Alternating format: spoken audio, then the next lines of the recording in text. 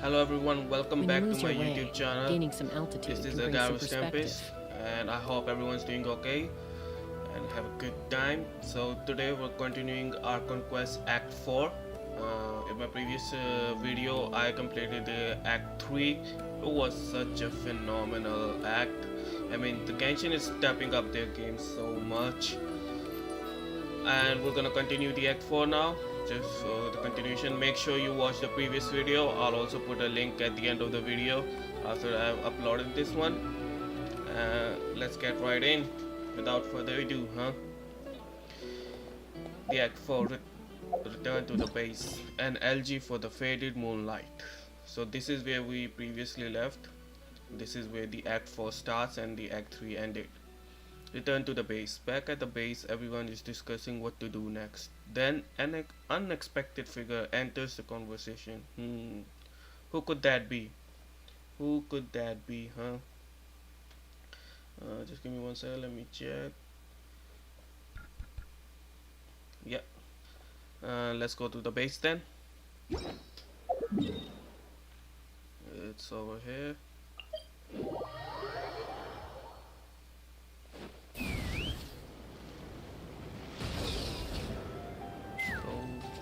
Try and stop me!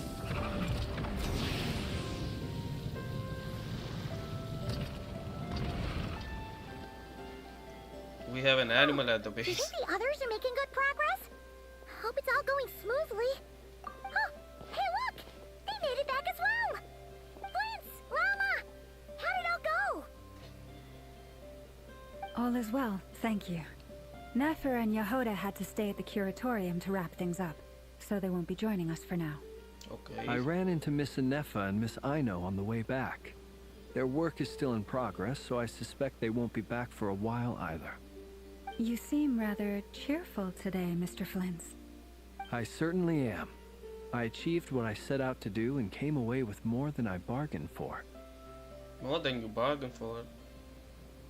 And what was you came here for to achieve? We still haven't defeated Railway yet, so I don't think we achieved that mission yet.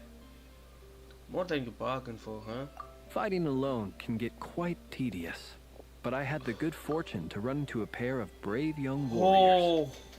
Oh, Albedo and Durin. That's Albedo and Durin. I know that shit well. I know. That's Albedo and Durin. I'm not into Fated, so just so you know, it's their design, you know? Like, but what is Albedo and Durin doing here, man?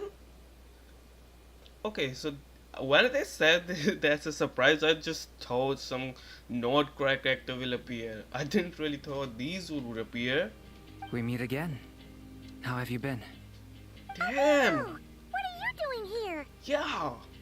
It's been too long. I'm guessing you're here to see Warka? Thankfully, tracking you down turned out to be a lot simpler than we envisaged. These two courageously lent me a hand while I was fighting the wild hunt. When they told me they were Sir Varka's colleagues, it all made sense. And given how people of outstanding talent tend to cross paths, it's no wonder you're already acquainted. There we are. So, who's your travel buddy, Albedo? Why don't you come and introduce yourself? Durin! Oh. Man, Durin design is so good. That tail, that dragon tail and those horns. Genshin is speaking right here. It's speaking right here. Like, the last quest was so good. I didn't expect to see Arlecchino there, and now this. They're just upping their game, and it's all meat and potatoes. Even in the last act, and I mean since the beginning of the Not Cry, all the Archon quests, they're just not bullshitting around. Right into this storytelling, right into where the meat stuff is. Just meat and potatoes. That's it. I'm loving it. I'm loving it. Let me consume. A gentleman of few words, I see, and a rather stern countenance. I presumed you were acquainted with him. Is that not the case? He's shy. Durin's shy. Never really thought Durin would be shy. Wait, those horns, you must be Durin. It's nice to meet you again. We've technically met before. Yeah, when you were a chibi dragon. Wait a sec. Yeah. That's right. It's me. I'm glad to see you again. By the way, he says it's okay if you drop the mini. Yeah, I'm not as mini as I used to be. Oh, he's not liking that. Interesting, isn't it? The first step towards blending into human society appears to be reflecting on whether one's name really reflects who they are. Yeah. How about we call him Chibi now instead of Mini? Huh, Paimon? Thoughts? Food for the thoughts? Wow! You look so different. In a good way, of course. It's great to see you looking so healthy. Thank you, Paimon. And although you're as mini as ever, I understand that diminutives don't always convey endearment. I'll be sure to simply call you Paimon as a sign of my great respect for you. He's getting sassy, eh? Brother, you just got your human form. You're already getting sassy? Wow! Not that I you're don't such a like. smooth talker now. Paimon could get used to this. From now on, you may refer to her as your esteemed guide, Paimon. I actually think a diminutive is warranted here. Little Paimon is pretty tiny after all. Personally, I think our little Paimon is the perfect size. When Yep. people call her little Paimon, it's just because she's so adorable that they can't help themselves. If that's not a sign of endearment, what is? Ah, she You're gets it. absolutely right, Miss Lama. My brother still has a long road ahead of him when it comes to understanding human relationships. Anyway, speaking of long journeys, didn't Columbina, leave with you? How come she isn't back yet? I don't know. She's been catching up with old friends. Oh, with I'd be Alakino. surprised if she stopped for a cup of tea or 10 on the way back. They're having a little tea party there, are they? Miss Alakino, would you mind passing me some sugar? For you. Sandra would be like, oh. Uh-oh. People are talking about me. Hope it's nothing negative. Speak of Miss Kutar. Seems like she's in much better spirits after meeting her old colleagues. Judging from your expressions, I'm guessing it all went well? It's getting crowded here. I'll go grab some chairs. And some tea. No need. And some biscuits. This is a job for an alchemist. I'll whip some up momentarily. Thank you Right for your down here? hospitality, ladies and gentlemen, but I was merely escorting my friends back. I'll be meeting Sandrone shortly, as we still have some things to discuss. It's been a pleasure, everyone. But this is where I'll say goodbye. Ah? Wait, so Alakino's not gonna be in the story anymore? I don't think so. She'll be back. She'll be back. She's just going momentarily. We really appreciate your help. Oh, come on. Spare the formalities. I'm just glad I could help out some true friends. Oh, she considers us true friends. I understand. Father, I Wow. also consider you true father. Bye for now, Harlequino.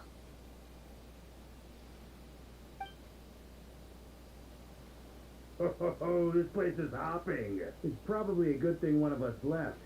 Otherwise, we might not fit all these people in.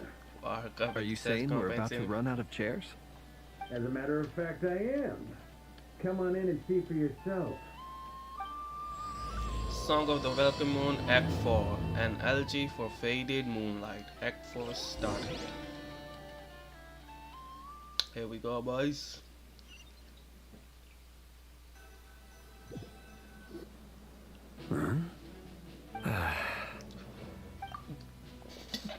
Sliff is here.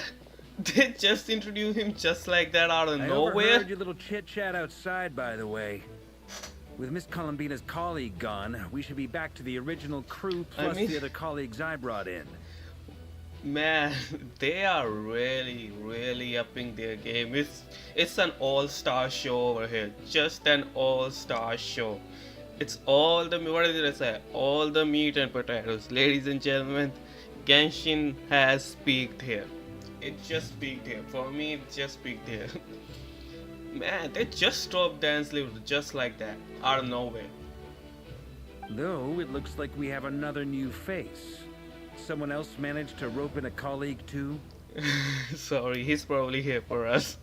Frankly, you and Paimon are the only people I know here. Yeah, and Railway. This here is Deansliff, colleague of Tibet's greatest guide, Paimon, and greatest adventurer, the Traveler. Well, not exactly colleagues, more sort of friends. Yep. When someone else jumps in to do the announcing, you know you're speaking to someone important. Let's hear what he has to say. Flint's know Note the to gentleman self, he is. Once Paimon knows your name, the rest of the world will soon follow. Note to self.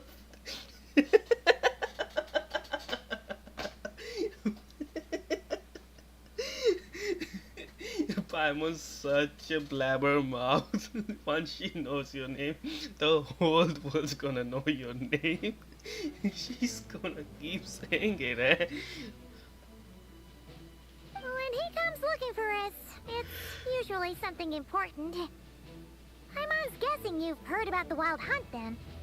From the looks of it, you're about to hold a meeting. If I were to say that the Wild Hunt is our mutual enemy, would that earn me a seat at the table? As the That saying would. goes, the enemy of my enemy is my friend. Mr. Dainsliff, there's a seat with your name on it. Man, again, Waka is so huge. Like, he is so huge. Like, if you put him next to any other male character, even if you put him next to, I think, Newellite, I think he is taller than Newellite. I mean, just look at the height difference between Dainsliff and Waka. He's huge. I just love his body proportions, especially. I like his cloth design too. I would want a little bit more flair out of it, but overall, he's great. He's just great. Though, I can't promise the same for everyone else. Hey, Albedo, think you can rustle up a couple more chairs? One more side note, not that important. He's the only character with a proper actual nose. After all this time apart, Grandmaster Varka's first order is to rustle up a couple more chairs. I've missed this. Is he being sarcastic? Yes. Hey, he's your brother. Why are you asking us? I've still got a lot to learn about the nuances of human conversation. Trying to decipher Albedo's way of speaking has been like jumping in at the deep end. Oh, good point. Paimon gets you now. Don't sweat it. There are people who go their whole lives without getting the hang of it. You're ahead of the game already. What if Durin means Sino, you know? When he meets Sino, his jokes are all gonna go all overboard, you know? He's gonna like, is he really trying to joke or is he just being informative? I can't wait to have that kind of conversation. I wanna see that conversation. Look at you, Paimon, expert in the art of encouragement. He's crying. I wonder what's taking Nefer so long. He's crying. He's like, I'm so proud of you. I'm so proud of you. So proud of you. So proud of you. Perhaps you should go and check in with her. If anyone can hurry her along, it's you. I really like they're adding a bunch of different kind of emotional reactions. Like especially you can see the Jehoda is one of the best example now. They're really upping their game in the emotional, like the expression department, the face expressions. I just got back from the curatorium. Besides, aren't you curious to see what's taking her so long? Miss Nefer doesn't strike me as the type to share secrets. Yep. And since gathering intel is her specialty, I'm guessing she'd prefer to keep her methods confidential. That she does. Under That she such does. circumstances, would it not be tactless for me to impose? Oh, but it's fine for me to impose. You What asking can or I telling? say? You have an unrivaled ability to garner people's affection, Miss Moonchanter. Besides, you have far more in common with her than I do. All right then. So she's just gonna barge in, eh? Impressive. She barely fought back at all. I admire your powers of persuasion, my friend. As I'm sure Miss Lauma will realize soon enough, the trick in life is to always pitch in with other people's responsibilities so that you can be selective with your own.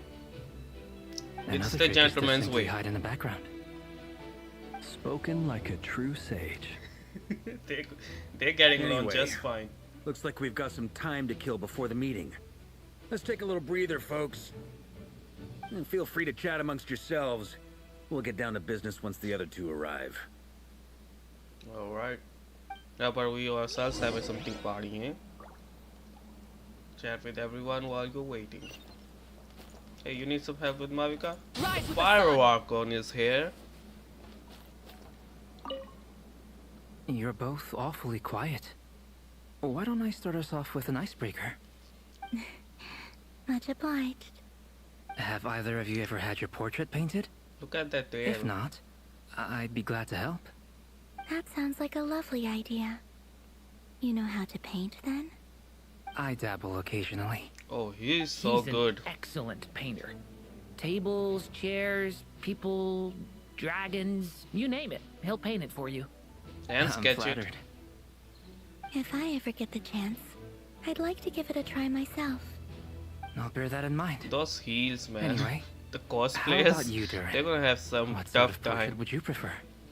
Oh, I'd be fine with anything. Whatever style feels best to you. Very well. Then I'll play it by ear.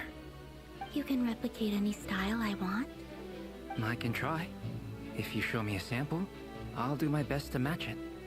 Thank you. In that case, I'll dig up some reference material for you. Alright. Mr. Dancel. Is I'm hitting there about- something you'd like to say to me? Yeah! For starters, why'd you just show up here without even giving us a heads up? Yeah, I was surprised If you too. think back to our previous interactions, Yeah, you may recall that that's hardly out of character for me. he's never ever given a heads up. Do have a point there. Sorted out your accommodations yet? Oh yeah! You'll need to find somewhere to stay the night too, right? Want to tag along with us? You never know. We might get a group discount. Sure, Sweet, let's do sweet that. discounts. Great! Paimon will handle it. He agreed. I didn't thought he would agree. Like with the previous encounters we had so far. Dancel getting open-hearted, eh? And in return, we can get Dainslift to be our very own personal bodyguard. Paimon, you're thinking out loud again. If that's what you had in mind, you should have said so sooner. I'd be happy to help. Oh, okay then. Paimon was only kidding, but good to know. Anyway, since we're all here together, we might as well watch each other's backs. That's just what friends do, right? That's true. Indeed. Thank you. One more to go. Mr. Walker.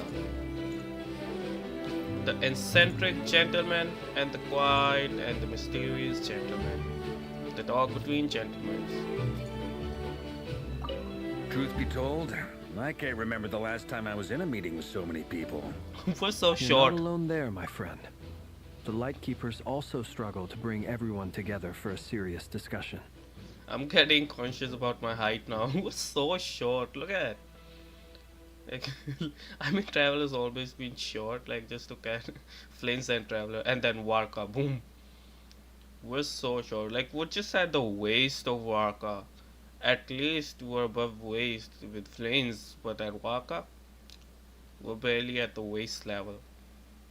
We're wasted. I don't doubt that. I've only ever met two Ratniki, one being you, and the other being that young guy, Eatlua. Itlua is a good apple. I'll give him that. He's kind, honest, and regularly delivers supplies to my lighthouse. A true ratnik to the core. In that sense, he puts me to shame. So you're what? A fake Ratnik? That's what it sounds like you're saying. But I get the feeling that's not quite what you meant. He's just lazy. He's not gonna comment. Come on, why the awkward silence? Sorry. I'm not even gonna bother trying to hide it. You've known all along, haven't you, my friend? What? Does he know he's a fake? I think Waka knows Clean's a fae. Now that was an awkward silence. Let's just keep this between ourselves. Probably best if Eloa doesn't know, huh? That goes without saying. Gotta be careful what you share with youngsters, after all. Anyone You else two in the know? grandpas here?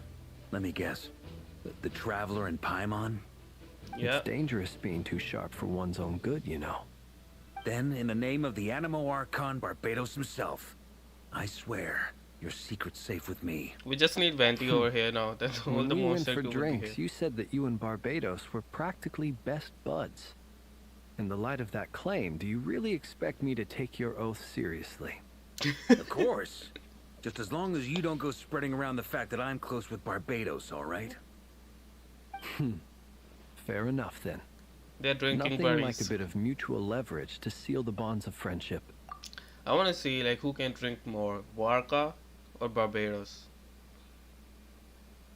Venti drinks a lot more, but at advanced class, if you don't know, you might think like Warka would be the one to outdrink Venti. But who knows? I'm putting my money on Venti. Venti can drink. He can drink.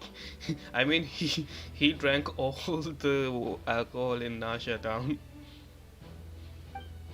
and he still wanted more.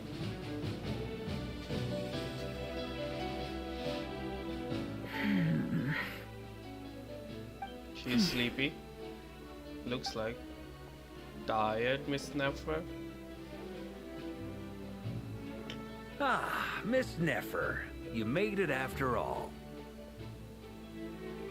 But what about Yehoda? Our own I'm here mission? to give you an update on how things are going on our end. Once this is over, I'll be heading straight back to continue my work. I left Yehoda back at the curatorium to watch over things while I'm gone. Okay. So much for just this once. The sassy remarks aren't stopping. They keep Not so coming. loud! We're on a roll here.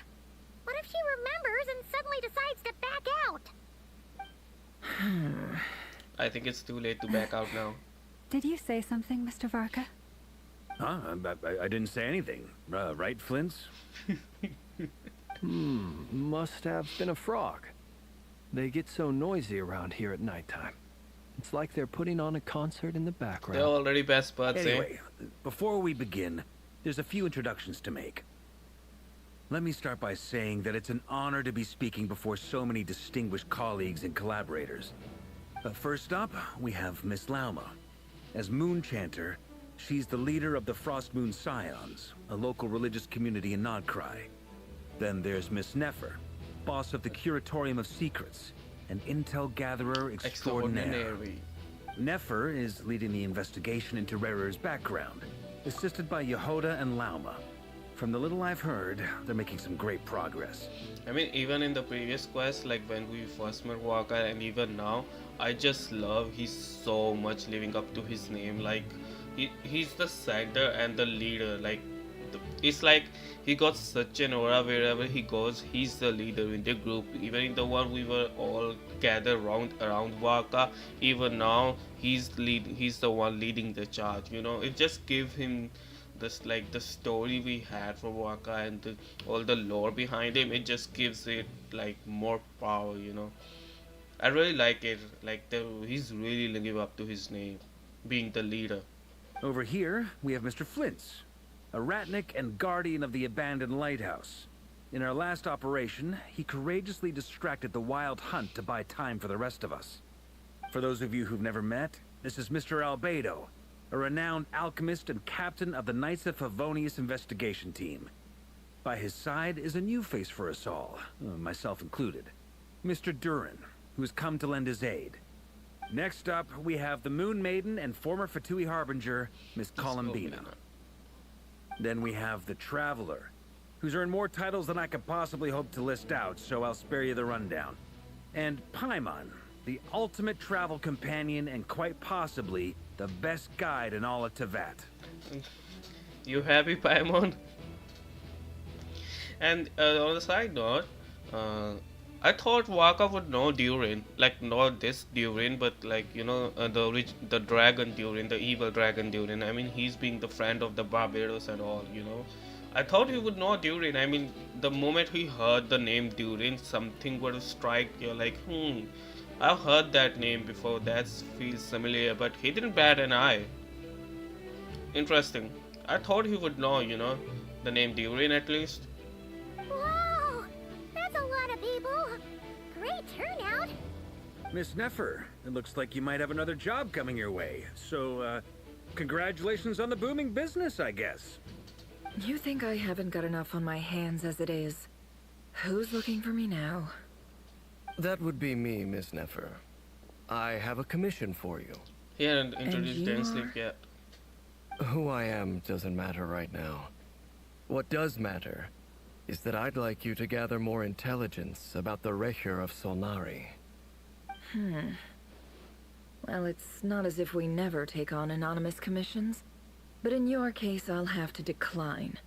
I'm gonna take a wild guess and say your job's probably more hassle than it's worth. Something about you seems like bad news. Everything's about him my bad eyes, news. isn't it? Conrian, I assume. And what's with the mask? Are you trying to hide your identity? No, just a In any rot. case, the fact that you're even still alive raises an awful lot of questions for me. My name is Dainsleif. And yes, I am from Conria. As I'm sure you're aware, the Recher of Solnari's real name is Rerir. He was once an acquaintance of mine. Really? Then you must have been quite an influential figure yourself. You flatter me, but none of that matters anymore. My point was simply to He was the clarify royal why I captain have guard. asked Miss Nefer to investigate Rerir's background. So you're both from Conria, and it sounds like you used to be friends. What am I missing here? Surely you already know how he became one of the Five Sinners. Not the full story. I'll tell you everything I know. The history of Conria, the names and identities of the Five Sinners. I remember it all Lord like Drop? it was yesterday. Lord Drop?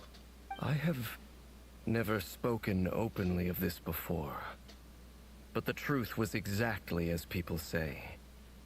The Five Sinners were each driven by their own desires, and it was by playing upon these that the Abyss tempted them to their fall, tearing Conria apart in the process. That we already know. The visionary, Vedifenir, who wished to foretell the future. His brother. The wise, Haroptatir, who sought limitless knowledge. Gold, Rheindotter, who desired to create life. The foul, Surtologi, who pursued supreme strength. And last, but not least, Recher of Solnari, Rerir, Ravager of the Moon. Of the five, Rerir is the only one who remains a mystery to me. He never harbored grand ambitions. So what changed in the space of a single night? How did he come to fall like the others? In other words, you're saying that his change came as a shock to you, and you have no idea what actually happened? That's right.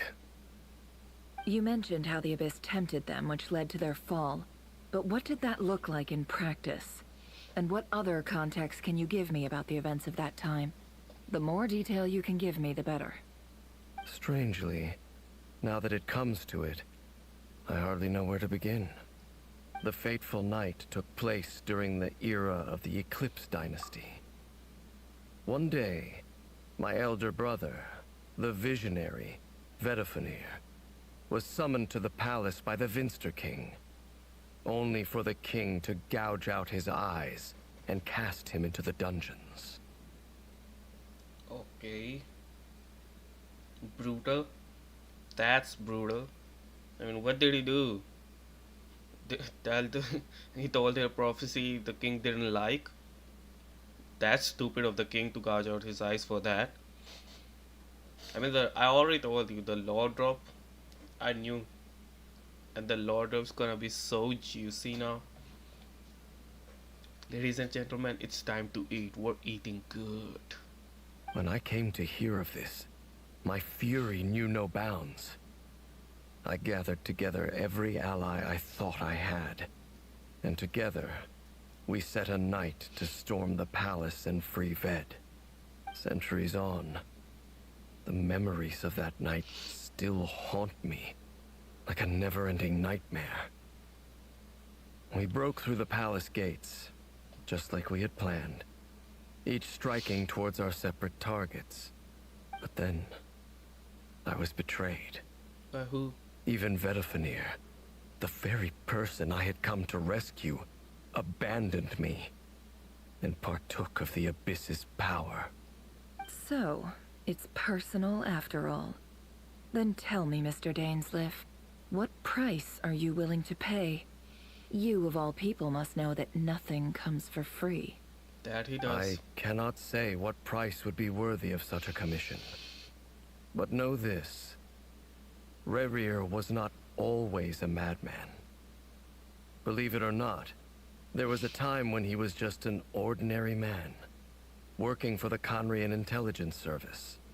Uncovering the truth of Rerir's past is the only way to unravel this mystery. But before you decide if you will accept my commission, I will tell you more about him. Enough, I hope, to help you plan your next move. Sounds pretty good to me. Feels like we just flagged down a random passerby, only to discover he's actually a master strategist who has a score to settle with our enemy. That he does. Must be all that good karma I've been building. Who knew having a Kandrian friend would come in this handy? Can I borrow your halo? It could be useful in the lighthouse. Hey, enough with the wisecracks. Besides, isn't that lamp of yours bright enough already? Relax. It was meant to be a compliment. If that was a little over the top for your liking, I'll make sure to tone it down next time. I'll give your proposal some serious thought, Mr. Dainsleif. Let's speak in private once the meeting is over. All the electro characters, I mean Cyno, Razor, then we have Sathos, they're all sassy and they're all kind of like, you know, make sassy remarks or jokes that go over everyone else's heads. Before that, there's a few things I'd like to share. Oh, you speak now? You recounted me the name and how the iridescent moon marrow was retrieved from the Crimson Moon space. You make it clear that the knave chose to help you of her own accord, then conclude by reporting how the hearts of the three moons are finally in your hands. Now that we've united the hearts of the three moons, your power should be greatly enhanced. But it seems like that hasn't happened yet. One of the one is corrupted. I believe it will take a little longer. You've done so much for me, so I want to be completely honest with you all. Even though I'm doing a lot better now, the truth is, my recovery will likely be an ongoing process. It's taking a From very the long moment I time was though. born, my power has been slowly ebbing away. And that is because Tevat has never accepted me. Okay. Even with the moons united as one, it seems my rejection cannot be undone. But why? So far, I have yet to find a solution. It may turn out to be a problem that will plague me until the day I finally leave this place behind. Even so, I will do everything in my power to help you drive out the Rayhir of Solnari. As Arlecchino put it, this is not about chasing the spoils of victory. It's just a gesture of heartfelt gratitude. Kutar. But why is she still being rejected? I mean, even if the three moons, the original moons are destroyed, they were still part of the Teyvat. So why the world is rejecting her? Or is it the Celestia that has coded the world in a way to reject the previous three moons? We'll find out, They're dropping lore. She seems a lot more energetic and positive than she did when we first met. Defeating the Rayhir of Solnari will be no easy task. While my strength slowly recovers, we'll also need to gather more intel. Naturally. We should take all the help we can get if we hope to defeat him. Yep. We've considered several viable plans now, but our choice hinges on the answers to a few key questions. Is it even possible to kill Rerir? What experiences shaped the person or monster he became? And what's he really after? That's a really good question. Given Albedo's expertise in alchemy, I think we should leave him to try and answer the first of these questions. Understood. As for the other two, I'm afraid we'll have to count on you again, Miss Nefer. Believe me when I say it's not my wish to burden you. But right now, relying Your putting on hopes her. on me, huh? We can't thank you enough for agreeing to help us. Honestly, They're really squeezing her dry. can hardly believe how lucky we are. You sure have a talent for changing your tune, Miss Moonchanter. Timid like Yehoda one moment, then Flintz's insincere flattery the next. Insincere? No, it's so Ladies, sincere. please. I must object to your portrayal of me. That's all. Feel free to keep bickering. Just pretend I'm not here. I almost don't want to leave this room. I'm curious to see how this plays out. Me too. Let me get my I have faith in popcorn. you, Miss Nefer. Something tells me you'll stand by us until the very end. Oh? And what makes you so sure of that? What if I suddenly decide that my compensation is insufficient? This isn't about the money. I can sense that you've got a deep-seated distaste for Rerir. And knowing you, that alone is motive enough. Look at them getting along so well. Like two peas in a pod. pod. And I'm the one they accuse of insincere flattery. There is no justice. What did I say? They already became best of the buds. The sassy characters always know each other well. Miss Lauma, you have to understand something. Unlike you, I don't actually enjoy having everyone's hopes on my shoulders. Oh, Is she that doesn't right? do. Well, maybe the fact that I'm willing to put my hopes in other people says more about me than you. But the fact is, I also trust you. And that's because I know that you're someone we can count on. Anyway, we've got our plan, so let's get moving. Mr. Dainsleif, let's talk. And Traveler, once we're finished, if you've nothing else planned, I'd like you to come with me. This whole experience is teaching me a lot. For instance, I now know that when other issues come up in the future, I'll have far more luck getting Lauma to convince Miss Nefer than trying to do it myself. You want to say that out loud? Hate to say it, friend, but that's one of the funniest things I've heard in a while. Why? You think I've got it wrong? Quite the opposite. But what makes it so hilarious is how long it's taken you to realize. Nefer and Daisy converse intently for quite some time. From the gravity of their expression, you can tell how heavily the next stage of the plan weighs upon them both. After a short chat, Albedo and Durin head off with Warka on what they describe as a sample finding mission. What sample they're finding? Loma steps out for a while, then comes back loaded up with emergency medicine. She tells you that while people really expect to get hurt, it's her duty to be ready when they do. Good, good. You and Paimon wait patiently for Nefer, content to see how well everyone is working together. Once Nefer is finished, you follow her and Loma back to Curatorium.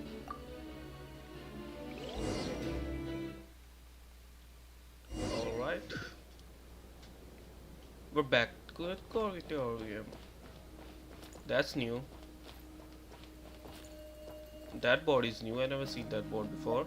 Check the message of the board. This is the Curatorium of Secrets message board. If you have any feedback or suggestions regarding the commission, please leave a note. Huh. This is new. I've never seen this. Ashuru, an employee of the Curatorium of Secrets. If you have a commission that needs dealing with, please direct your request to Jahora. Ashu doesn't understand you. Thanks for telling me. I thought cat would knew my language. Thank you for helping. I found the right path. Now I can ask Miss Aino to teach me more about machines. Flames. I received the herb as requested. Miss Jahora is as efficient as ever, well deserving of her reputation as the most reliable employee of the Curatorium. I sense Jahora might have told Flins to write that. I can't believe that you actually found an authentic Fontanian chef in North Korea. Thanks a ton. I'm overjoyed and stuffed.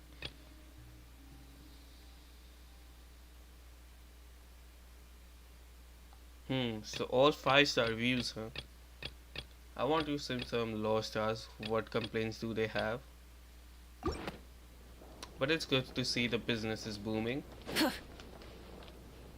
Oh, it's from here.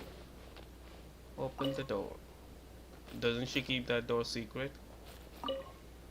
Wait, it's not opening. Hello? Miss Nefer? I am here. Let me in. What? Hello? Oh. My ping is so high. Okay. Technical problems? Uh-oh. What is happening? Okay, we're back. We're back. No problem. No problem. Suddenly my ping shoot it sky high.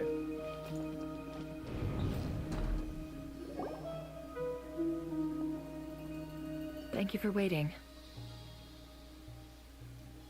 That's okay. We actually used the time to help Dainsliff get a room at the hotel. That's very considerate of you. Now, I trust you share my curiosity about Rarier's past, and you seem fairly familiar with Mr. Dainsliff already. Yeah, we do. That's right. We've known each other for quite some time now. We spoke at some length after the meeting. He was the one who suggested I should invite you to join this operation. He feels confident that these secrets will be safe with you. Yep. Dane has a lot of faith in us, that's for sure. Thanks for your trust too, Miss Nefer. Likewise. I appreciate that you got right on board without interrogating me about why I invited you. It shows that you trust me to explain everything in due course. That's because we know what you're capable of. We appreciate you too, Nefer. You might have been forced to help in the beginning, but this time, it was your choice.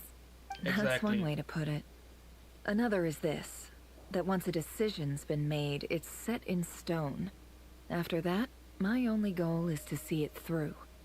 Alright, so here's how it is. I can comment that. I'm going to access Rarier's thoughts again using my confidential method. Now, I'm sure you've seen things like this before on your travels, so you're surely well aware of how dangerous it can be. You The should mix reason it, I've Lolly. gathered you all here is to ensure my safety during the proceedings. I plan for us to enter the fragment of his consciousness together, and once inside, I will focus on searching for information. Okay. Think of this as a diving expedition into someone's brain. If I'm the diver, you are my safety equipment, tasked with keeping me alive while I'm under the surface.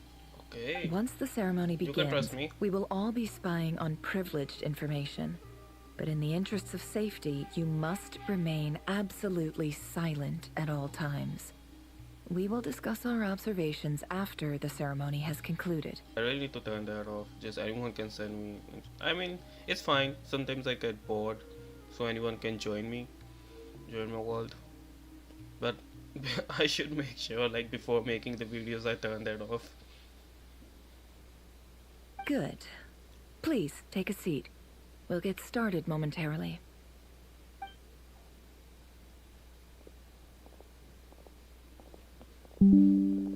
So, did Mr. Dainsliff tell you anything else? He told me that he believes Rarier kept some big secrets in his life. He's not sure that they were the cause of his eventual downfall, but he's asked me to uncover what those secrets were all the same. But surely you're not planning to go through with this, no matter the cost. If you think that, you'd be overestimating me. I'm a businesswoman, not a mercenary. Okay. We But know I that. do have my own professional reasons for taking this job. You think I'd turn down the opportunity to get a first-hand glimpse into Conrian history? No chance.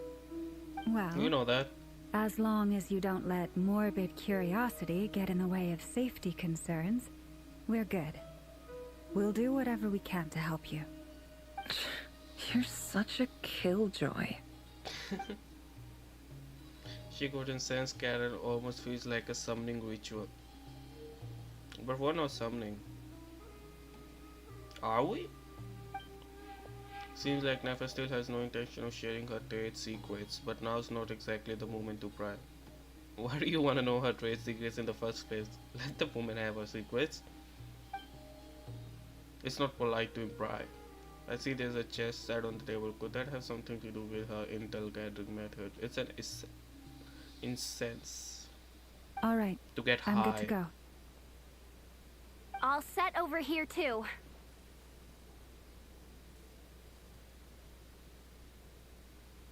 Alright, I'm ready as well. Promise, Paimon, you'll be extra careful. I will be. Pinky promise. All Show right. your pinky then. Let your whole body relax. We're about to begin. Close your eyes.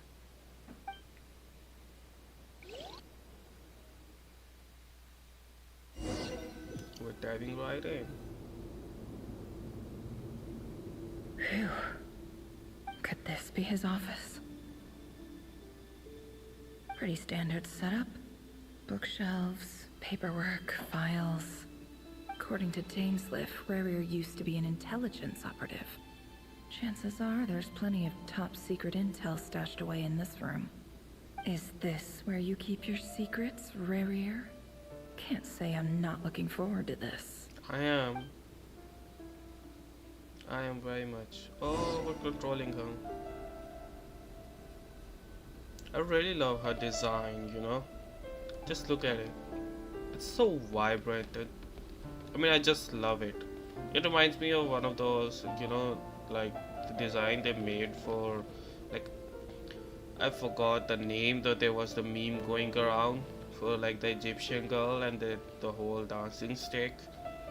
Her design is kind of like that, but not exactly that. I mean, her design is really good. It's just really cool.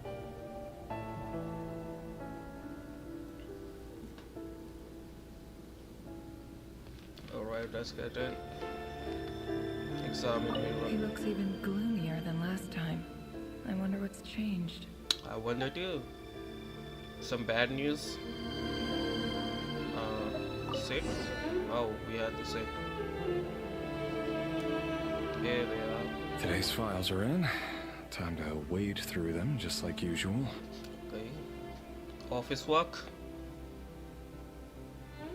What are we doing?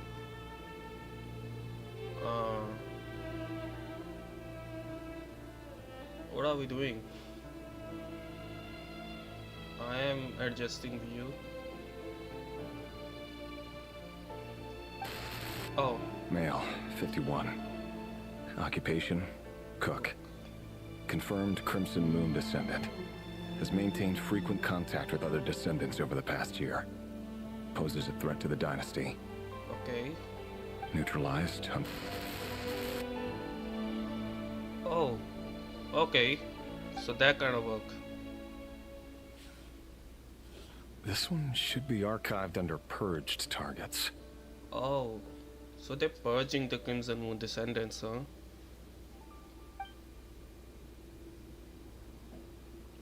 But again, why? Female, 23. Occupation, office clerk. Confirmed Crimson Moon descendant.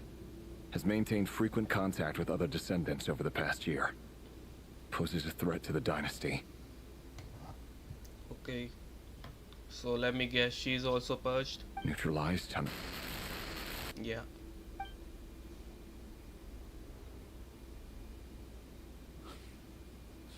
Another one for purged targets. Sounds like she was that other man's daughter. Oh. Okay. Never mind. What's it got to do with me? You're copying. Whenever you have to say that, you're copying.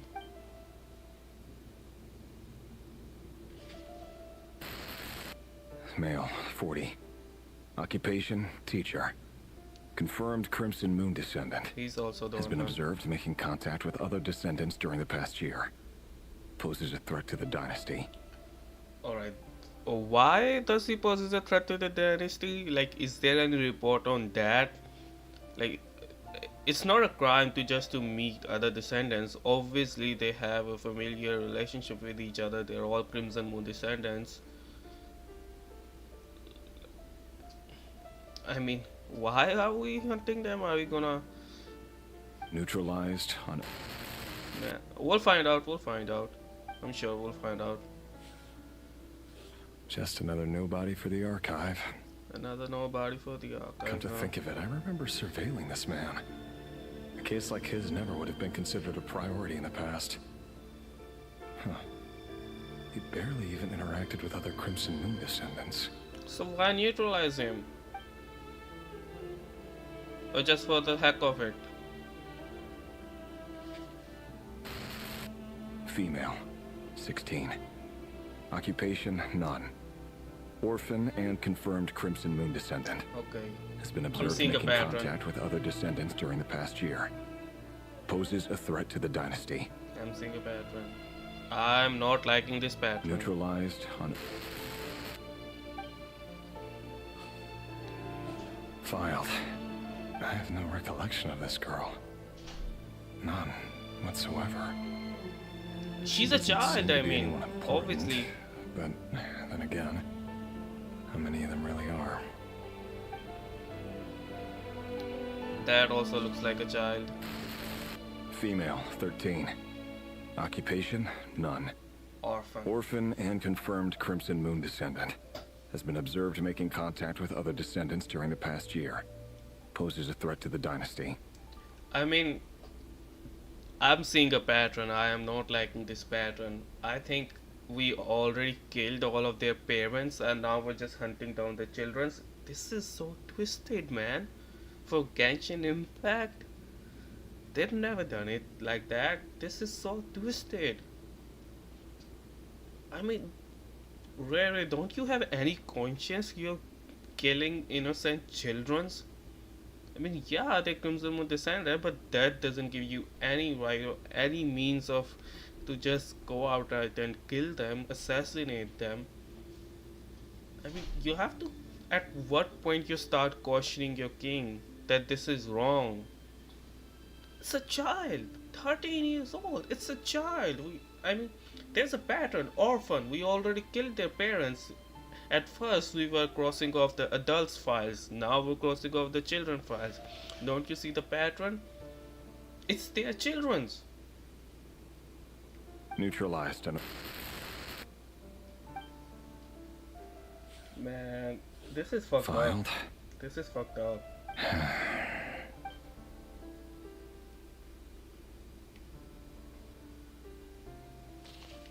Let me guess, another orphan. Male, 11. Occupation, none. Orphan and confirmed Crimson Moon descendant. Has not been observed making any contact with other descendants during the past year. Poses a threat to the dynasty. What kind of weak ass dynasty is yours? What kind of weak ass kingdom is this? That an 11-year-old kid poses a threat to you. This is so fucked up. I'm so mad. Reddit is wrong here.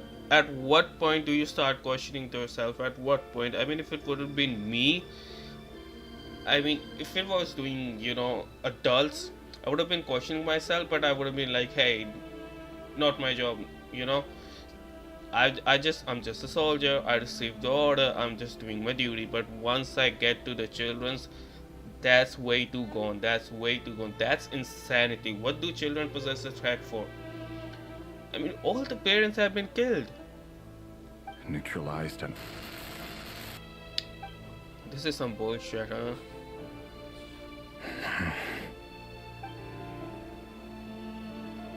Yeah, it's all children's now. 6! 6. Oh my god! Orphan and confirmed Crimson Moon descendant. 6 years Poses old! a threat to the dynasty. Nah, man. Nah, man. No. No, no, no, no, no, no. This is insane. This is fucking insane now.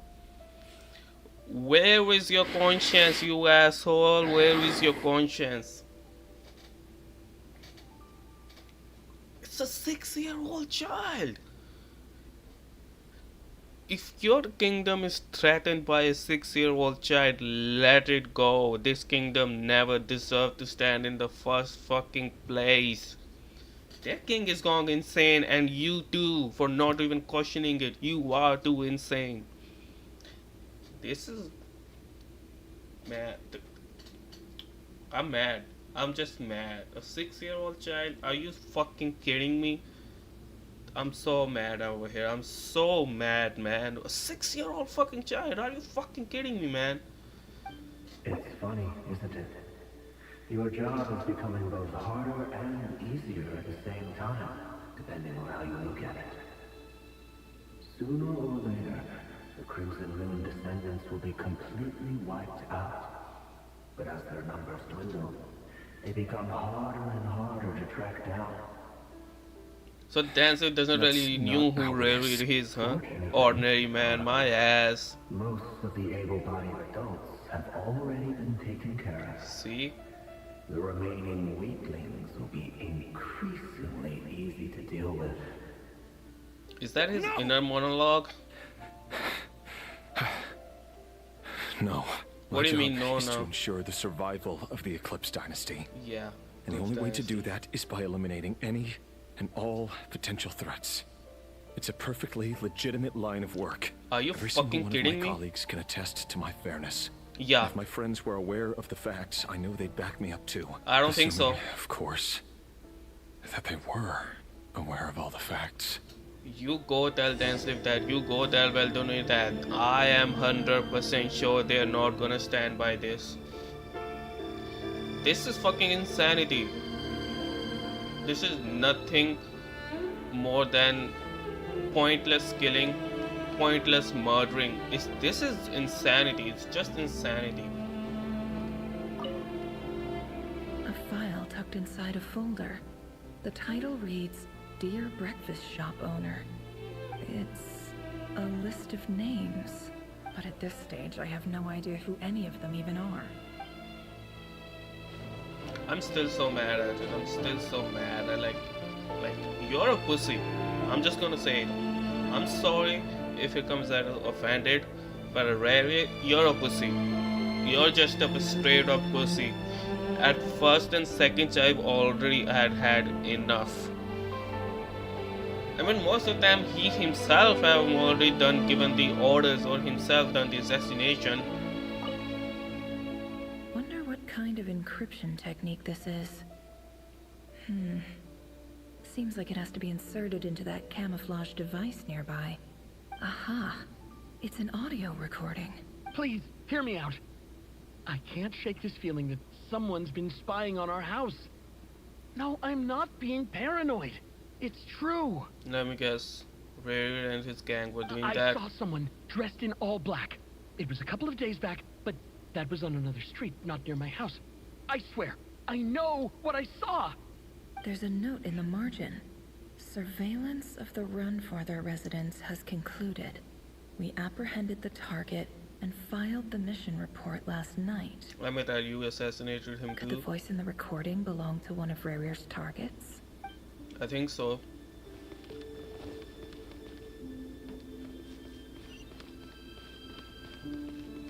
Over there.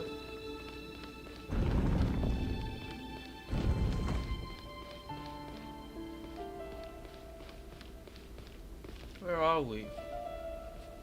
This doesn't look like Andrea. It looks like we're kind of underground. Mr. Vedafelnir? There's no light here. It's been quite some time since we last met. Revier, I trust you're here because you have something important to discuss. Forgive me. I wasn't tuning out, it's just, So they're not going to show us noticed you Vedafelnir? didn't even phrase that as a question. As Okay. if you knew I was coming. I wanted to Tell see me, how he looked like. Does someone in your position ever feel the need to ask questions? I really don't like when Hoyos does that. How much you're gonna tease these characters, huh? Just let us show you a little bit of snippet. Not show us face, a little bit of body. No, they're not gonna show us anything. We're talking to thin air. It is indeed within my power to foresee certain things. Things like your arrival. I was just thinking. It won't be long before I'll be inviting both you and Dane to my wedding. Your That wedding? isn't a lie, but nor is it a fact as such. Withholding It's this? a wish, isn't it?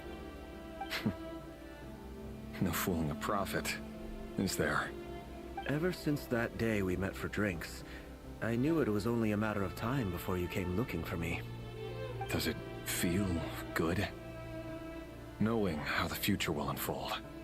I'm afraid the notions of good and bad fail It's to kind of capture the iffy, you know. complexity of what such I a mean, if you power can control the entails. future, yeah, sure. If you Once can't, you've seen what will knowing come to just make it pass, visible. it can be all too easy to succumb to fear and melancholy. Unless, of course, you learn to abandon these feelings. Yeah, you kind of get numb to them, don't you? If you know every other outcome and you can't really do anything about it. You fear my silence, and long to hear the words I left unspoken that day. That's right. You must have noticed my reluctance to broach the subject. And the reason is simple. Because the truth could never have lived up to your hopes. For both our sakes, such words are better left unsaid. So I'm guessing the wedding would not go good. I mean, if you read between the lines, you know, just read between the lines of what he's saying. I mean, it's not really a good thing that he's getting wedded. I mean, that's what I'm getting from this. The burden of prophecy was never meant for your shoulders. So who exactly do you deem worthy to hear your prophecies? None but our exalted king? Exalted, Or yeah, my rather, eyes. our king as he once was. You're closer to his majesty than I am. You must know better than anyone how much he's changed. You say that as though it is to my benefit. Yet precisely because of that, I dare not speak rashly. A king can turn out to be the most virtuous of rulers, or a tyrant more terrible than the most vicious of dragons. You True words are have so never been spoken. wise and far-sighted, yet still you would have me live in fear of the unknown? You make a fair point. Especially given my silence alone was all it took to send you spiraling downwards. Very well then. I don't think Let it's me all offer your you some words. advice. And I say this not as a prophet or a visionary, but simply as the brother of your friend. For many reasons, there is very little chance of your marriage ending in happiness. See, what If did I say? happiness is what you seek, you should find another fiancé. I did say, read between the lines. That's what he's saying. Hold on. There's that same black fog again. Could this memory belong to Thalindis? Talendis. Guess I better tread carefully. But we're seeing various memories, aren't we?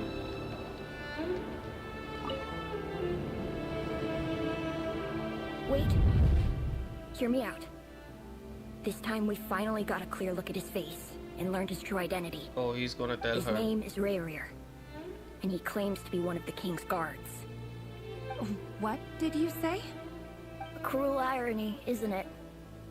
The man you're set to marry leads a double life as a brutal executioner.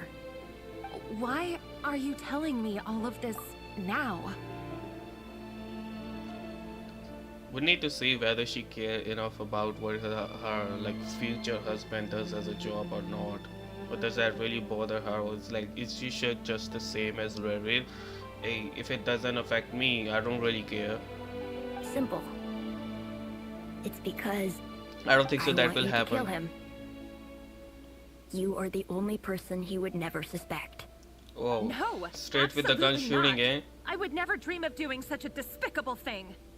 So you'll just stand by and watch him slaughter us to the last? Do not forget that the blood of the Crimson Moon flows in your veins too. Whoa. So she also have the blood of the Crimson Moon too? But her eyes aren't crossed like the cross pattern in their eyes. Her eyes aren't like that. Maybe it's more of a diluted blood. Oh, so the targets that Rayrir has been hunting all his life under the king's orders. You know, how many people he have killed, innocent or not. I mean, mostly all innocent, especially all the children's. And when he's gonna find out, like, the irony, I love the irony. Now what you're gonna do, Ray? Now what you're gonna do when you find out the fiance you love, the one you want to marry, is also a Crimson Moon descendant? Are you gonna kill her too, or are you gonna back out? I mean, I'm not gonna like it when he does find out and then he decides that the king is wrong. I'm gonna flip out. I'm telling you right now.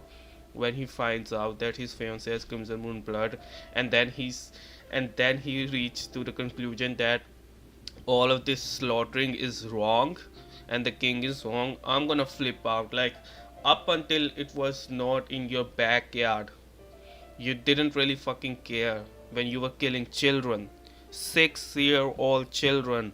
I mean, it might be more younger than 6-year-olds. They didn't show us all the files, but 6-year-old children, 11-year-old children, you were killing them left and right. You didn't think once that the king might have been wrong, and you kept, you kept saying, hey, it's just my job, I'm just doing my job. I hate those characters who flip once the moment the trouble is in their backyard. The moment it's on the other side of the fence, that's fine, nothing to do with us. The moment it's in the backyard, hey, it's wrong. I'm gonna flip out if everybody does that. I'm gonna flip out. I'm telling you right now, I'm gonna flip out. The blood of the Crimson Moon? What does that matter now? The dynasty has long been dead and gone. You think that alone is reason enough for me to throw away everything I have? Why wouldn't it be? You two were once a child of the Crimson Moon, just like me. Don't tell me you've never felt so much as a flicker of fury for the way we were trampled into the dust. As long as you promise to abandon this pipe dream of restoring your dynasty, I can try to persuade him. Or have him persuade the Venster King. Persuade the king who's been slaughtering children left and right, killing everyone who has the blood of the Crimson Moon, whether doesn't matter what kind of person they are. Just the moment you have the blood of the Crimson Moon, he's killing them outright. You think you can persuade that person? I think that's a pipe dream, ma'am. That is a pipe dream. I mean, just put yourself in their shoes. Wouldn't they wanna rebel? I mean, their people are being slaughtered. Obviously, they want to rebel now. They've not been rebelling so far. I think, as far as I know, what they have told us, they've not been rebelling so far. But you've been slaughtering their people for no reason whatsoever. Obviously, they're gonna rebel the dynasty now. Persuade the Venster King? Yeah, that's what I said. That's a joke. That's a pipe dream. Do you even know why he's so obsessed with hunting us down? Why he keeps trying to force us to hand over our secrets over and over again? Or why we refuse to give up on restoring the dynasty? The Venster King. A blind fool. His eyes clouded by powers from beyond this world. A petty little man with a miser's heart. And he dares to sit upon the throne? Mark my words. Sooner or later, Conria will fall.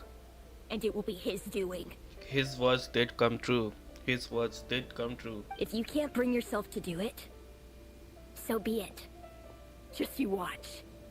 It won't be long before calamity descends upon us all. The Rehir of Solnari. That really is quite a secret you've been keeping from me, Rarir. But who am I to talk? Am I really any better? I've kept my own past a secret this whole time too. But why Love should they be treat built on Crimson honesty. descendants like that? But ours was born from lies. And yet... Like, didn't Kandria like worship the Crimson Moon in the past? Like, before the Crimson Moon dynasty, all the Kandrians were in the Crimson Moon dynasty. Then they cooped, I think, as far as I know the story. So they were all once part of the Crimson Moon dynasty. So why are they so against it? I don't get it. Is it really so wrong to hide things that would only make life harder? If we don't cover up the parts that no one else should see, how can we go on pretending to be normal? Vedifulnir must have known all this. And that's why he made his prophecy. In the end, nothing stays hidden forever. So that's why Wilfred said the wedding will not go well. But I won't just sit by and watch this disaster unfold. I'll do everything in my power to protect what I cannot afford to lose, no matter who I have to face. Okay.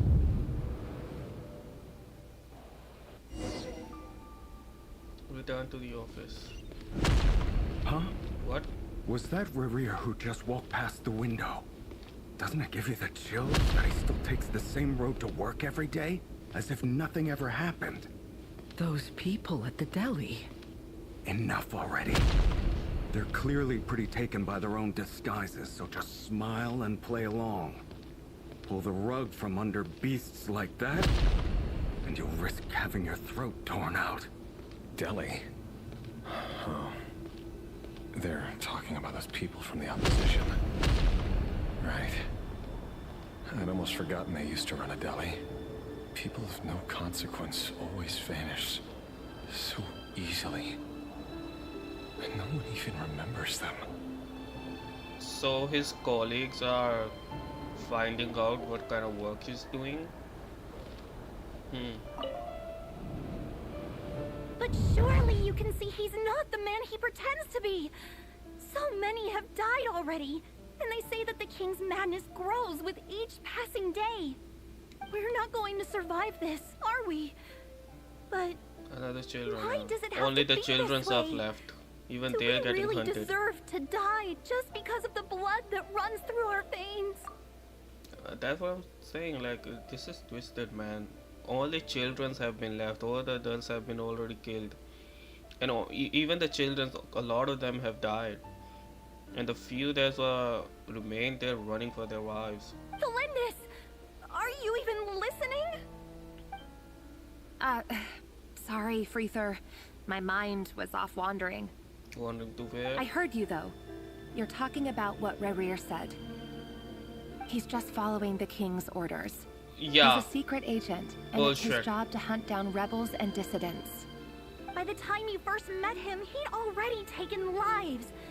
Maybe he was using you from the very beginning. No. Rerir has no idea I have anything to do with the Crimson Moon. My family Yeah, he are doesn't. only distant relatives of the main lineage, and besides, my eyes are perfectly ordinary. Truth be told, apart from my teacher, pretty much no one knows I have any connection to any of it. It's been a long time since my family severed ties. I don't think they're Orlok gonna said, forget. who could possibly talk sense into that raving lunatic of a king? No one. I'll work something out. Trust me, I'm with you all. But for now, you need to keep yourselves hidden. Don't let anyone find you, anyone at all. What you're gonna work out? I mean, the king even like gouged out the Veldvanir eyes, and he's a prophet. He's much in higher position than you. I mean, he's practically the right hand. I mean, the right hand man of the king. He's a prophet of the kingdom. He gouged out his eyes. Do you think you stand a chance? Don't forget that Rerir is an Eclipse operative. You need to be extra careful when he's around. And when I am too. For now, don't come looking for me. And if anything happens to me, just act like we've never met. If even you can't escape this, what hope do the rest of us have? But after all this time together, surely he wouldn't lay a hand on you. That's still to be seen. I won't speak in his defense, nor can I give you a clear answer to that question. But I'll do everything I can to put an end to this. Here, hold on to this. If an opportunity to escape presents itself, take it. You'll be glad you took some spare change. You called that change? But what about you? Is it a I've lot or got is a it a job, lot less? and there's still money coming in. But you can't go anywhere right now. I think it's a lot. Please think about yourself for once. That's good.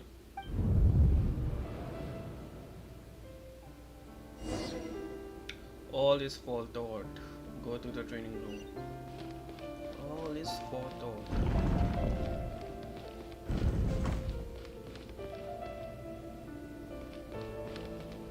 There is no natural light in this facility. Even that light doesn't look natural at all. Just where are we? Another day, another round of assassination training. Training ground is just beyond this hidden passageway. When you kill a person, doesn't it bother you when you end up covered in their blood? Why would it? Talking to her. Are we all just walking blood bags? But not everyone is accustomed to hunting down others like prey. You've been a hunter for so long now, you seem to have forgotten that most people don't just go around killing one another. Is it his inner monologue? Leave me alone. Or like is it Abyss? Because it's all purple, you know, that dark purplish hue that Abyss has. I think maybe it's Abyss trying to break down him slowly and slowly. Make sure you have a firm grip on the handle. Then choose your angle well. Keep your movements light and brisk. Everyone says a thing. How about no quiet death at your hands? I work clean. No traces. Okay. Yeah, some good work you have. You work clean. What now? That doesn't make it open to the king just happens to need you right now. What if he doesn't? That day will come. That won't happen. You sure? Ever since the fellow was in the beginning, we only had to take out a handful. The ones I've dealt with have always been guilty. And I've carried out my work flawlessly. That doesn't make it right, brother.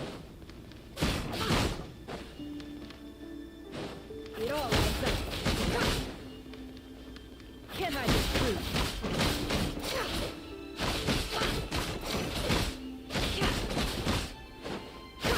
How many to complete the tunnel?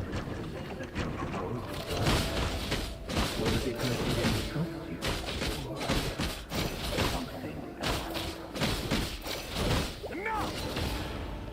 Oh.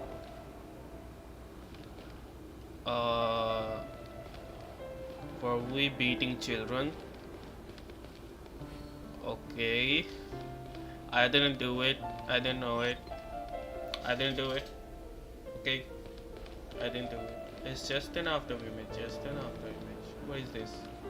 Investigate the blackness space. Delindis, do you still remember Orlog? Oh, that kid. Orlog. Yeah, I The boy remember who him. was pretending to sell flowers. You spoke for quite a while, didn't you? Yes, we did. What about him? What about him? He was arrested 2 days ago. Oh, Chances are he's already dead. he was just a kid, man. He... As I just said, it's don't all get fucked it. up. After everything he's done, why do you still stand by him? Or does it mean nothing to you that people keep dying? I don't think Orlok was even 10. He was below 10 years old, I'm pretty sure. He was just the same height as this girl. No, that's not... Just hear me out. I need to go now, Thelindis. They're looking for us.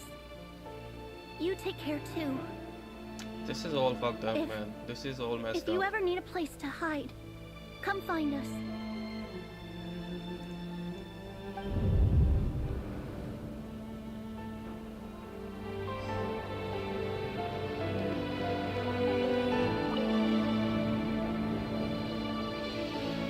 Author, Thelindis. Over the course of this week, the research object was subjected to interference for a total of 47 hours for experimental purposes. Research The object. results are as follows. All subjects of observation that were sent inside have now... The situation within is proving more problematic than anticipated. Have now what? With all the things I've seen, I'm thinking have now died? You were using human subjects?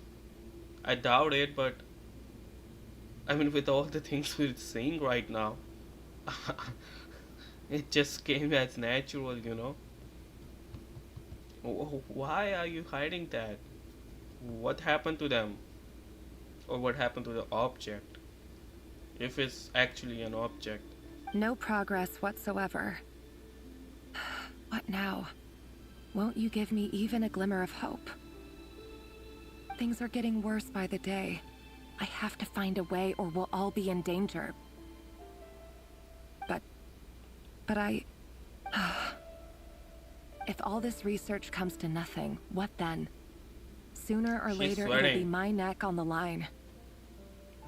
But could he really bring himself to kill me?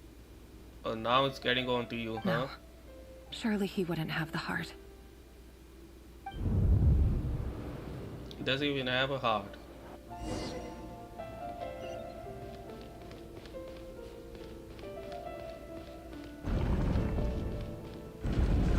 So Danzig didn't know that Raider was the executioner for the king. If he did, I would say... Why won't you just let us go? We don't even know each other. All we want is to live ordinary, peaceful lives. You want... to live? What is that, a question? Obviously. What kind of question was that, Riri? Yes. I just want to go on living. Is that really such an unforgivable crime?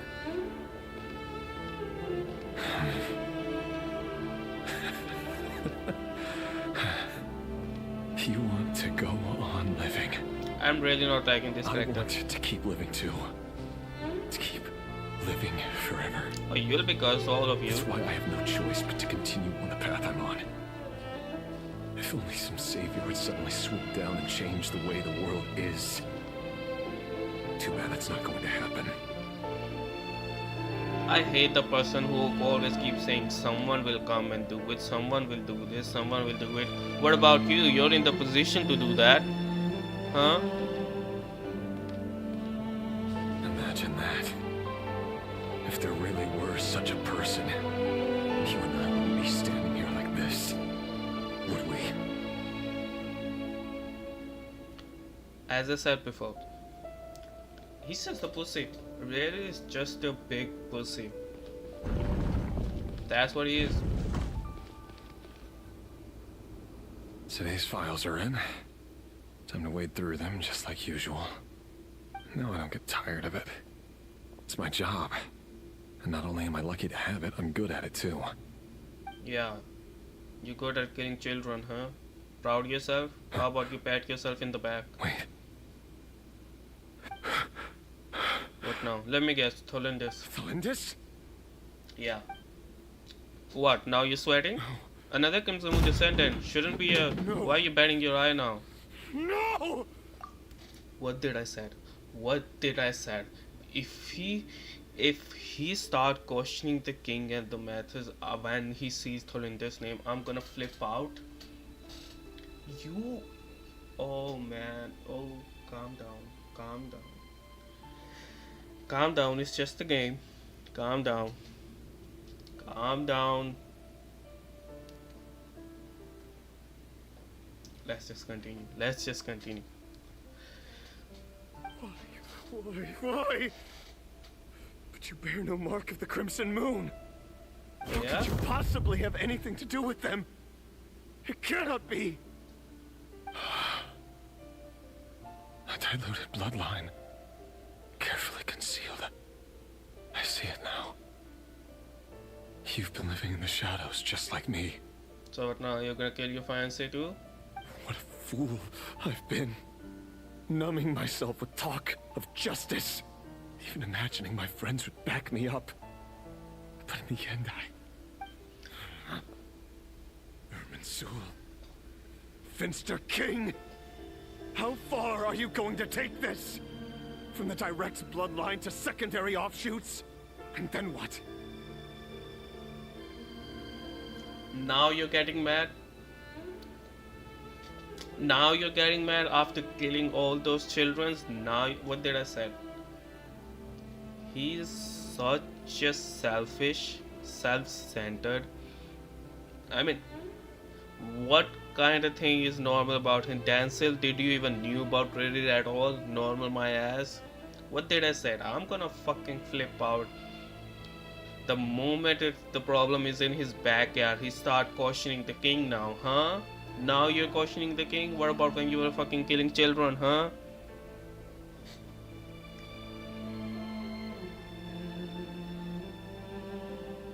Let's just continue, huh? Let's just continue. I have a lot of things to say. I don't want to say it. I don't want to make this. I have a lot of things I want to say. I'm just not gonna say it. You know, you already know. We all are thinking the same things. Today it's the descendants of the Crimson Moon. Who will it be tomorrow? Will you not rest until everyone down here is dead? Should have known from the beginning, mate. No. This cannot go on. This is where it ends. Yeah, because now it's in your backyard. When the slaughtering was happening outside your backyard, it was fine.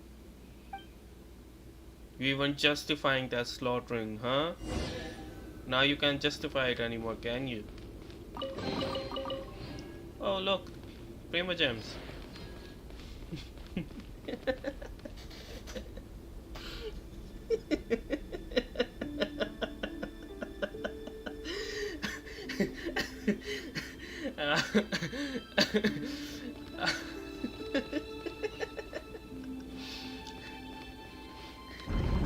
Let's move on.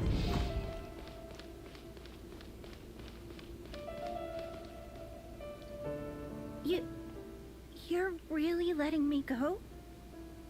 I am. As long as you can guarantee that no one will find you. Don't worry, I'll be extra careful. No one will know I was here. I mean, before the act, this act in Act 3, I was simping already because I liked the design so much. Now this is the character I hate the most in this game. I hate him at this point. I just hate this character. I hate his ideology. I hate his stand. He has no stand. He has no back. He got no back, man. What kind of man you are? But what about you? He has no stand on its own. He has no ideology on his own. He has no morality of his own. Will you? Good point. In that case, maybe you should stay. No, please! I just want to see the outside world again. To... Go on living? Yes. I know you're a man of your word. So please, just let me go. If I let you leave, what will become of me? Oh, stop being a pussy for 1 minute, will you? Just kidding. Go, now. But remember, don't let anyone know you were caught. We'll be seeing each other again very soon if you do. Even if he redeems himself, you know, I still gonna hate him. I'm still gonna hate him, I'm telling you. All the bullshit is done. Yeah, I'm not the one who forgets. You've I'm been not that kind whispering of in my person. ear for days now, Vedavulnir. What are you trying to do? Break me down? I'm the kind of person who doesn't let go of things that easily, mate. For an answer to your problems. Let her go, Rerir, or you risk losing everything. I will not abandon Thelindis. Then you'll need a little more vigilance and a lot more power. The world is changing, Rerir. Keep your eyes peeled for your moment of opportunity. Wait, is Velfonir That voice speaking used to to be so Rerir? unclear. But now I know exactly whose it is. It's Vedavulnir. So Velfonir's been talking to him through his mind, like through their voices? I doubt it. He's a prophet. I don't think he has that kind of power. I'm still thinking it's Abyss, just using Velfonir's voice. I mean, they did say, like, Densleif did say that everyone betrayed him and accepted Abyss power, even Vad did. So maybe Ved is also getting corrupted and now Abyss using his voice to corrupt Riri too. That would make sense. He won't tell me how to actually resolve any of this, but he keeps trying to manipulate me like a puppet. What's his game here? Tell me then. What will this moment of opportunity look like? And no answer. He's like a ghost. Always disturbing me when I'm on edge, but never answering when I need him most. So, the Eclipse Dynasty was purging, well, massacring the descendants of the Crimson Moon. And it seems like it was all connected to the Vinster King's research. The King's obsession with abyssal power left the future of Conria hanging in the balance. No wonder every aspect of Rarir's life was so unstable. And it looks like this Thelindis, Rarir's would-be fiancé, herself belonged to a sub-branch of the Crimson Moon Dynasty's descendants. It almost defies belief that a couple like them could hide the truth from each other for so long. If the Vinster King hadn't intervened in such a drastic way, they might have gone on deceiving each other for the rest of their lives.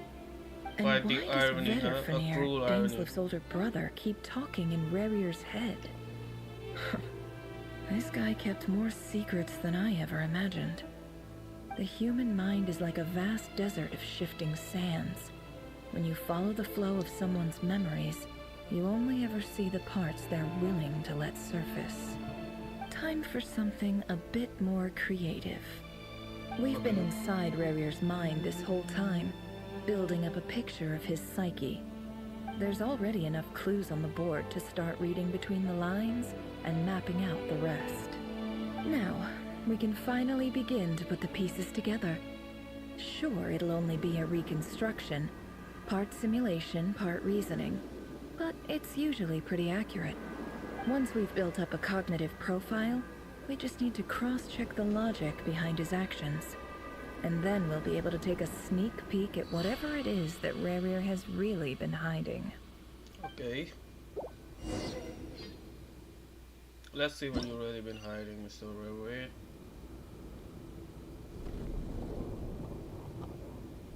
Chess pieces? The other one was Danslif. That was Rarir, are you there? Yeah. Oh, so this is Rarir. Okay. Moving pieces consume action points. When all your action points are used up, you will be returned to the previous save point. When a piece moves to a square with this marking, you'll gain the corresponding number of action points. This square will also become the latest save point. Okay. So I just need to reach there, huh?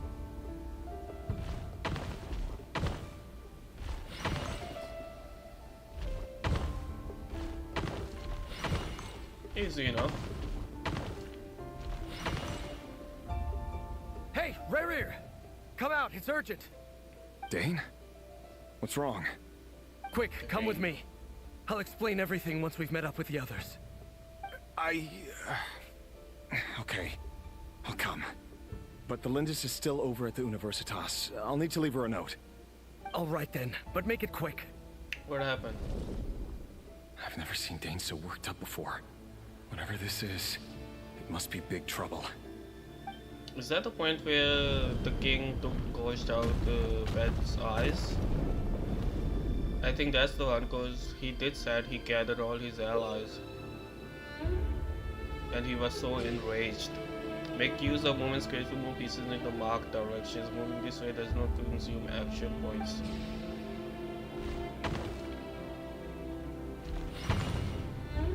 Okay.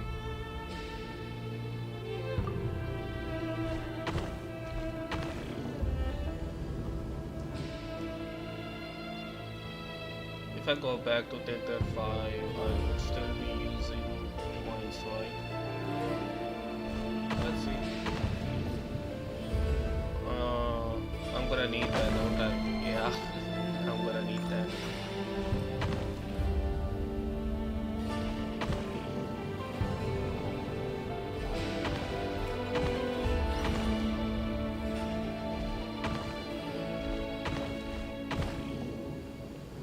Yep.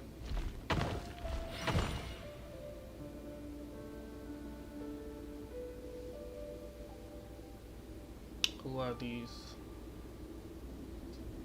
Well, this is a Right, nice change, meeting you all at this hour. Gold wine daughter. When men and women of ambition can speak face to face in broad daylight, I say that's a big step forward for our dear Conria. So Don't her be symbol ridiculous. is horse. We do not fear the Surtology. day. Why would we seek refuge in the night? You might ask your blade that same question.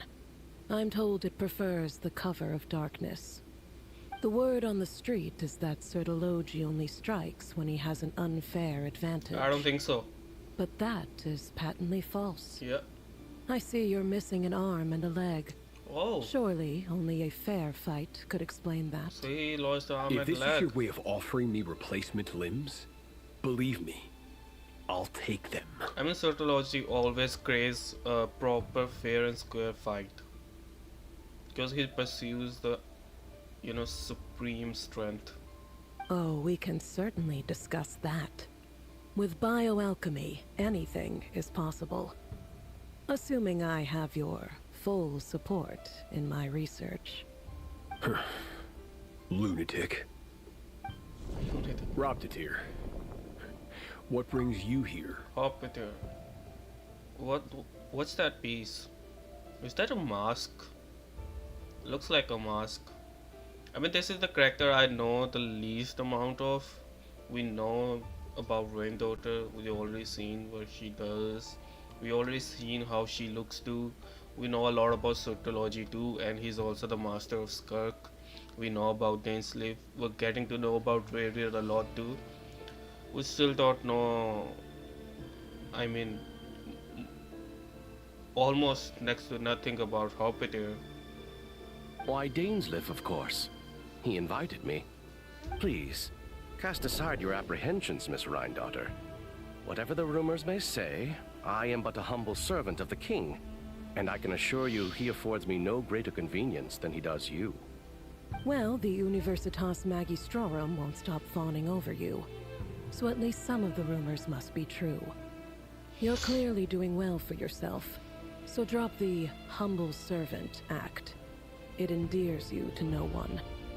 You're president of the Universitas Magistrorum, the chief royal mage known as the Wise by royal appointment, and by far the most favored among the 4 pillars of Conria. Okay. Vice President Veet doesn't even try to hide his envy when he sees you. My success is the product of hard work and good luck. It's as simple as that. Were the king not such an extremist, I hardly think I would have received a senior post at my age. Of course, no job is without its gripes. Serving a king like ours can be a challenging task, as I'm sure you can imagine. So all of them agrees that their king is gone insane. I mean, they're not directly saying it, but guys, read between the lines, So all of them, I don't get it. All the official court members, all the highest position holders, Surtology, Hoptator, Dainsleif, and Rhindaughter, they all agreed, even Veldifernir, that their king has gone insane, and they haven't done anything about it. I mean, isn't it high time you replace the king or make him step down?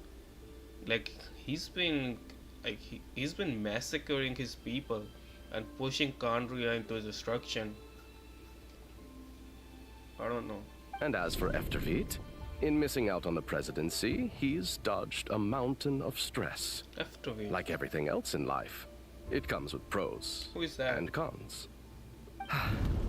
You're all here. I apologize for the short notice, but it was an emergency.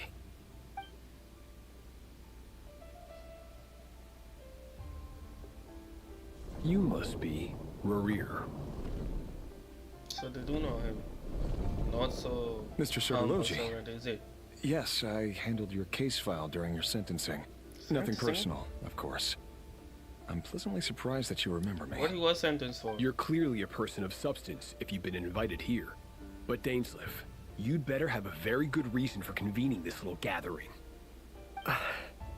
It's my brother, Vedelfinir. After he spoke at the court this morning, the king was so infuriated by his words that he had him blinded in both eyes and thrown in prison. See, I told you.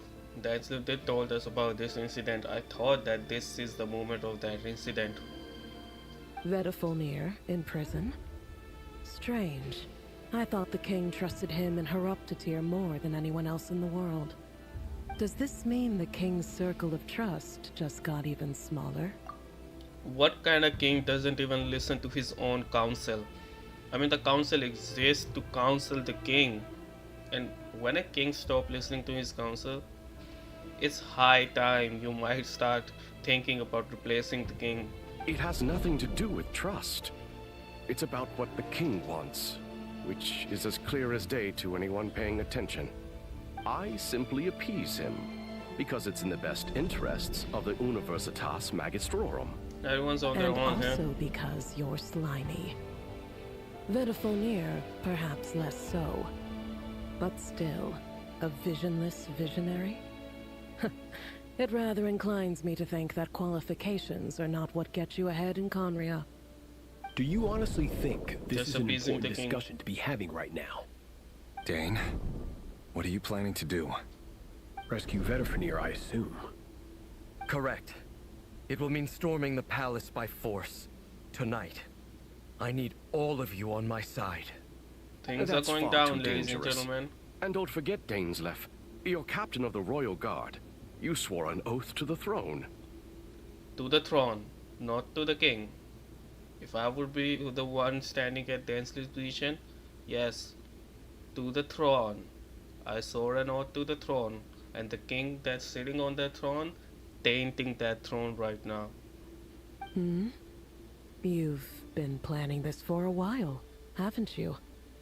I have no desire to commit treason. But whatever critique the king may have of Vedafulnir, disfiguring your most loyal subject for putting the best interests of his court and nation first, this is not the conduct of a wise ruler. My blade will force the king to see the error of his ways. So, Vedafulnir's prophecy enraged the king. I'm sure it wasn't what he wanted to hear, but if he won't take counsel even from the visionary, that is deeply troubling news. That's what I've been saying, man. All of you are waking up to this news now. I mean, at least Dansley was already planning this. The extent of His Majesty's madness is now all too clear. The question is, how does a man like me get out of this situation unscathed? He's still You thinking about have noble himself. ambitions, Dane. But I'm afraid they don't do much for a guy like me. I'm not interested in saving the world. All I want is a letter of pardon. For who? A letter of pardon? For whom? Thelindis? The chances of the Vinster King issuing a pardon for anyone connected to the Crimson Moon seem vanishingly slim. Yep.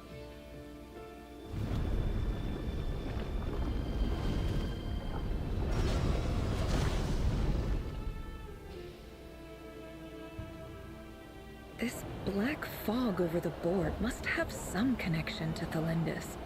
But why is it taking this form? Does it have something to do with Revir's past? Another mystery I'll need to unravel. Let's see. Ravel the unravel. Consume the mark number action point to defeat your opponent. Piece will only attack when they have more action points than needed to defeat your opponent's piece. Okay. Do I even need to defeat him? I don't think so.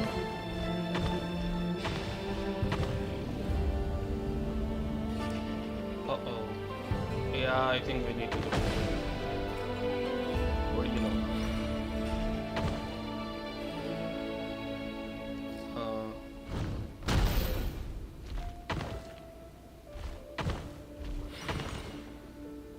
Okay. If I go to the fourth point, I won't be able to go to that one. I have to defeat this one. I'm gonna die here, but... Oh yeah, now the path is open. I can go there.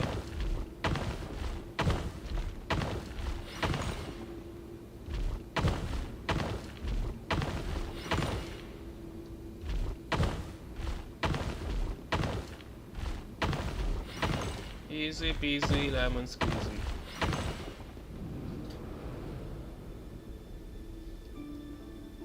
Author Thelindis. Over the course of this week, the research object was subjected to interference for a total of 60 hours for experimental purposes. The results are as follows. Research dating back to the Crimson Moon Dynasty has established 2 points regarding moon marrow. Firstly, its origins have something to do with a god's power. Secondly, it serves as a portal to an as-yet indeterminate location. Moon marrow can thus be defined as a spatial gateway. However, there are a number of hurdles to overcome before we can answer the question of where it leads to. To start with, opening the gateway requires a specific power source, which the relevant literature indicates. An enormous amount of power is then required to keep the gate open. Currently, the total power output of our instruments remains in the single digits. To make matters worse, I am now the only staff member remaining in the Moon Marrow lab. The Universitas Magistrorum recently decided to move most of its personnel into abyssal energy research, which has stymied all Crimson Moon-related projects. This is not a wise move. I have always maintained that placing all our hopes in a single source of power is risky, especially one as poorly understood as this. As well as making ourselves overly reliant on a single resource, we are neglecting other promising technologies. I apologize if this comes across as disrespectful. But as a Moon Marrow researcher, I desperately want to see the world beyond the gateway. If we really made it there one day, what would we find? And how would we go about taming the unknown? My imagination is endlessly fueled by questions such as these. Taming the unknown, huh? How about being friendly?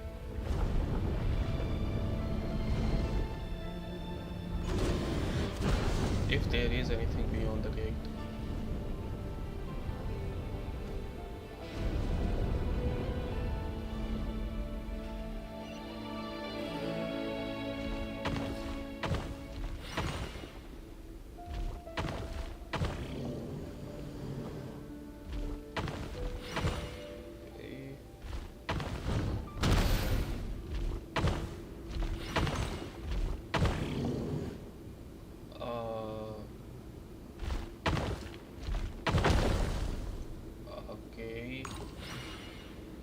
So they started us over here.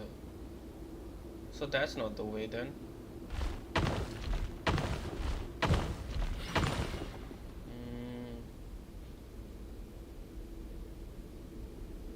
let's try this one. Yeah, I'll die. But I did take you with me. Now I can go there.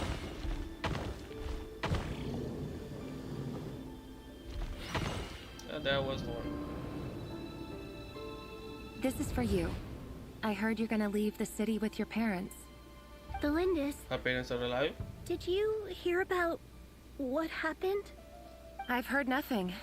Rerir got back very late last Friday, and he was acting a little unusual, but he slept pretty well, so I'm guessing whatever he did was a good deed. You never saw him, and I don't know what he did. And this conversation never happened. You understand? What if he finds out that you pried into his secrets? Don't be silly. I don't know what secrets he does or doesn't have.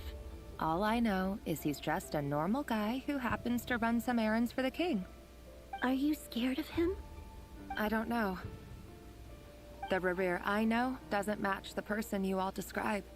You sure? Logically, I should be scared of him. And yet, I don't want to lose him. But enough about that. You should get going, and be careful with the package I gave you. Keep it secret. Keep it safe. What's in it? A piece of the moon. All you need to know is that as long as you keep it safe, then in the future, everyone will be able to see a red moon. Okay. A red moon? You mean our moon? A crimson moon. That's right. Our moon. Promise me you'll look after it. I promise, Thelindis. The Crimson Moon bloodline will never die out.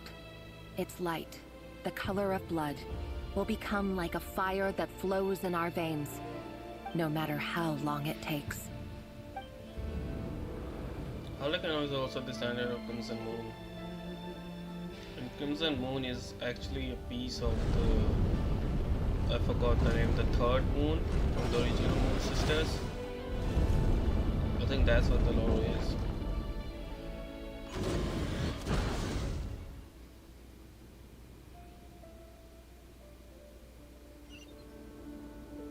Okay.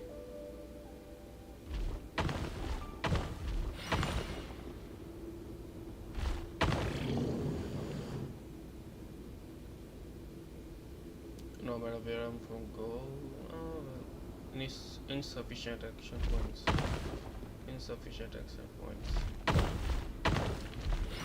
Okay, we can do that, but I can't go anywhere from here, can I? Maybe this way. No, we couldn't.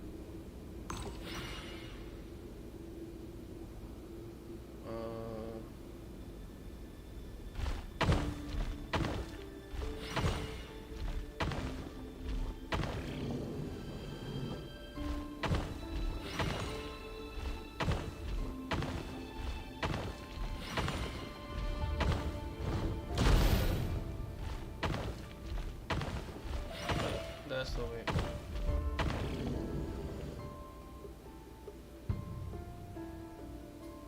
Wait, what?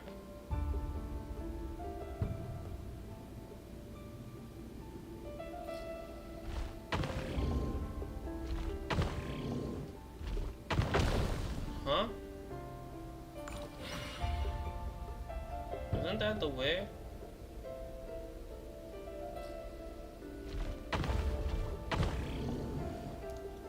We can't attack him because the numbers are the same.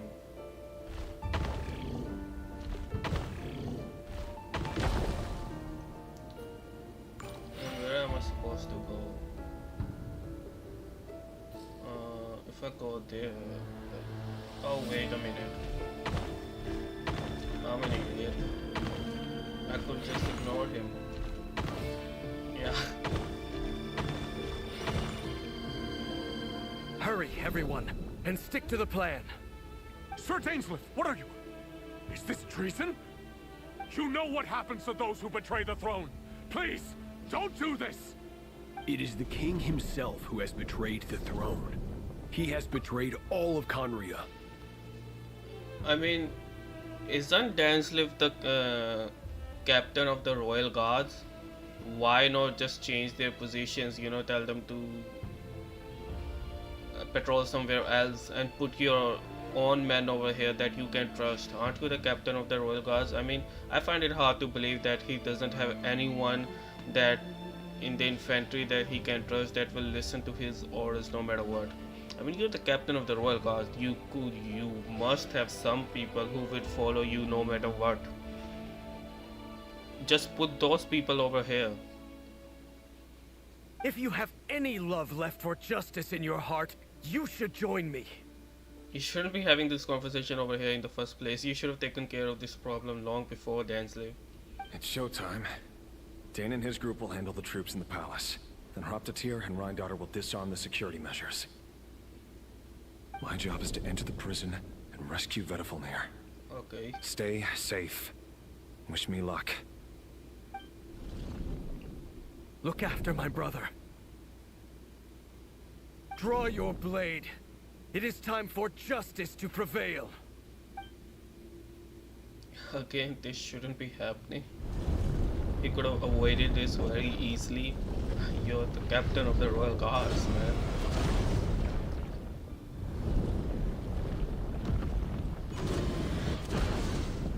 And what is these transitions in between? However, did we really needed this? I don't see the point of this mini game. What is the point of this mini game, huh? Whatever, man.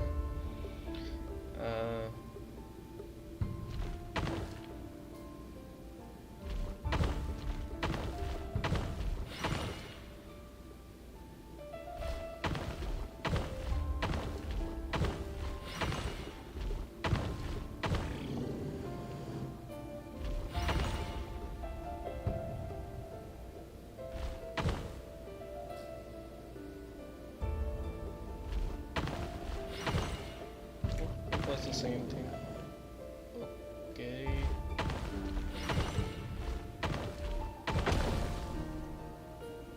Well, never mind then.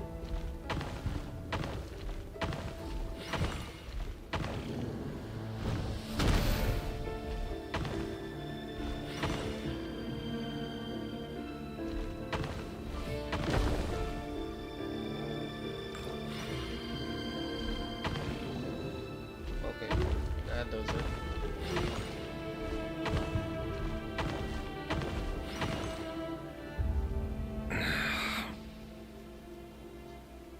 This place is filthy. And the smell is abominable. Clearly, the king doesn't allow his prisoners a single shred of dignity. This is dire. Dire difficulty just like in Stygian? Hello, Mr. Vedafulnir. How's that? It's you. Surprised? Oh, wait. I guess surprise isn't an emotion that prophets feel very often. I certainly felt some surprise in the moment when I was blinded. Surprise at the king's sheer ignorance. Surprise at just how unfairly this world responds to words of earnest remonstration. I'm You should have curious. seen this coming. What did you prophesize this time? It wasn't a prophecy. It was a word of warning. Someone had to say it. The king has forsaken all reason in pursuit of his obsessions. I simply told him that if he continues on this path, Conria will surely fall. But he didn't listen. Worse At still, least he someone stabbed said you in it. both eyes and locked you away. Dane asked for my help. The court is in complete chaos now, but I'm sure you predicted that. Everything is transpiring as I foresaw. Yet I am powerless to change it. Fate is an immutable force. I can but lament as the inevitable unfolds. I do wonder whether giving a man the power to see the future is nothing more for him than slowly crush his spirit. Forgive my curtness, Vedafulnir, but the king did not suddenly turn on you today. His suspicions have been brewing for a long time. You can't have wisdom beyond the reach of your fellow man without attracting his fear and suspicion. There are things the king does not want to see. So, he doesn't want you having visions of them either. He blinded you because he thought this would make the visions stop. Why would He you do wasn't that? entirely wrong. I did indeed lose my power to see the future. Right That's up kind of seem until... foolish. Until what? Just now. I believe I saw something new. You can see the Well, visions tonight again. could go a lot of different ways. 5 of us banded together to storm the palace, also we could rescue you. This will go down as the most tumultuous day in Conrian history. I sense hatred in you. But also hope. A desperate hope that with the tyrant deposed, that will be the end of the story. His problems will But be this solved is not the end. It is the beginning of a new chapter, in a whole new story. There are many men of honor and courage in this world, Rerir. But you are not one of them. That I know, 100%. You're I not know. here for justice, are you? You're here for yourself. I told you in the beginning, he's the most selfish one I've seen. Is that a dagger? Interesting. Why not the polearm? It was always your weapon of choice. Because he's an assassin. With your abilities, I don't doubt that you were able to recover some of your sight. But I also doubt that you want to make an enemy of me right now. Of course not. We're on the same side, aren't we? We could be. But I need you to be honest with me, Vedafulnir. At this point, you're my only hope for the future. You mean your future? With your beloved, Felindus? I don't see you Yes. thinking anything. And I know there are bigger things at stake here. A dynasty, a nation, maybe the entire world. But forgive me, I care first and foremost about myself. You made it clear a I long can't time abandon ago. the one I love to save myself. I just can't do it. But you see a broader picture of the future than I. You see the solutions to the biggest problems of our age. So tell me, what is my solution? What's the answer? In matters of fate, answers are either right or wrong. What will be and what will not. He keeps talking. Maybe you are willing to Who pay a doesn't? certain price in the pursuit of happiness, but unfortunately, fate does not negotiate. That is the cruelest thing about fate. It is unmoved by your sacrifices. That I don't think can't that's be what true. he wants to hear. I know it's your voice that I keep hearing in my head, urging me to see how the world is changing, to seek more power, so I can protect the things I love. You show me disaster, but you won't show me how to avoid it? Why? Why are you doing all this? Was that really Valdefreni's voice? I'm still doubting it. My voice? In your head? He doesn't know. So, you hear it too? The voice that steals your mind, gains your trust, and drives you crazy. I said it. It seems like Abyss. I did told you. To me, it seems like Abyss trying to gain his trust and slowly gnawing at him. Slowly but surely consuming him, corrupting him. But Voldemort said you hear it too. Oh, so he's also being hearing this one. Didn't I said that Abyss might be corrupting Voldemort too, because they all in the end did take Abyss power. We already know that, and now he's using Voldemort's voice to corrupt Reverie. My theory was right. My theory was right. It turns out that we are not so different, you and I. Vediflnir just broke into the strangest smile I've ever seen in my life. I wanted As to if see he'd that smile. discovered some monumental secret. But then he suddenly switched to looking extremely weary. Very well then. My advice to you is as follows. You must persevere. Whatever trials and tribulations you may face, be steadfast in the belief that they are your path to the future. For as long as you live, your story with Felindus shall not come to an end. Obviously. That is the only chance you have of fighting back against fate. I mean, in the end, they will all bear the curse of immortality. It is up to All you the whether you guardians. believe my words. Regardless, that is all I will say on the matter. I have no right to intervene any further. I will hold you to your word. Thank you for setting me free. In return, I will tell you one more thing that you cannot afford to ignore. There he is. Just then, a strange wave of energy rippled through the city. We had no idea what it could mean. If I were you, I would head to the Universitas Magistrorum. The Universitas? Something happened to Oh, Tolandis? no! I'm This is sure there, we'll isn't be it? seeing each other again very soon, Rerir.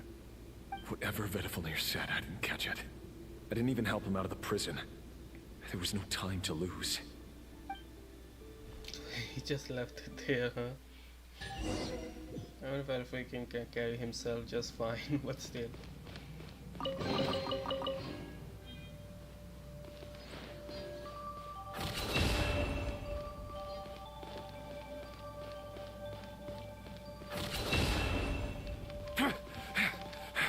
Monsters? Is this my daughter's doing? Or the Universitas Magistrorum? Out of my way!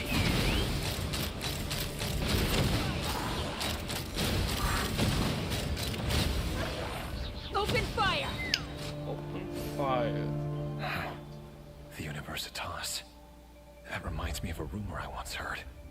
Allegedly, the king installed secret mechanisms in the palace and around the city. No one knows where they are or what kind of power they hold.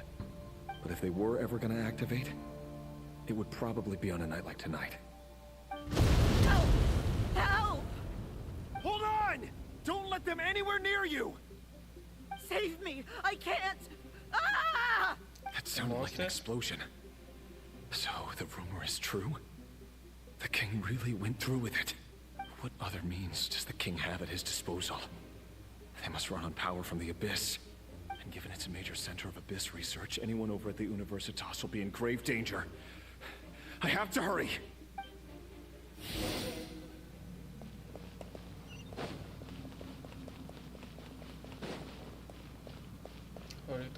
of stars of majesty.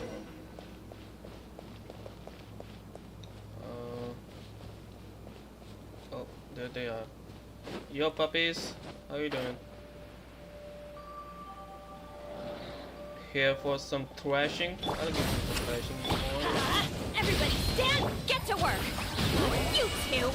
Time to end the wrath from the sky!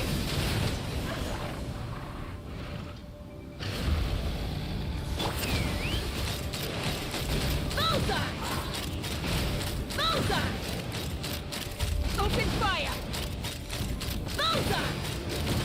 It's so easy to get anyone to charge that they don't know what to do anyway. Rise with the sun! Going in! Fulfill our path! Keep lolling! Keep papa! Get a pyroclastic surge!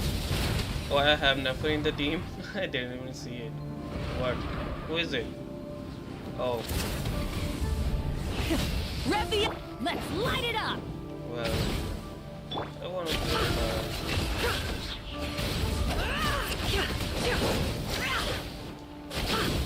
what does Nefer do? It all adds up. I mean, this is not the team for Leopard and she died. Obviously. Got me. She's not the team for the map.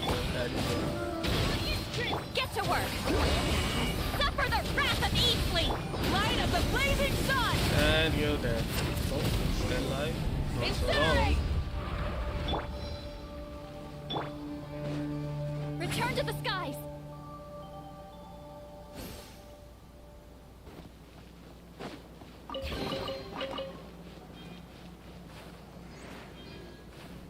Let me go.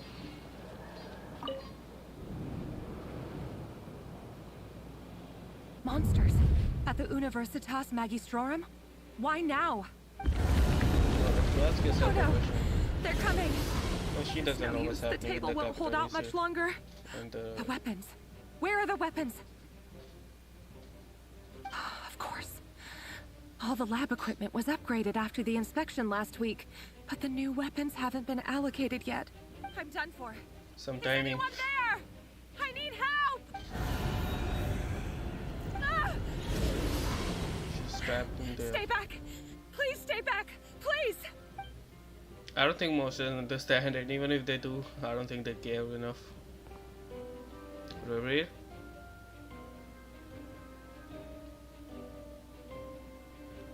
What's happening? What? What did she see? Oh, he's here. What's that? Reverie! So the rumors about your work are true. What? No! Listen, something happened at the palace tonight. We have to leave! You don't need to lie to me anymore. What do you mean? I know why you're worried, and I will respect the decision you've made. But it's okay, because I found a solution. What?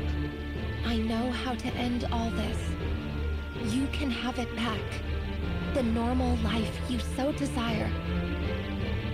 But until then, I'm afraid our wedding will have to wait. She was just asking for help. Where did this come from? Cylinders! Cylinders! So did she open the gate to the moon marrow? Or is that the abyssal gate?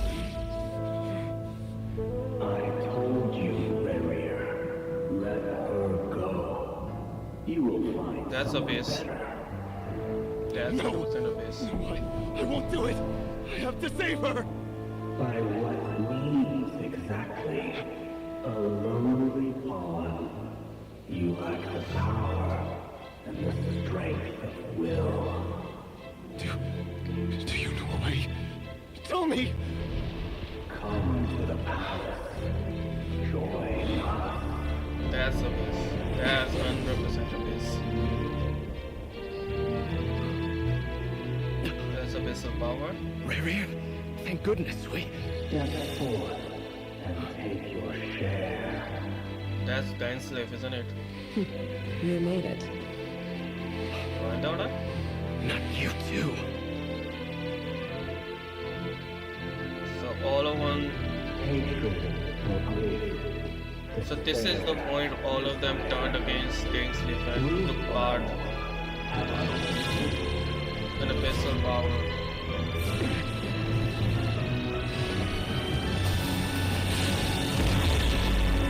What exactly happened in the palace? Rayrear.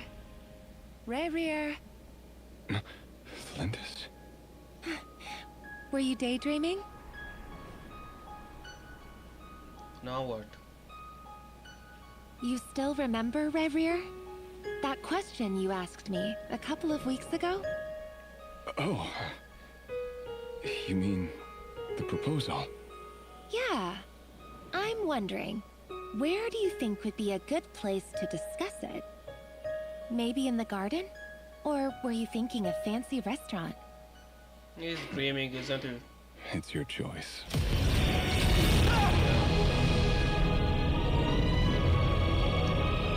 I mean, I already saw it coming, man. You ever heard about the term karma? Actions have consequences. What goes around comes around. This is your karma. Oh, that's why his hair turned white, huh?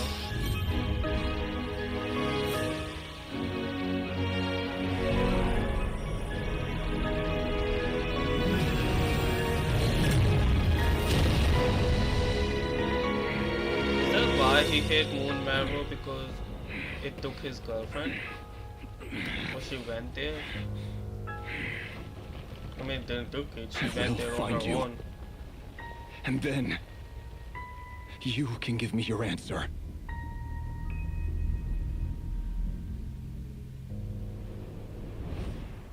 So he also went into that gate.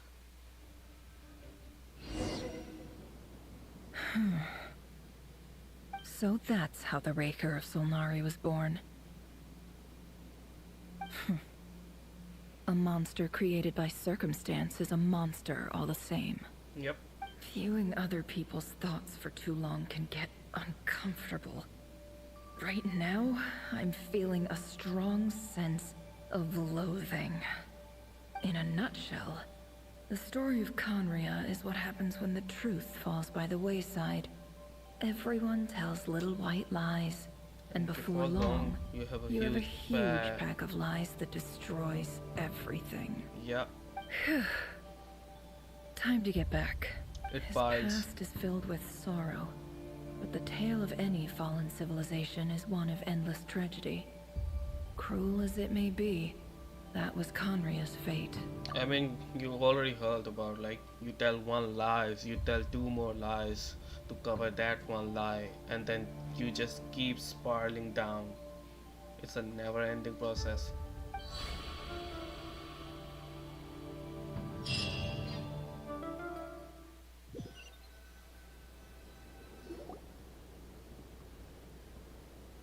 We're back. Where's Never? Everyone, I'm back. Oh, so she can I go get a into standing that. ovation? She can go into that artifact. How are you holding up? Feeling okay? I didn't know that. She's fine. Boss is a pro. Yes, I'm fine. You will have seen the events of Rarier's life through my thoughts. It's now clear that he is just a regular nobody, driven by personal tragedy, as he said himself. I mostly agree.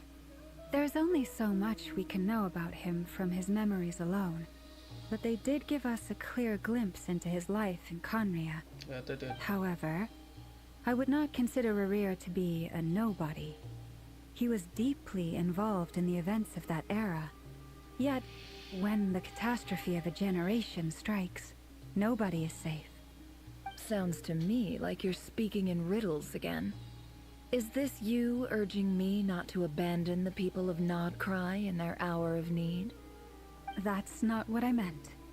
Although I do hope you choose to remain a part of the plan.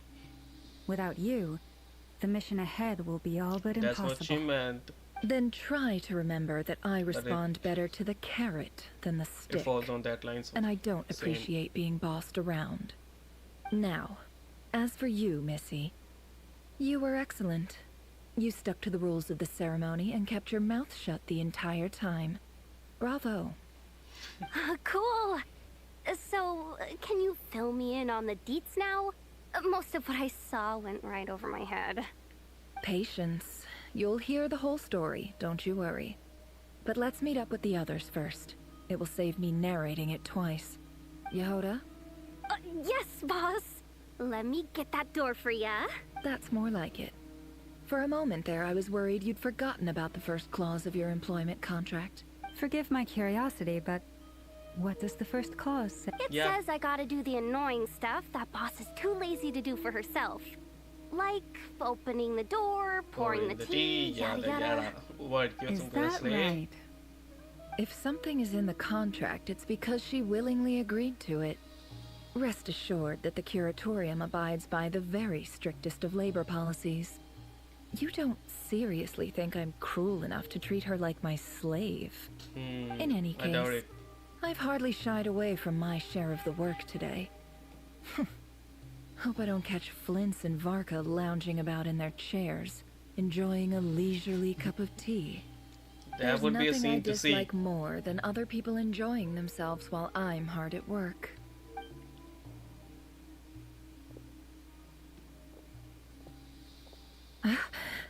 I sure hope so. They're doing just that, so I can have that scene. What? What happened? Why she said, "Oh no"? Sorry to disturb you, but we seem to have run into some trouble. Wait, where are we?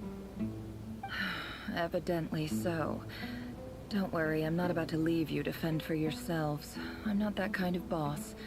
And it would go against the Curatorium's labor policy. I'm sorry. What did you hear me say? I wasn't talking about labor policy. Wait. How long have I been standing here? Not long. You just appeared by the door a moment ago. Okay, I'm confused. Her eyes are red. Is her head hurting? Boss, what's wrong? You look like you've seen a ghost. We've been tricked. We never left at all. Somehow I hallucinated that whole scene back inside the office. Hallucinated? But how? What? How indeed. This place should heed my will alone. All thoughts and actions that occur in here are just a result of pawns moving across the chessboard in a carefully calculated manner. And nobody has access to this chess set but me. So we're still in that artifact? So you control everything in here? More or less. But yes, it's a special technique of mine. Has anything like this ever happened before? I don't think so. Only once. Oh. It was the first time I used the chess set. Is there any similarity between what happened then and what's happening now? I suppose my thoughts are a little turbulent, which was also the case my first time. Is there anything I can do to help? The first clause of your contract clearly states that I only need your help with things that I'm too lazy to do myself. Meaning, you're not feeling lazy right now? Sure hope so. Meaning, this is not something Yehoda can help with. The chess set is a personal treasure that I alone understand. I must be the one to find our way out of here. Boss, it's fine. Really. Let me do something useful. Oh, listen to you. Whatever would I do without you, Yehoda? What? Really? Yes, really. Where would I ever find another employee as obedient and servile as you? God forbid anything ever happens to you. I don't think she can make that as a compliment. Oh, okay. Well, anyway, I was thinking of fetching some water. There's gotta be a source around here somewhere. I suggest everyone finds someplace comfortable to take a rest. We gotta conserve our energy. Even though all this chess malarkey doesn't exist in a physical sense, mentally speaking, it's all real. And so is our tiredness and fatigue. Give me 1 second and let me get some water.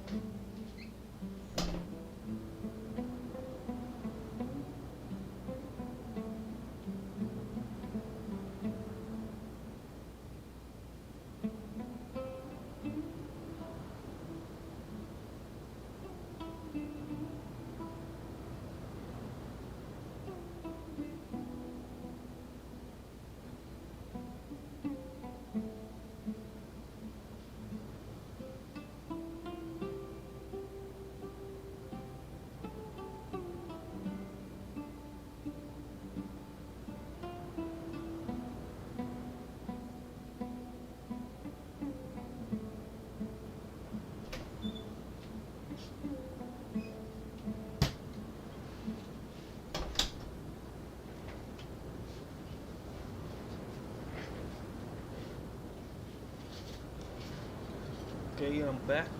Let's continue.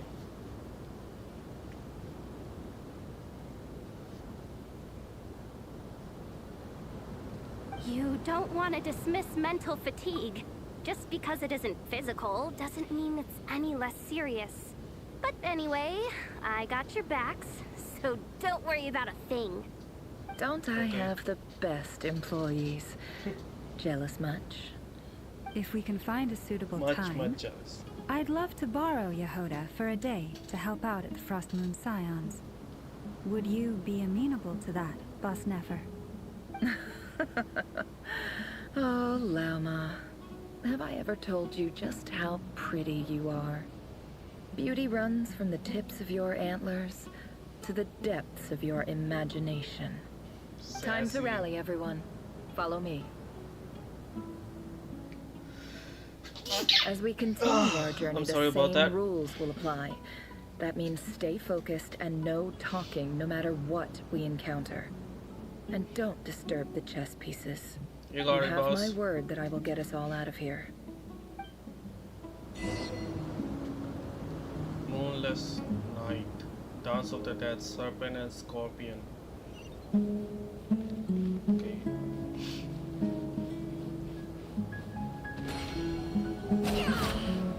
What was that? Can't hide the truth.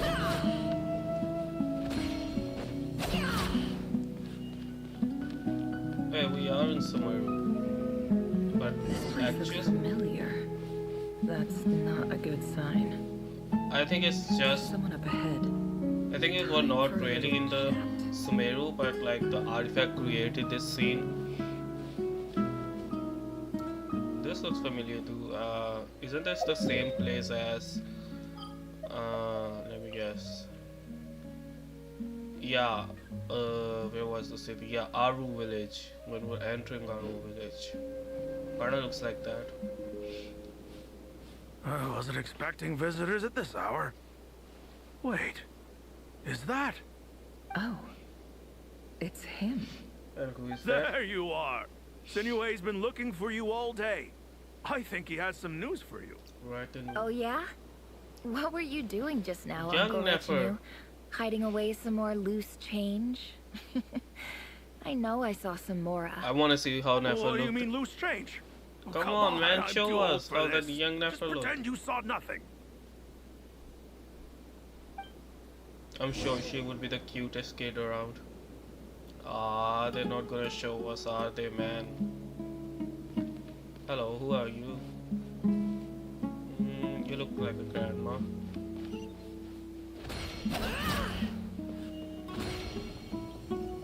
Oh, we had to keep holding it, eh?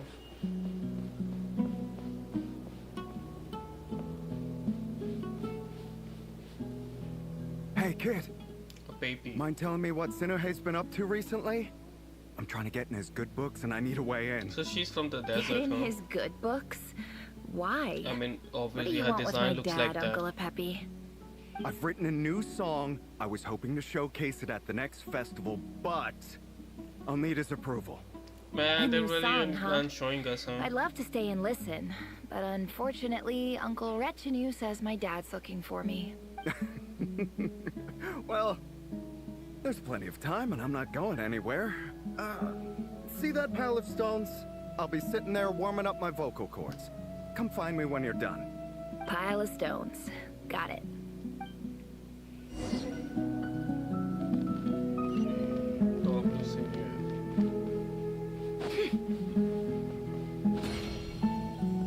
I don't think this charge attack like we're running any faster than our regular speed. I think it's just the same speed.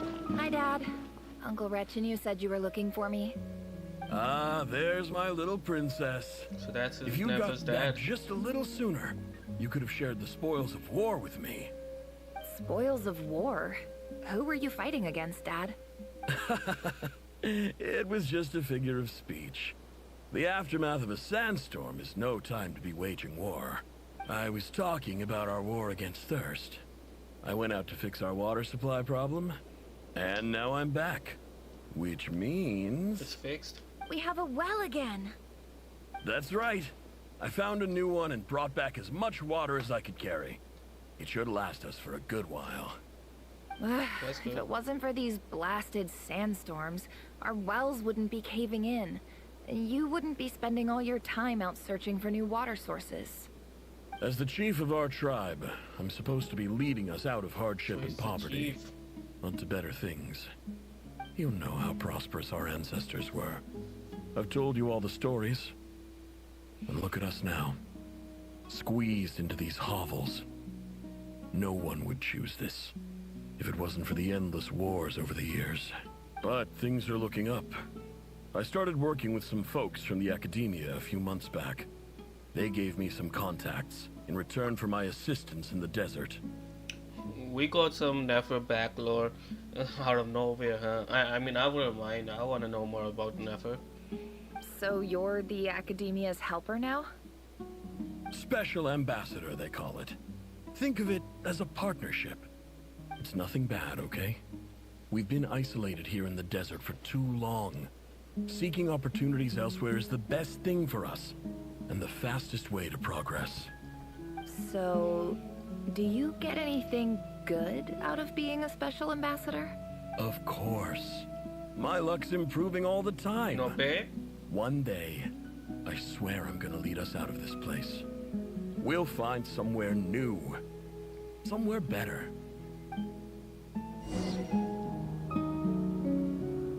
So that's Nefer's dad, huh? Hey dad, see how much I've grown? What a beauty I've become. We're going inside?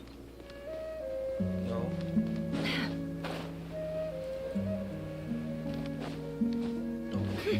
What kind of wings was that? Oh, just a regular one. Never mind.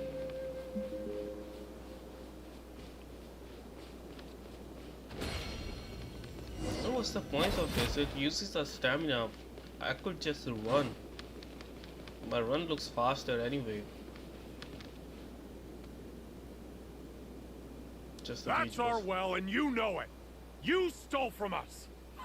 Well, you've gone from chief to thief, and now you have to face the consequences. Did you really think you could take our water without permission and get away with it? You're either brave, stupid, or both. Another And tribe. that special ambassador act? Yeah, nice try. We spoke to the academia. They said it was all news to them.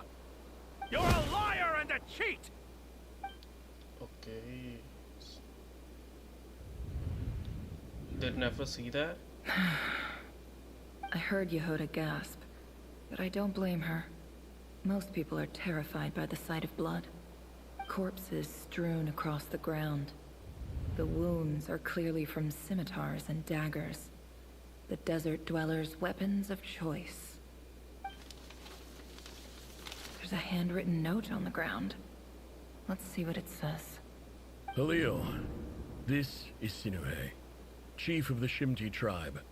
Surely you remember me. I was the one who helped you and your colleagues avoid the quicksand in the desert. This is my second time writing to you. I assume my last letter must have gotten lost in the mail, as I didn't receive a reply. Or ignored. I hope this one makes it to you safely. I'm writing to you because I need some help.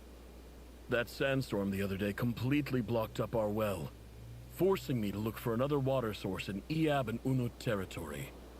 It was a matter of survival. Yeah, so Praise the gods. The well of the Iab tribe was intact. It was my last resort. I drew what water I could and left, but not without being spotted. I fear they will retaliate.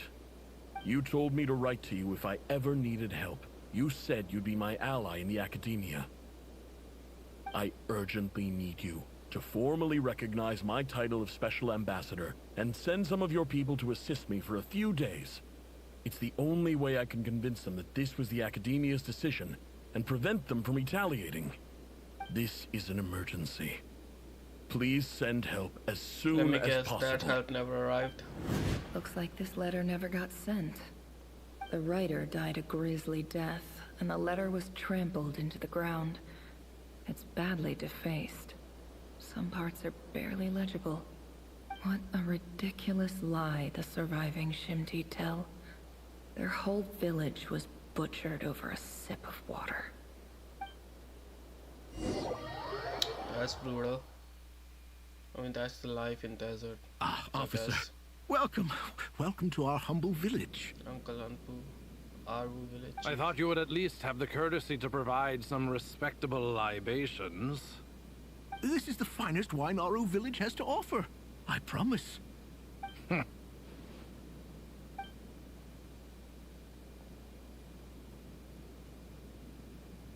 Let me guess, he's not gonna like it. The Academia has agreed to reserve a single space for a candidate from your village. But I remain skeptical of this entire endeavor. I highly doubt anyone in this desert possesses serious academic potential. Please, have faith.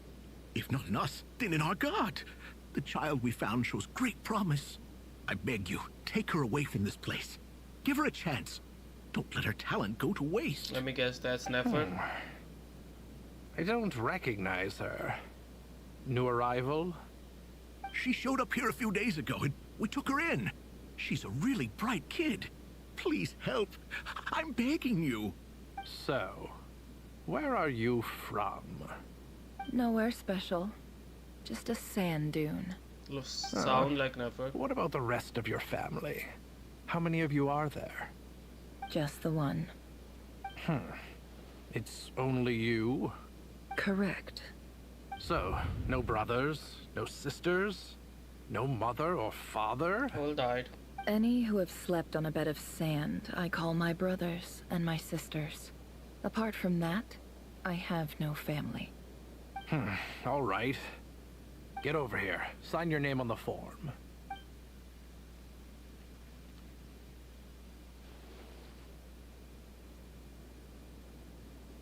Never. You're rather fair-skinned for a desert dweller. So it was Nefer, see? I did say it sounded like Nefer. I mean, pretty obvious.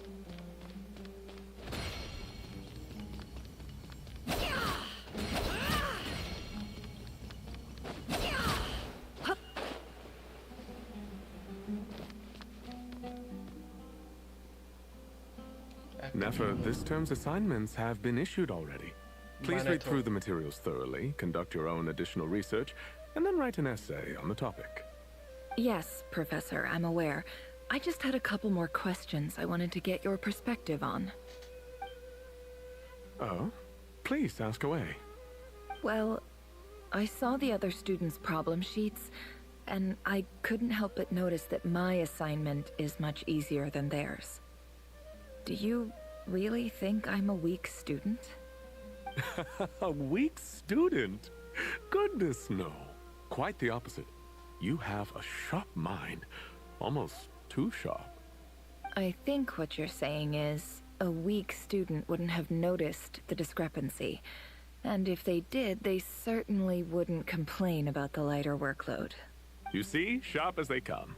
You see things the way they are. And I'm sure you know why they're like that. Because she's from the desert? Because of where I come from. Because I'm different. I'm sorry, Nefer. I don't like it any more than you do. It's just... Anyway, you said you had a couple of questions? What's the other one? I don't think it matters I wanted to check... If someone sent me a letter to the Academia, where do I go to collect it? Ah, your family wrote to you. Well, as long as they put your name on the envelope, someone should hand it right to you. Not exactly. It's not even a recent letter. I was just curious where the mail would end up if no one collects it. The House of Dana, I expect. I know there's a box for unclaimed mail somewhere in there, probably sitting on a shelf. Whatever you're looking for, that'd be the place to start. Okay, got it. Thank you, Professor. Oh, don't mention it. Honestly, I feel like I failed you.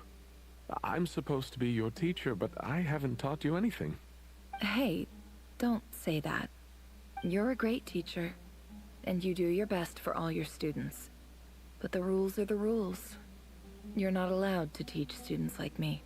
So why are you gonna It's stop not them in just the the first Academia either. Just a facade? The whole world bends over backwards for the successful, and leaves the losers to suffer and die.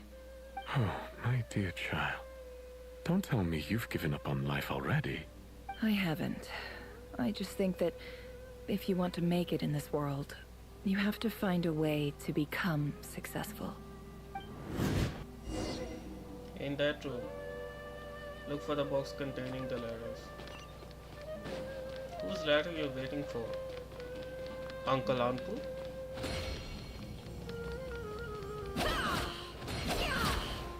Yeah, this is stupid. My whole bar is gone.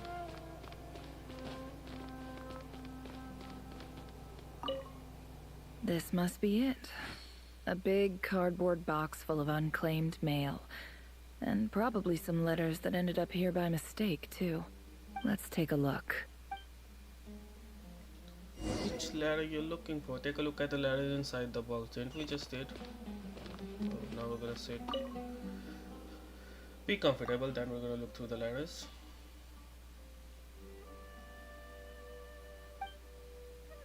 A dilapidation survey from Port Ormos. Looks like it's from a Corps of 30 representative. What a strange thought. A bunch of mercs losing sleep over rundown buildings. This one was never even opened. I guess the recipient didn't care what the Corps of 30 had to say about anything. Who was it addressed to? I don't recognize the name, but it must have been a Kasharawar professor. This one is addressed to the Immorta Sage. The title is Changes Observed in Satyavada Life Symptoms. What is that? Why do all these letters read like full-blown dissertations? Guided by the incense, we became lost somewhere in the forest. Got high? All the barriers between levels of consciousness disappeared as our minds soared around in circles, looking for a branch to seek refuge on. In clinical terms, these symptoms fit the description of incense poisoning. The Immorta Darshan strictly prohibits the use of hallucinogenic substances, but I believe there are still people getting away with it. For example, my neighbor who always breaks out into song and dance after using incense. This seems like something the academia would want to know about. Why wasn't it collected? Wait, what's this written on the back? It's so small. The note says, "The sender authored this letter while under the influence of mushrooms. I would send it back, but no return address was provided. Stamped by the Grand Conservator of the House of Dana." So they were high themselves. This next one is addressed to Grand Sage Azar. A few words of protest regarding recent changes in Sumeru's educational policy. In recent years, the academia has taken on a small number of students from the desert region, as per the policy to this effect. However, it appears to me that these students have not, in fact, been provided with educational opportunities that are, in any meaningful sense, equal to those enjoyed by their peers. It's all a facade, you know. They just want to appeal to the public in the public view, but not really internally. As well as receiving dumbed-down assignments and perfunctory tutoring. They do not even have full access to the Akasha system.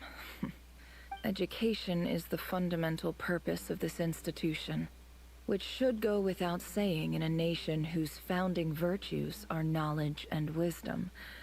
I ask you, is the lip service we pay to the policy of education for desert students truly the standard of pedagogy to which the academia aspires? Well spoken. I mean, well written. Well written. As Grand Sage, policy decisions are your prerogative, but do not forget your roots. You and I were once students too, as was everyone else in this institution. Who sent it though? I do hope you will give some serious attention to this matter. I encourage you to discuss issues like this with myself and others. and listen to some alternative opinions. Great letter. Yeah. Shame it didn't get to where it needed to go.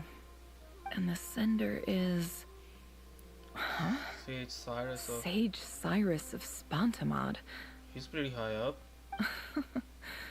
I didn't realize anyone else even knew how bad students like me have it in this place.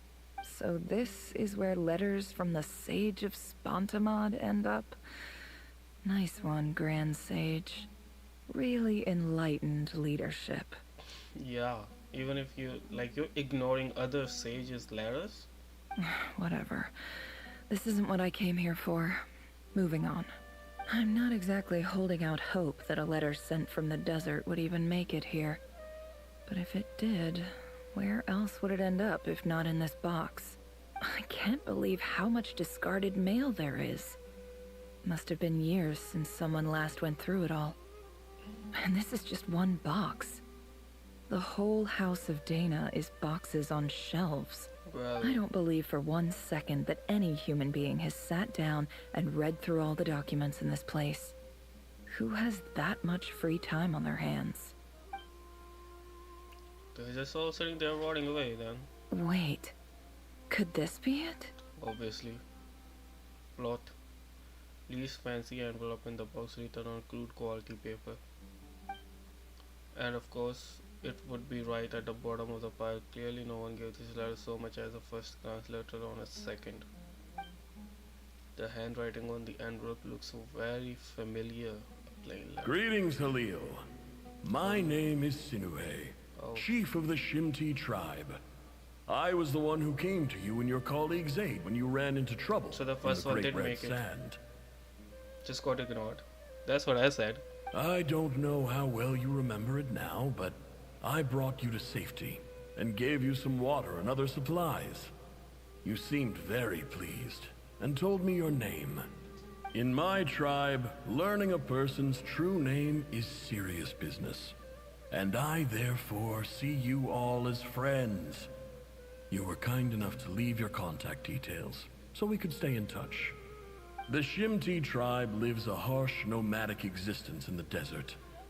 You were sympathetic towards my plight, promising to make me a special ambassador of the academia and help us find a way to make a better living. This brings me to my reason for writing. Our tribe has fallen on particularly hard times. Shame it never made and I to would the like center. to ask for your assistance. There was a terrible sandstorm a few days ago, which blocked up the well in our land. To ensure my people's survival, I had no choice but to venture into Eob and Unut territory in search of an alternate water We already source. know that. The Eob and Unut are descended from the Thamudians, while we trace our ancestry to Tulatala. We worship the Lord of Flowers and have had relatively good relations with our fellow tribes up until now. I found a well belonging to the Eob tribe. They declined to help us, but I really had no other option. So I took some water to keep me and my tribe alive. My actions are certain to incur their wrath. When we met, you assured me that you would be my ally in the academia. I would like to take you up on that offer, because I really need your help. I wonder if you could send an academia representative to meet with me. That aside, the last time you were here, you mentioned that the academia had started accepting students from the desert, and I told you a little about my daughter, Nefer.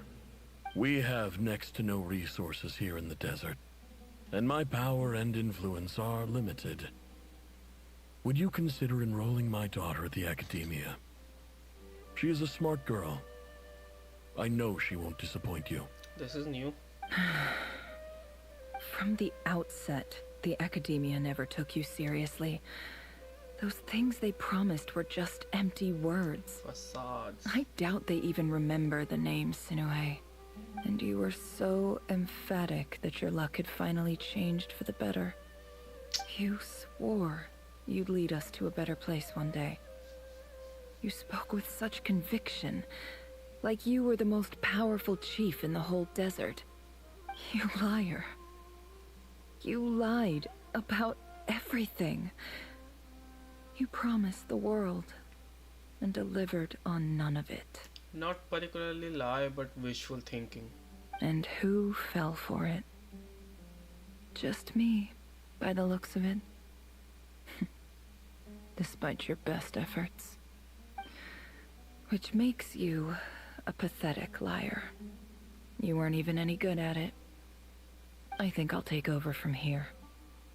Let me show you how it's done. What are we gonna do now? Pull a fast one over academia?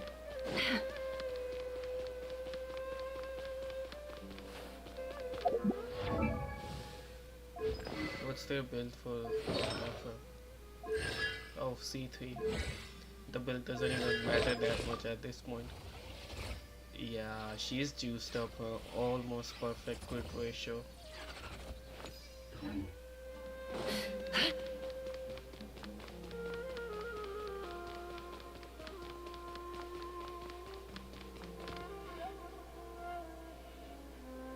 I just came to say goodbye. Thanks for everything you've done for me in my time here.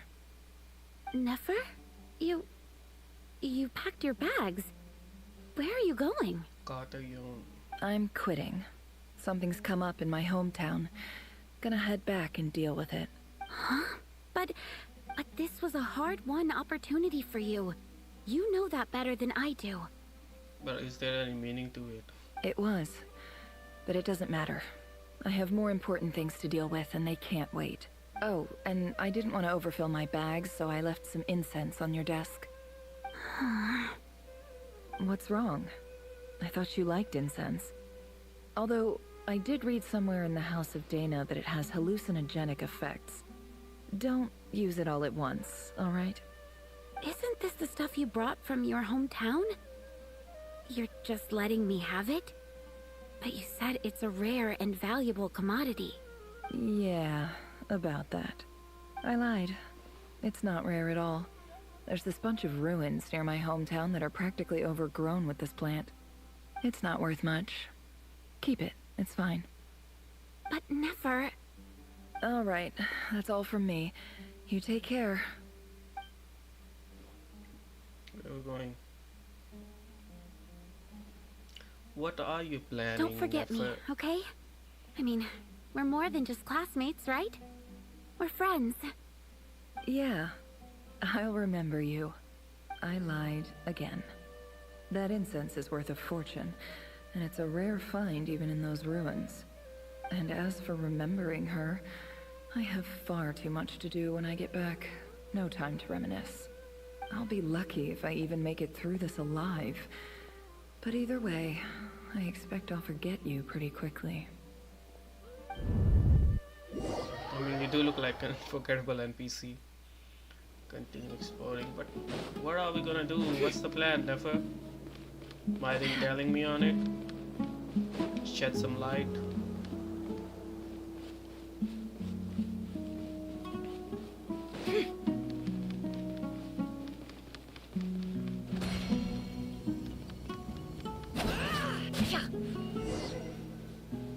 Talk to the EAB chief. Oh, so they're gonna go to the EAB or decimate all of them? You're getting your revenge, Nefer?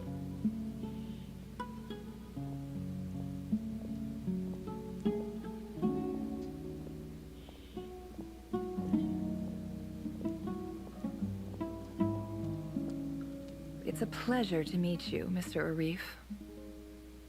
So, what does the Academia want? Since they've sent their special ambassador, I assume there's a big business deal to be made. If not, I'd be very disappointed. Please, sir, lower your blade.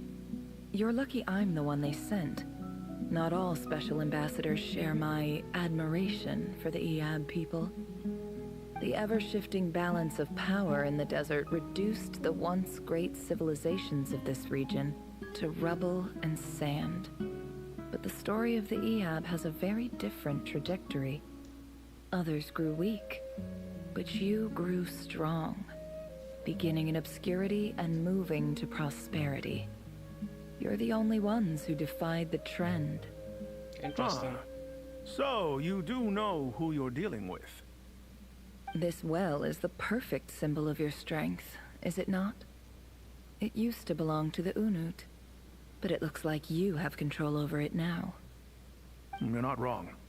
But I'm sure you didn't come all this way just to flatter us. Of course not. I came to bring you some very good news. Some information that recently came to light, which might just be your ticket to freedom. Records uncovered by the Vahumana Darshan show that a certain well currently under Iab control is built on top of some ancient ruins. These ruins are of great archaeological interest to the Academia. I checked the map carefully on my way over here, and I'm confident that this is the well in question. The Academia is offering 50 million mora in return for excavation rights. Yeah. She's lying through her teeth. Yeah, there's no way Academia offer that. She's lying. We know that. You're cooking up some plan, aren't you, Nefer? What have you been cooking? I'm ready to consume. I am so ready to consume. 50 million? No, wait. If these ruins are as important as you say, 50 million's a little low, don't you think? Don't get greedy, Iab. Have you ever seen 50 We know million in your far life? more than you think. We know that you seized this well by force. Wasn't that the first step in your rise to power? To drive away the Unut and steal their water supply? So what if it was?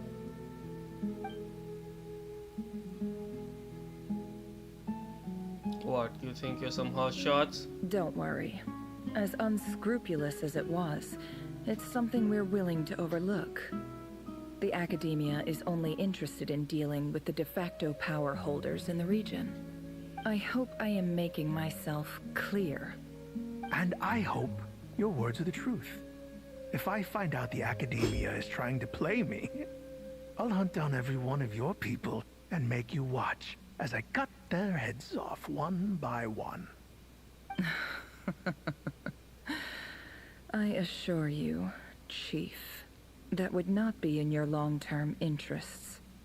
You don't want to make an enemy of the Academia. You see how I'm dressed, don't you? I appreciate that you've never been to the rainforest, but surely even you recognize an ambassador's attire when you see it. And what does a barbarian like you have to lose anyway? You really think the Sumeru Academia would bother to come all this way just to lie to you?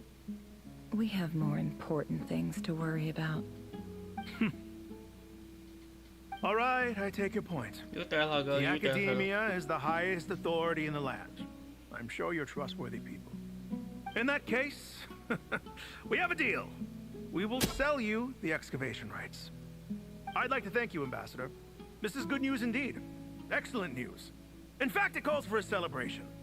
Would you do us the honor of staying a while and enjoying some Iab hospitality? Gladly. I am partial to wine myself, and I trust you are as well. So let's indulge in a few drinks together, in celebration of this momentous occasion. Let it Iab drink the night away. The prospect of the new wealth is almost as intoxicating as the wine, but when the new day dawns, it brings some shocking news. Chief! Chief, it's an emergency! It's the Unut. They've taken the well. What?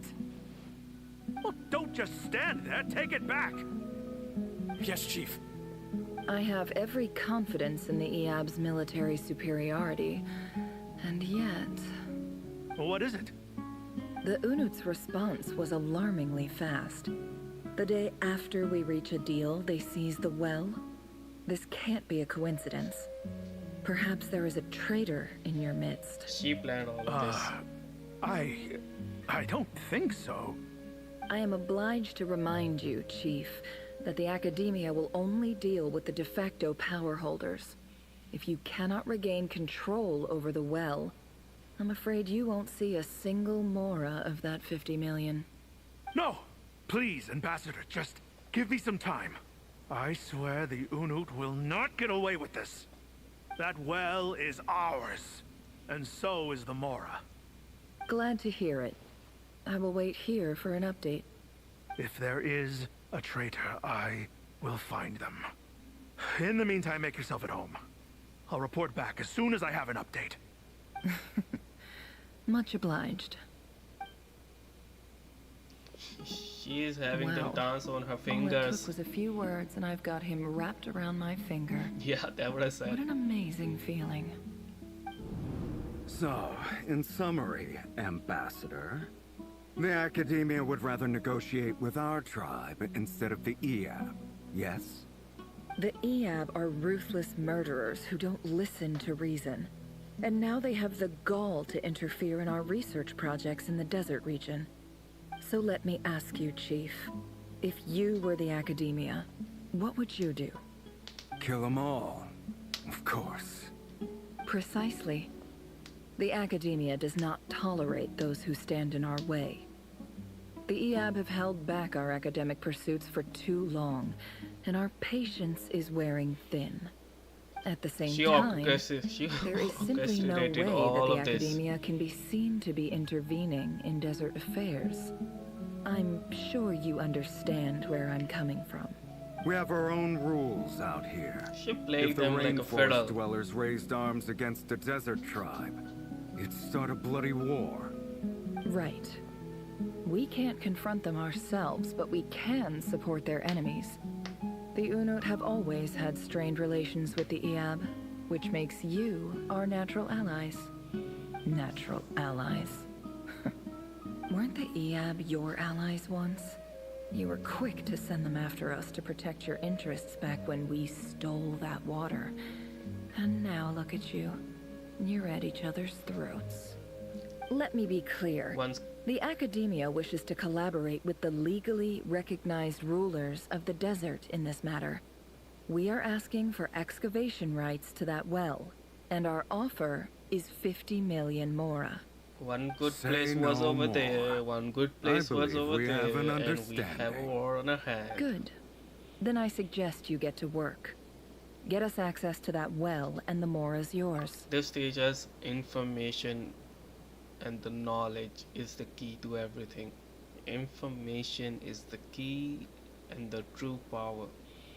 Wrong information and the right information can make a lot of difference. You see, Dad? Lying is easy when you know how. People will believe anything. Continue exploring. She's gonna destroy both of them. One second.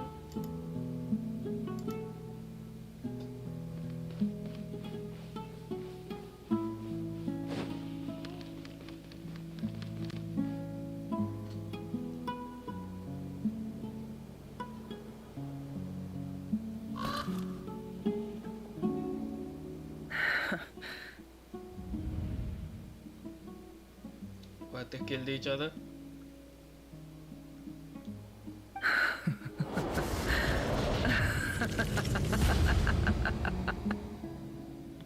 I don't think she did that, or did she? Look at yourselves. You may be vile, savage monsters, but your butchered bodies bleed like any others. You're no different. You're nothing special at all. Damn. The monsters who destroyed my home, they're just ordinary, petty human beings. What a joke. I think we're even now. Maybe I've even done the desert a favor. It's a better place without all these people around. Oh, Sinuhe, my gullible fool of a father. Perhaps if you'd been as ruthless as I was today, our tribespeople would still be alive. In this dog-eat-dog world, a chief needs to be tough to survive. But you couldn't do what had to be done.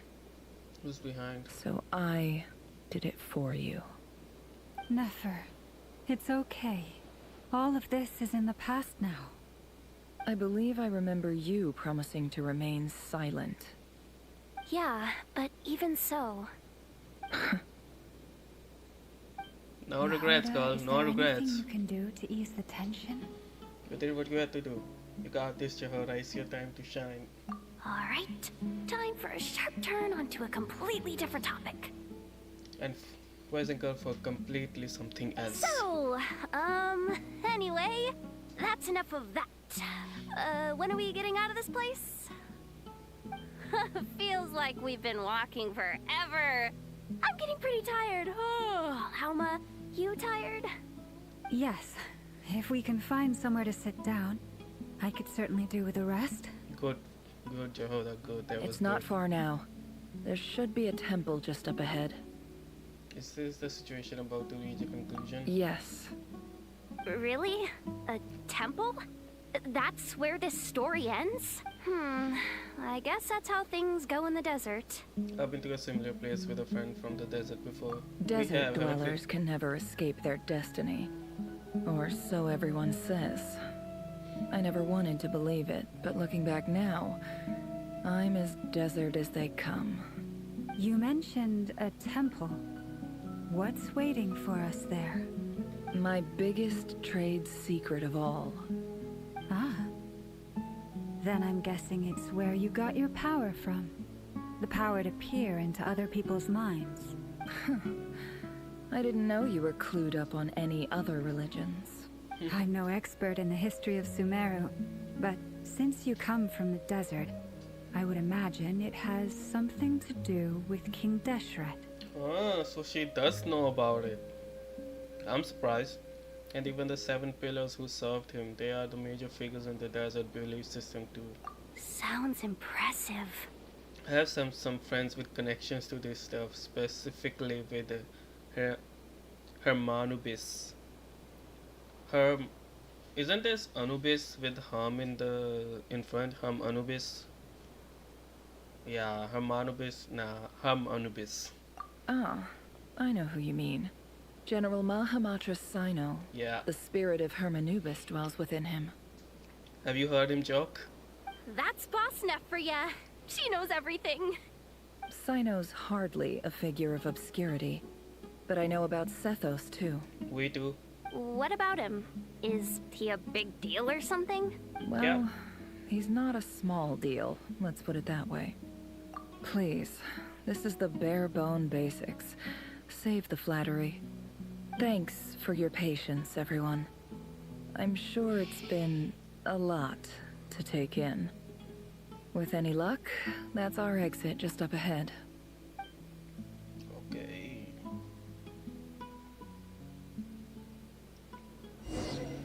Dance of Death. Oh, we're still going to explore it.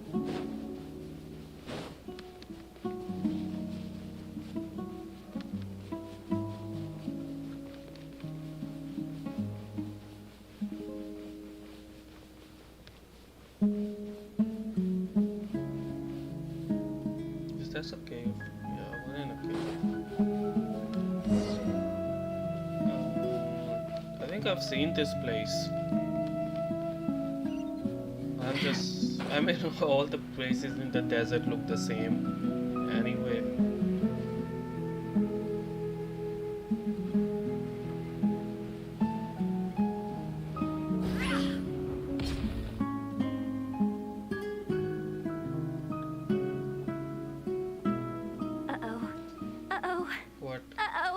What?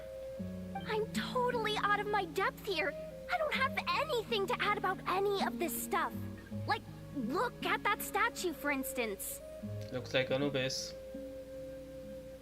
I want to do the not really. whole name-dropping, this girl knows her stuff thing too, but I've never seen anything like it before. I want to do the whole name dropping. This girl knows our stuff thing too. Chahora, we all want to do that. A statue with the head of a bird. Looks like something out of King Deshret's mausoleum. That's Thoth, the Ibis King, one of the 7 pillars of King Deshret.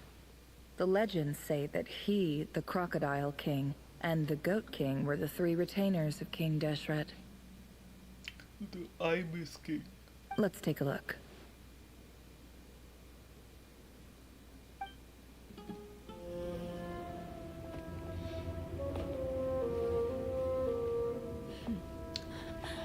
The sound, the track behind. I love Sumeru tracks, the whole desert track. Oh, that's the cat, the Nefer's cat. Ashiru, I think that was her name. His name. It's just Ashru. So, all is well?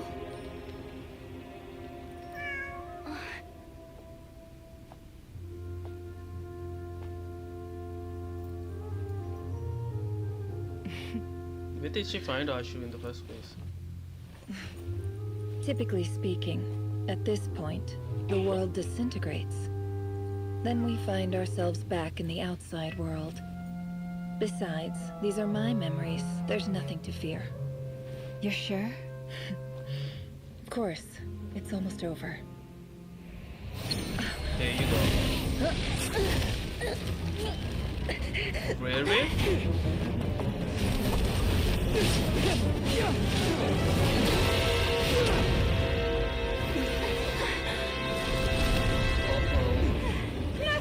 Hold on! I knew something was going to happen.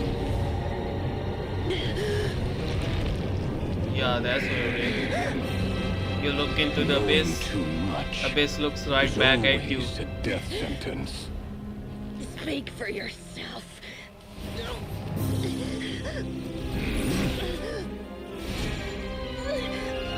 Traveler.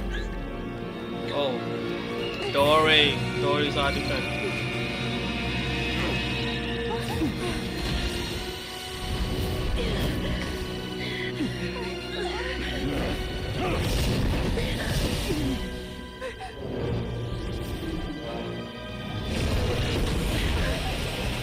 Okay. How repulsive. Flins?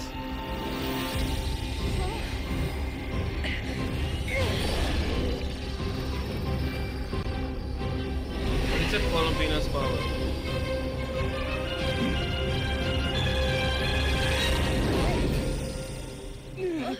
I'm back. Yeah, it's Columbina's power. And Dan's live.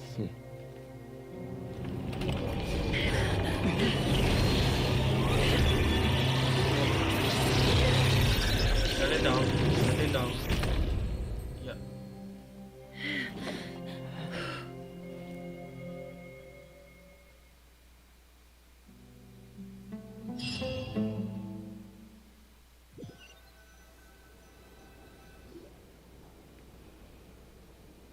Timed that pretty well, didn't I? Got unnecessarily close. It's okay. I'm just glad no one was hurt. Paimon noticed you doing something too, Dainsleif. Were you helping get them out? Of course. When I asked Nefer to conduct this investigation, I was not naive to the dangers involved. The line, it goes so much true here when you look into the abyss. Abyss looked back right at you. It happened true here. I had a duty to ensure your safety. Good to know your sense of justice is still intact after all these years. I take that to mean that you saw the truth. That comes as a great relief. I certainly did. And thanks to your help, I also managed to trap Rerir inside the chess set. Whoa, really? How'd you manage that? Well, he did come for to us. be honest, I sensed that something was wrong long before we made it to the temple. By using this fragment to probe into Rerir's past, well, the monster formerly known as Rerir, it seems I alerted him. I was tracking him, then he caught on and started tracking me too. Can't say I'm surprised. But how did he track you through your thoughts alone? That shouldn't be possible. Yeah. Rerir was a secret agent who reported directly to the Vinster King.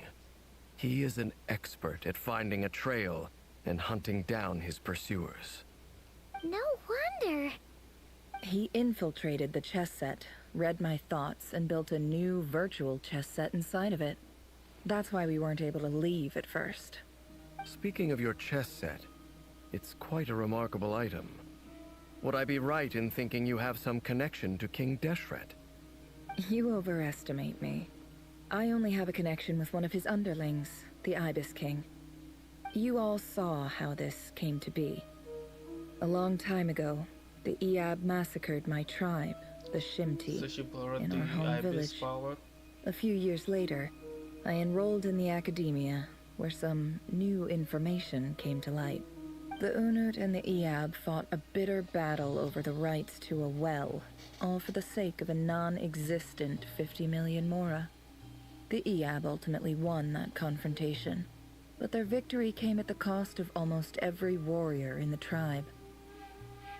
The final blow to the Iab came at the victory feast, when an Unut assassin beheaded their chief right before my eyes. The remaining Iab fled and have been scattered to the winds ever since. Having gotten my revenge, I returned to my hometown, where to my surprise, the nearby temple was still standing. There it was, seemingly immune to the relentless hostility of the desert, while my tribal home lay in ruins. As I stood there gazing at the temple, I noticed a cat just outside. This cat, as it turned out, was home to the spirit of the Ibis King. He led me to a gate deep inside the temple, and there he made a deal with me. This chess set is my gift from the Ibis King. The chessboard within is made to the same specifications as the one in the mausoleum of King Deshret, and represents his power of piercing analysis. With this chessboard in its container, I gained a certain ability to perceive hidden secrets. Now, you could conclude that the Ibis King simply wanted to give the people of this world the power to seek the truth, but I don't believe that's the full story. Every god plays favorites. That's true. Their hearts are as fickle as any human's, full of secrets, perversions, egotistical tendencies. But precious few gods are willing to admit this. It is the same with all powerful forces, including fate itself. Their gaze falls preferentially upon a select few. As you rightly point out, this is an act of favoritism. If you're alluding to the Abyss, then yes, I agree. Gather the others. It's time to share everything I've learned. Isn't that true for everything? Before long, the group is gathered in the office. Gonna read all of it. It's fine. Thank you all for being here.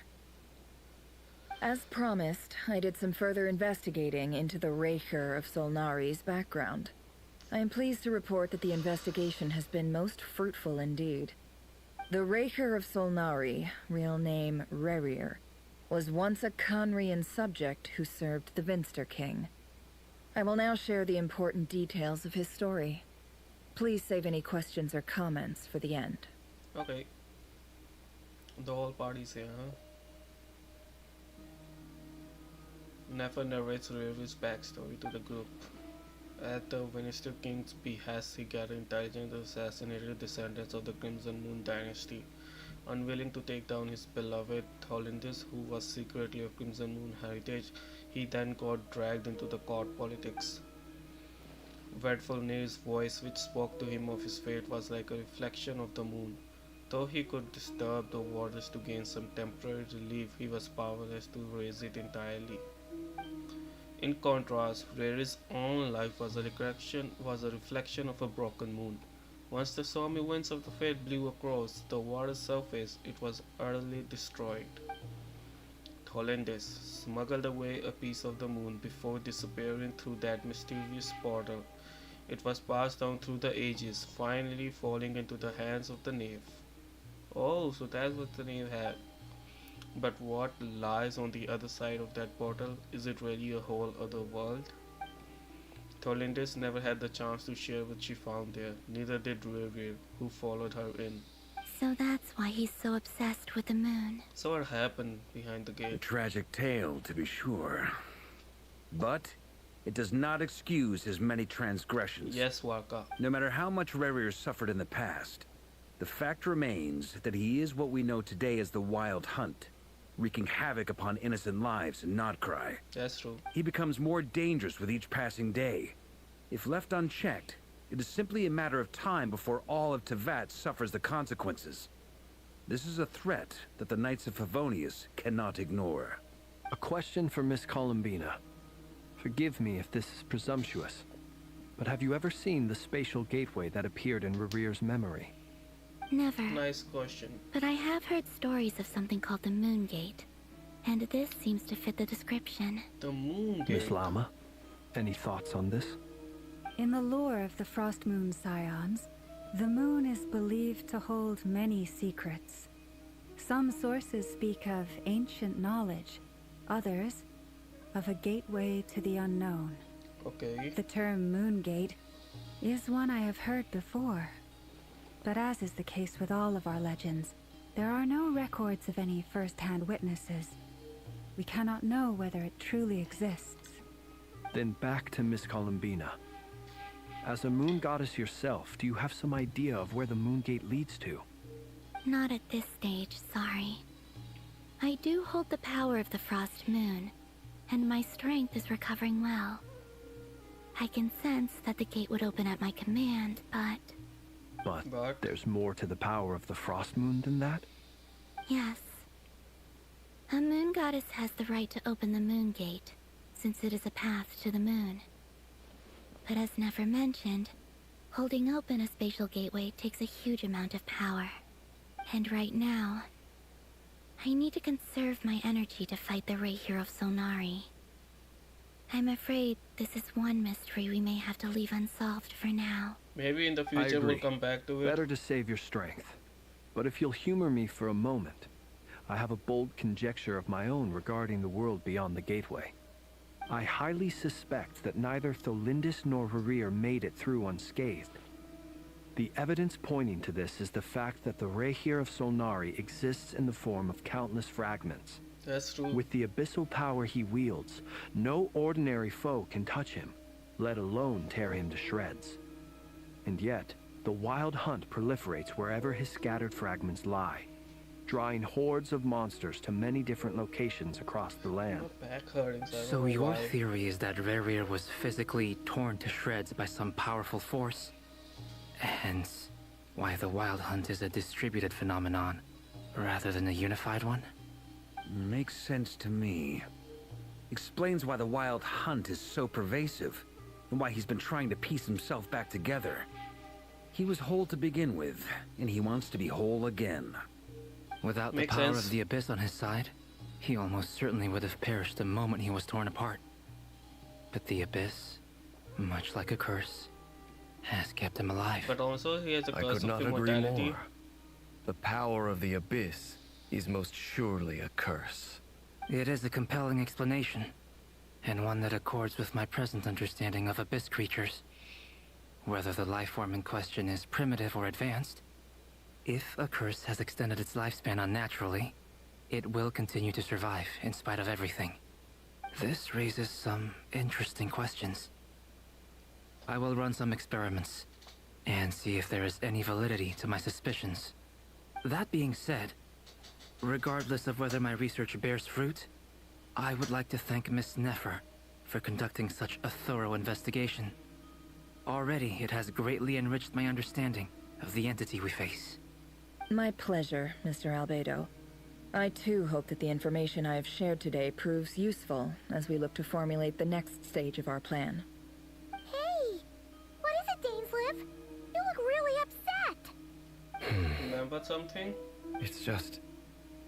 when I think of the man I once knew as Rerir, I struggle to understand why things had to turn out like this. Did The you two really of knew you him? used to be friends, didn't you? I don't know if these words will bring any comfort, but my heart goes out to you. Mine too. Jahora's We completely can never ignoring know all all the this and hows just and playing whys with the of the way cat. things are. The moon and stars are full of untold secrets and lies. And the skies are host to many more mysteries than these alone.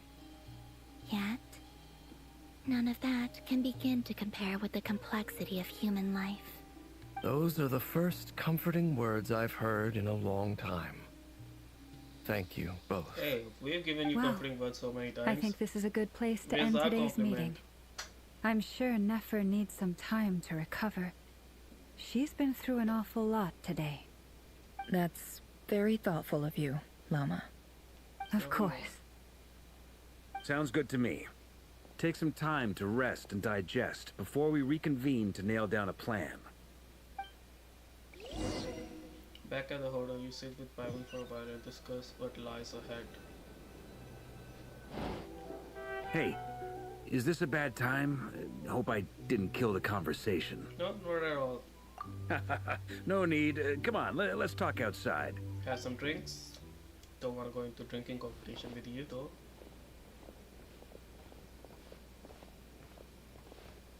Anyway, Nefer went back to the curatorium to get some rest. But before she left, she shared some things with me that I thought you should be aware of. Firstly, although she managed to trap the Raker of Solnari inside her chest set, there's no guarantee that the power of the Ibis King is any match for one of the 5 sinners. Their powers are beyond our comprehension. It's only a matter of time before he finds a way to break out. We have to come up with a plan and take care of him before that happens. Honestly, my mom figured that might be the case. So, how long have we got? Well, I asked her that same question. She talked for a long time, but for the most part, it seemed like she was trying to convince me how precious her chest set is. What a long and storied history it has. It felt like some kind of sales pitch, you know? The kind where you end up handing over Mora against your will. Anyway, after all that, she finally answered the question. 2 days, at most. 2 days? Holy moly! Can we even recruit enough help in that time? Maybe. That remains to be seen. Which brings me to the second issue. Dainsleif is obviously conflicted about this whole thing. But given how little time we have, there's no way we can pull this off without his help. You have some history with him, right? Do you think maybe you could talk to him for us? Sure we can. Great. I appreciate it. All right, on to item 3. So, Albedo, Durin, and I put our heads together and came up with a plan. Can't promise it's gonna work yet, but at least it's a start. We figured we'd bounce the idea off you first. We'll explore it further once everyone's recovered. Well, lay it on me. Oh, Paimon's dying to hear this. All right, so here's what we're thinking. In a hushed voice, Walker lays out the current plan. Okay, so you're not gonna tell us, just the traveler? Hey, I'm the traveler. It's a shocking plan, but nothing can face the greatest traveler and the trustiest travel guide in Tewar. It doesn't take you long to get behind it. We felt a little uneasy about roping you into this. I mean, firstly, you're not locals, and secondly, none of us are your boss. You're well within your rights to refuse if you so choose. Yeah, but still, in every region we have gone, every Archon has laid their problems on us, haven't they? Roping us in? Why would you even say that? We know the stakes here. It's all of us against the Rayher of Solnari, or none of us stand a chance. I choose my words very intentionally, I'll have you know. I like to think there's an art to striking a down-to-earth tone even when the stakes are through the roof. Sir Varka, I have a few thoughts about this plan. I'm all ears. I think we can be more flexible with how the roles are allocated. In my view, the most sensible lineup would be like this. And you're not gonna tell us, let me guess. Yeah. It's all a suspense to us. I see your point, yeah. But if that's how we're going to approach this, you'd better make sure you're ready. To be clear, I don't doubt your abilities. Far from it. I just want to make sure. Are you really willing to take all this on? Hey, do you know I want to do everything within my power. The Rayher of Solnari is a truly fearsome opponent, and if I do my part, it'll greatly reduce the risk for everyone else involved. Well, that tracks with what I've heard. Jean's mentioned in her letters that you're so diligent it's almost abnormal. As in, most people weigh up the risks and rewards in situations like this. Hey, but you seem to just march towards danger without a moment's hesitation. It's a danger, not for me. Everyone appreciates a fearless pioneer. But all that aside, I'm the Grand Master of the Knights of Favonius, and you're our honorary knight. I want to make sure your courage doesn't come at the expense of your safety. Thank you, Sir Varka. I should be the one thanking you. It means a lot to have you on board. I'll give some serious thought to your suggestions. Walker gives a very knightly bow and says he'll see you at the hotel again later. He has arranged for everyone to meet and finalize the plan of action. In an effort to lighten the mood, he booked out the hotel for this meeting so you could all chat over a drink. Hey, he's loaded. As the moon rises in the sky, you and Paimon leave your room discussing whether Paimon has any other options than fruit juice. Everyone is already there waiting for you. They're chatting and smiling. Clearly the rest has done them good, as well as the existing crew. Some unexpected help has arrived. Who? Still you remain conscious of the fact that the future of Northcore rests on what is decided tonight. So many lives are at stake. You may never meet most of them, but whether they know it or not, all of them are counting on you. Things are going down. Discuss the plan with everyone. Echoes, what was the name? Echoes of Fate.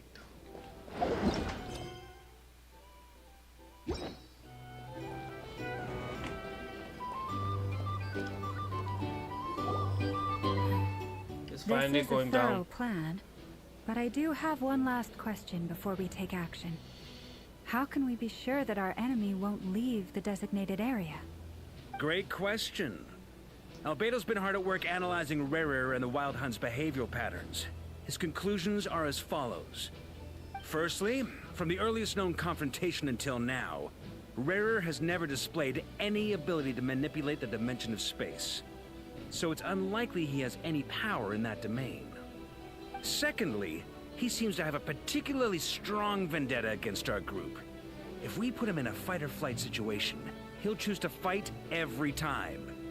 Thirdly, finally, and most importantly, he is consumed by hatred, both for the moon and for his enemies. Turns out, we tick both of those boxes. We have a reincarnated moon in our ranks, and a spy who accessed his private memories without permission. He'll be baying for blood, not looking to escape.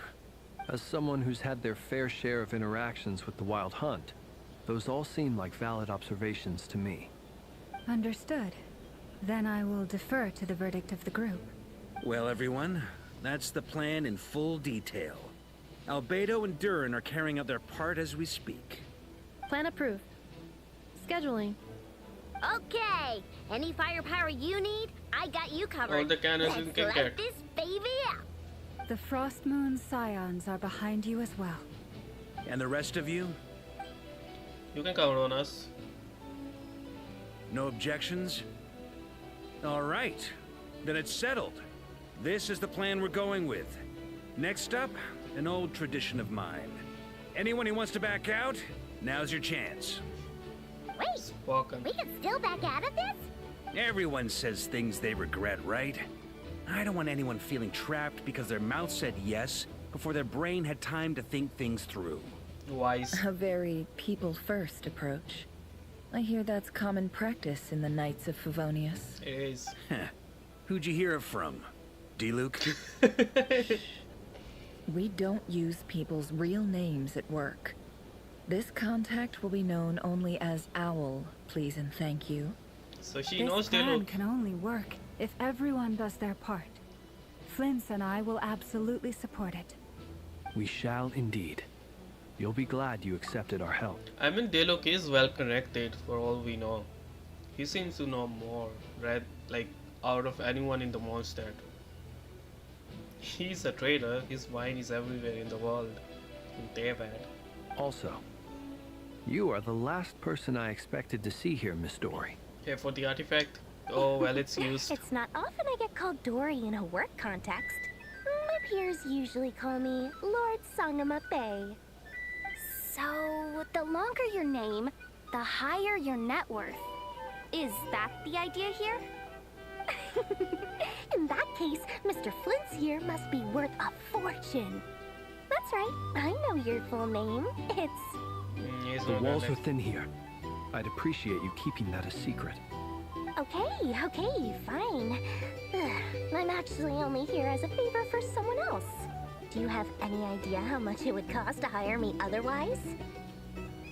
Oh, does this mean someone out there actually power to boss Dory around? Never. Most certainly does not. We have a long-standing and mutually beneficial business partnership. She's actually the mom of a friend of yours. The mom of a friend of yours. Alice? Are we talking about Alice here? Clay is our friend and she's the mother of Clay. I don't remember anyone. It has to be Alice, right? It has to be Alice. It is Alice, isn't it? It has to be Alice. Said Mom supplied me with a great little trinket, but now that lady's ruined everything. If I don't start building a little goodwill now, my whole business in Krai is gonna go down the drain. Yeah, that artifact is gone. So what exactly is so special about this pendant? It's a lucky charm that a great mage made for me. It is Alice. We have It a is business Alice. relationship, and she was worried that something bad might happen to me. So, she wanted me to have something that can store power to protect myself with. I finally got it all fully charged up with Kuvaki, and then never went and used it all up at once. Never lost so big in my life. Yeah, she's gonna squeeze you, Nefer. She's gonna get every more out of you for this. You're right. It was all my fault. I didn't mean to drain all the Kuvaki in the pendant, but I'll make it up to you. You will? Well, in that case, how about you give me your chess set? And we call it even. How does she even know about the chess set? I knew you'd say that. Well, it's yours if you want it. In fact, take it now, and I'll even throw in a free Raker of Solnari. Deal? Yeah, he's in there. You're putting me in a difficult position here. It's a very useful thing to have around, but I have a funny feeling it won't be around much longer. I guess we'll see in a couple of days. Is it gonna get destroyed? Looks like bankruptcy for me. Hey, don't be so pessimistic. See this through and you never know. You might find a new business opportunity on the other side. With an action plan in place, everyone chats among themselves. Oh, you and Prime Minister will check in and see how much sales or preparation are going.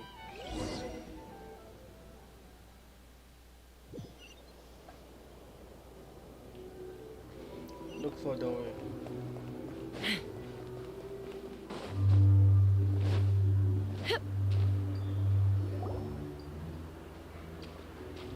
Dory, how are things going?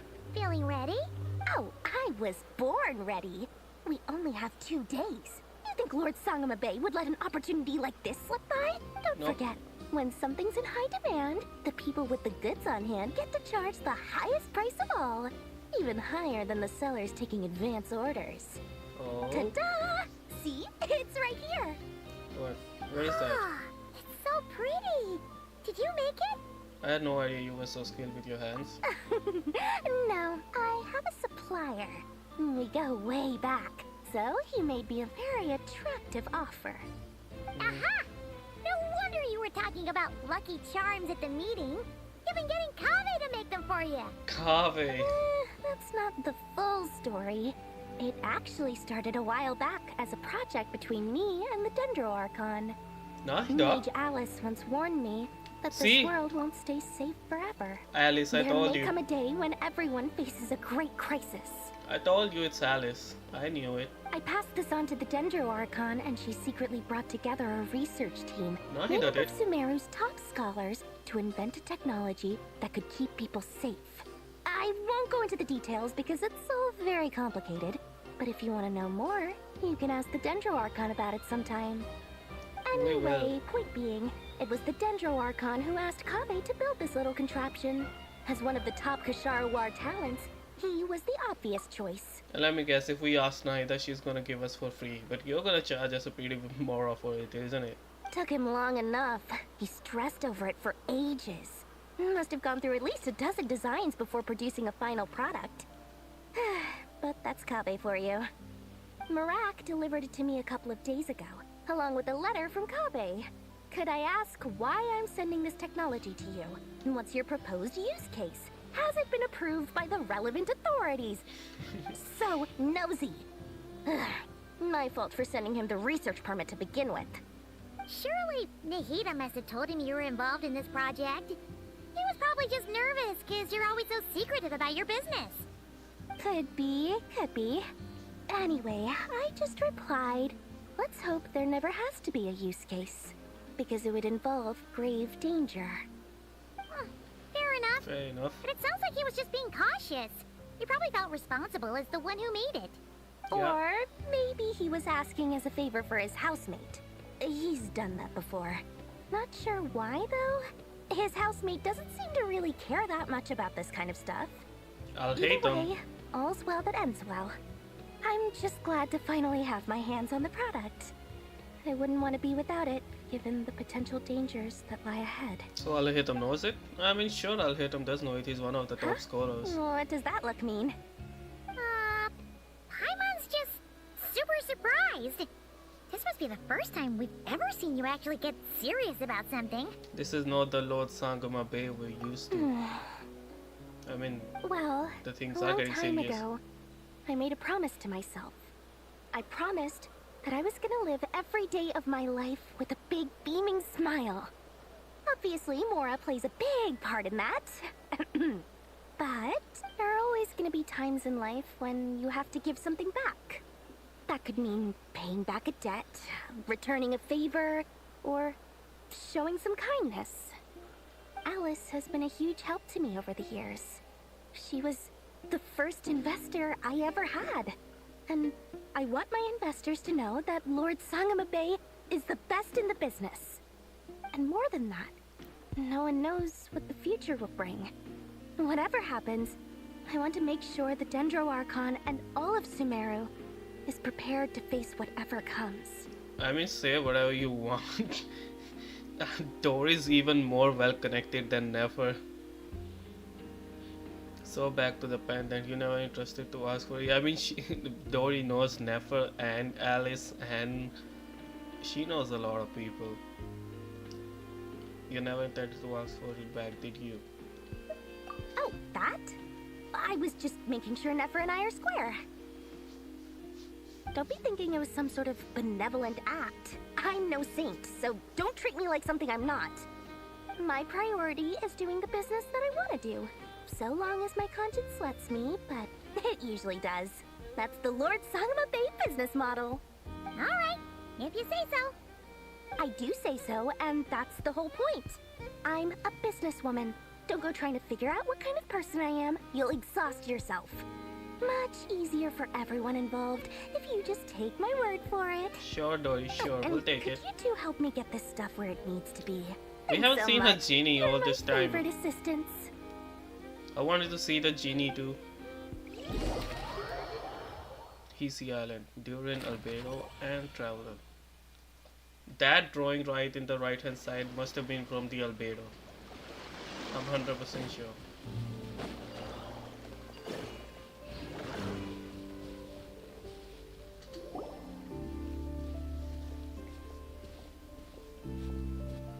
Traveler, Paimon, it's good to see you. Good to see you too. Everything going smoothly over here? Sort of. As you're probably aware, Varka, Durin, and I captured some abyssal creatures from the Wild Hunt. Per the plan, we dissected and analyzed some samples of these creatures. The process went very smoothly. The findings, however, come with some troubling implications. What implications? You can actually dissect the Wild Hunt? That depends on your definition of Wild Hunt and dissection. Harmless, lifeless. These words are accurate descriptions.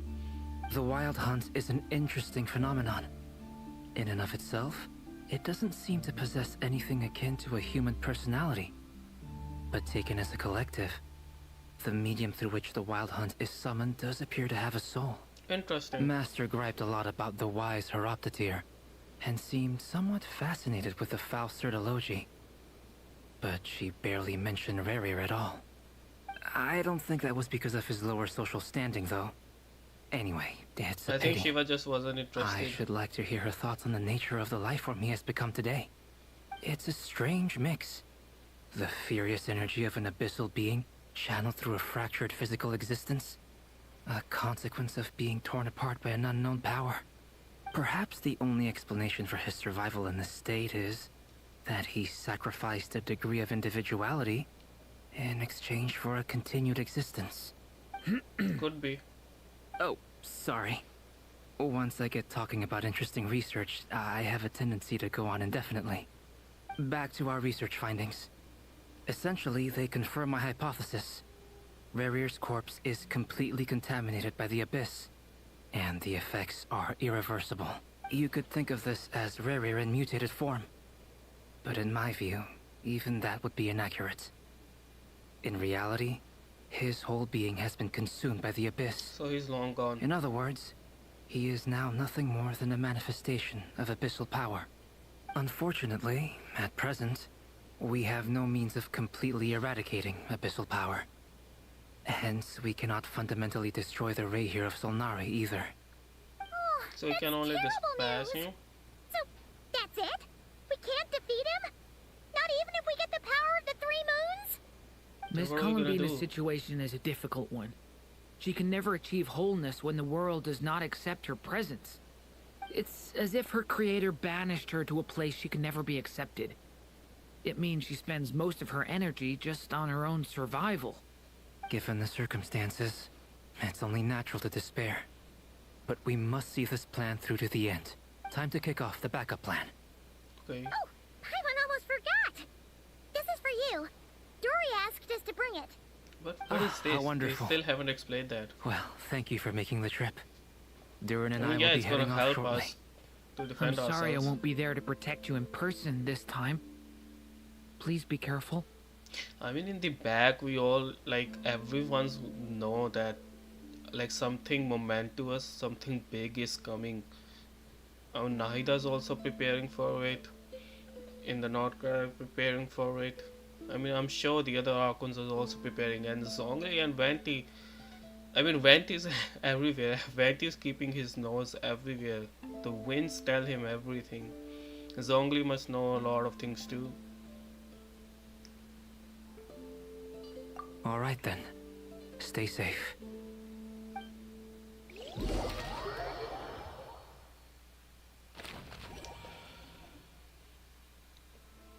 Now, whose drawing was that? Either Varka or the Moonshad Loma? I think it was Varka's. I'm guessing I should change my party. If we have to fight the Wild Hunt, I need the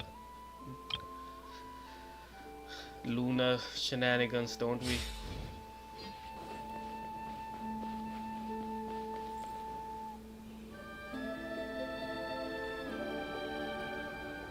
Miss Lauma, is everyone here? Yes. The fate of my flock is in your hands, Grandmaster Varka. Please keep them safe. My lady, what are you saying?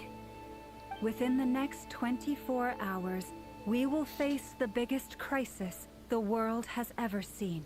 The Wild Hunt. This is not a burden that we deserve to bear. But I believe that we reap what we sow in this life. So I intend to act. I must do what I think is right. For me, that means fighting for the future of Nodkrai. This gentleman is the Grand Master of the Knights of Favonius, Varka, Knight of Boreas. In my absence, please follow his lead. Hey, everyone. Guess I should introduce myself. Well, to start with, I know my way around a battlefield. What a way to start. Biggest strengths are honesty and hard workingness. Anyway, point is, I don't intend to let Lauma down. I'm gonna do everything in my power to keep every last one of you safe and sound. Are we gonna explain what's gonna happen? Sanctum of the Oath Keeper. The drawings on the right hand side, you know, the right corner, down corner, they were so childish in the beginning, but now they're getting better and better. I want to know who's drawing them. Something on your mind? The Miss damsel lad. Columbina, was it? I believe that's how the others addressed you. That's right. Names are funny things. Have you always been called Dainsleif? Yes. I take it your own name has a more complicated history.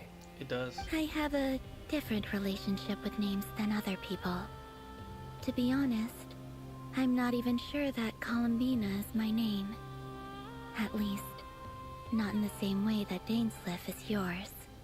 But it's what everyone calls me, and I go along with it. A lot of my life has been that way. I get so used to things that I forget to question why they are so.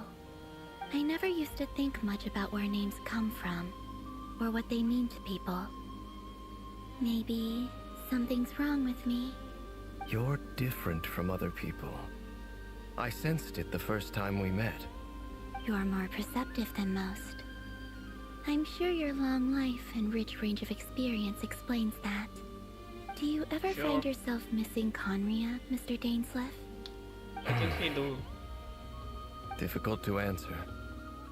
I have dreamed of the past many, many times. Sometimes I'm fighting tooth and nail. Other times I'm lying on the ground, defeated. I don't recall any happy moments from that time. It has been too long. Is that because hatred survives longer than love and affection? That would not be for me to say. I make no excuses for the grudges I bear. But whatever the reason, I remember little that was beautiful or sentimental. Thank you for your help with the Rerir situation. Without your efforts, I mean, his I grudge never could has. have learned the hidden It's his truth grudge of his against story. everyone that says You're welcome. maintained his conscience. I you know he's your friend. and helped him to get this far. He betrayed me. And I never really understood what he was going through in life. Some friendship, that is. Well, he never Okay. told you. So, do you plan to fight him with us? You see, you're torn. Now you know what really happened. You see the things he's done in a new light. I need some time. Of course, But nevertheless, I completely understand. what's done is done. Anyone else in your position would feel conflicted too. Actually, I went through something similar myself recently. Something happened that changed my perspective on a situation. A situation I took for granted at the time, but now I feel very grateful for it. You mean the Harbingers who still support you, even though you've left the Fatui? Yes. I always thought they were only helping me because Harbingers are forced to work together. But then I abandoned them. A warrant was even put out for my arrest. And even now, they still support me. Which means I was wrong about them all along. Clearly, they view you as a friend. I feel a little guilty now. I regret not seeing her help for what it was, and not treasuring it. Oh, you can try to do it now. I see the guilt that you're feeling now, because I feel it too. Hopefully, talking about it will do us both some good. Have you noticed that the Traveler and Paimon are over there? I think they've been listening. You don't have to mention. Shall we say hello? Sure. Hello. Ah! They caught us! Sorry, we were just concerned about you. I apologize for making you worry. No doubt you wish to know where I stand on the plan to take down the Recher of Solnari. I'm afraid I need a little time, but I will seriously consider joining you. You will? Oh, thank you so much! I want to see the interaction between Raider and Densleif. They needn't be. How will This Raider was react? something that I was going to have to face up to eventually. That doesn't matter to them. They're grateful to you regardless. You can't control their gratitude, so just accept it. And then, have a think about whether you're willing to join us. Man, Konopina has come so far. She was so distant in the beginning. Sanctum of the Old People. It's nearly showtime. Let's go rendezvous with the others. You know the place.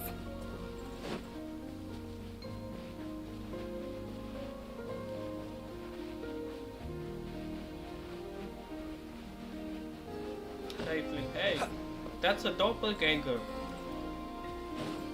I'm the real prince.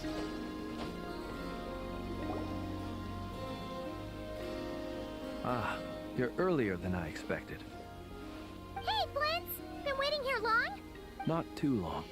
I came a little early so I'd have some time to think. About what? Are you nervous about the battle? Quite the opposite. I'm reminiscing on my past battles. When I was awakened by the Ratniki, I had not touched a weapon in many years. I felt like the battlefield was not where I belonged. But after waging war against the Wild Hunt for so long, I came to realize something. A life of absolute peace is simply not a possibility for me. My restless flame indicates that somewhere inside of me, there is a deep yearning to root out the evil in this world. Oh, that doesn't sound like such a bad thing. I agree. Well, in the past, when I was a Fae whose primary concern was hibernation, it was hardly ideal. But it certainly serves me well here in the present. And I am delighted to be able to join forces with you in this endeavor. Looks like I'm not the first to arrive. Ah, Miss Lauma. Did you sleep okay last night? I struggled to settle down at first, because of the nerves. But don't worry. I got enough sleep in the end. I'll be just fine. Please, I'm just doing my part. Never! Over here!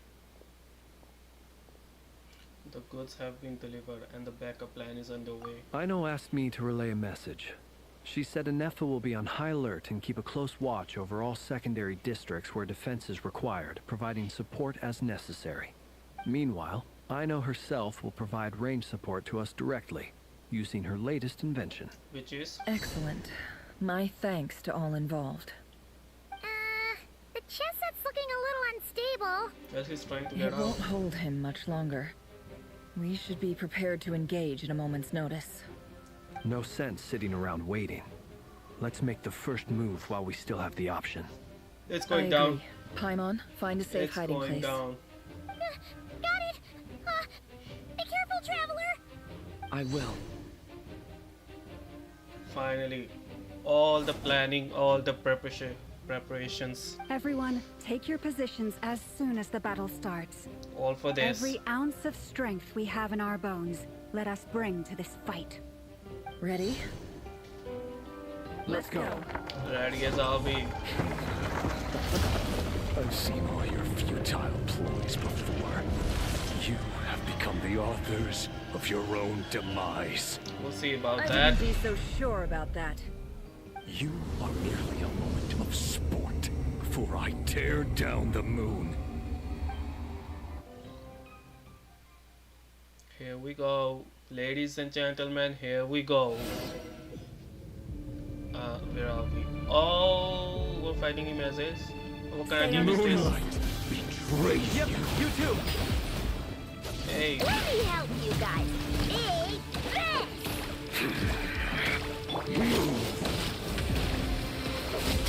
Hey. Just give me my flames. What kind of... Are you quite finished? Hunt him down! To dust, moonlight betrays you.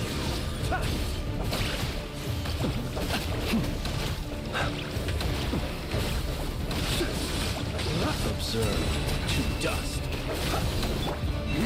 Protect us. It's all futile.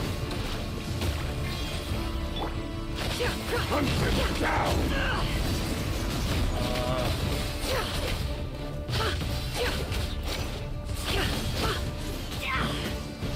Come on. They should have given me my team, man. I don't like it. Leave this place.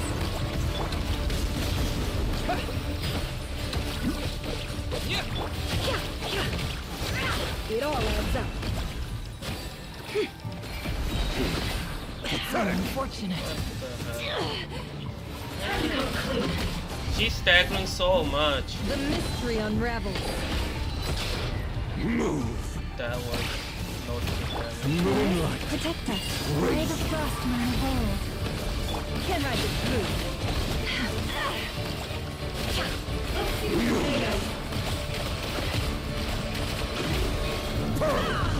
It began with the moon, and What so now? shall it end. What now? What The moon will protect you. now? Where are we? Follow llamas, aim for her to find your target.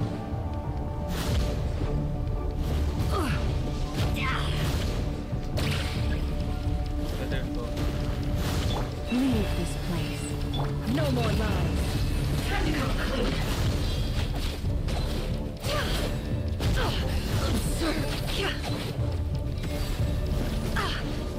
I have no idea what I'm doing. Do you see now?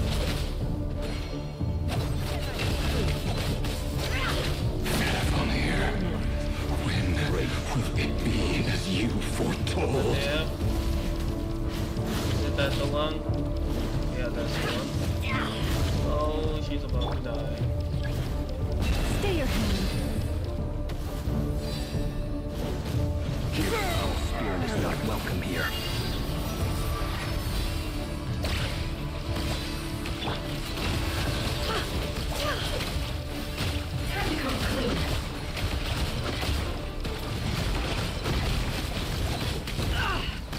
No more. Pathetic! Oh,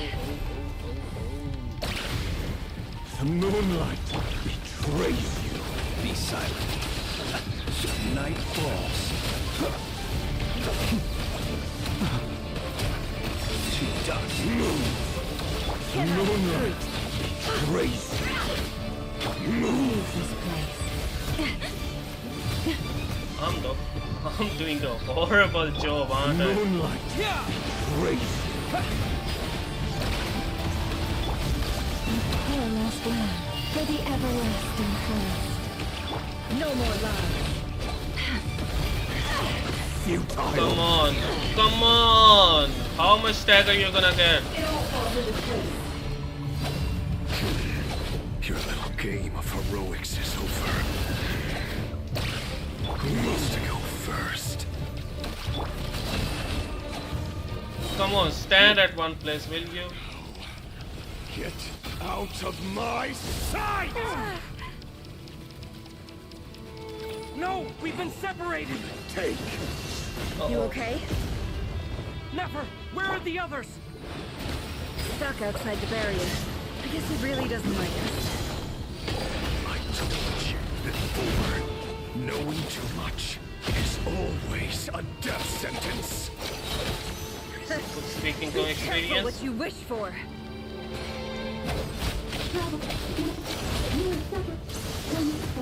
Lama! Can you hear me? Silence. But at least I know Not getting that much seeds. We need more seeds. Destroyed. Remember my new important task. Just keep stalling him. If I can stall him for long enough, the moon will come. Your death is within my grasp. Wipe out! Can I the truth?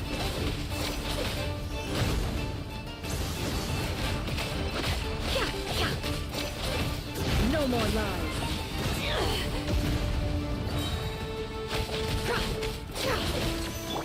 Water jet!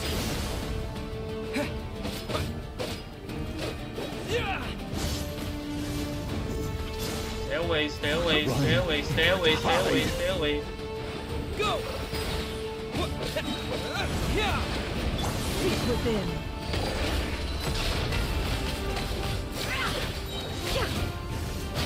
Ah, the water application is so cold. How long do I have to do this? You stop sitting around. How much power will it take?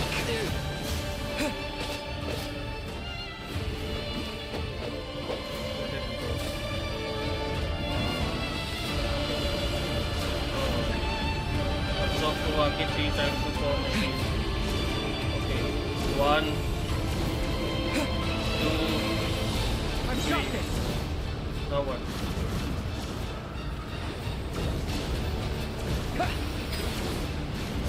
Now what?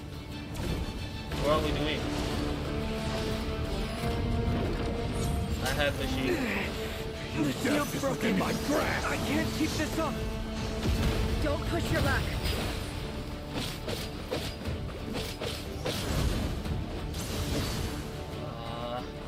It all adds up. But not doing much damage at all, man. Not doing much damage at all. Ah, damn it, this is dire. I need help. Where are you? Bombs away!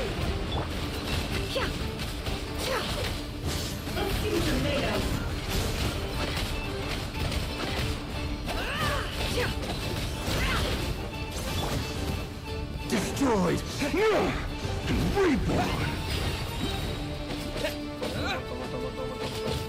Wipe out!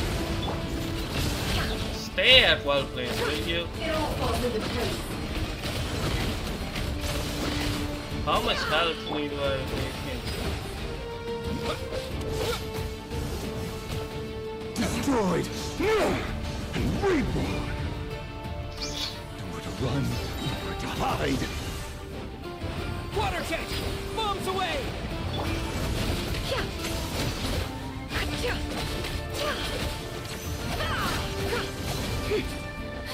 The mystery unravels.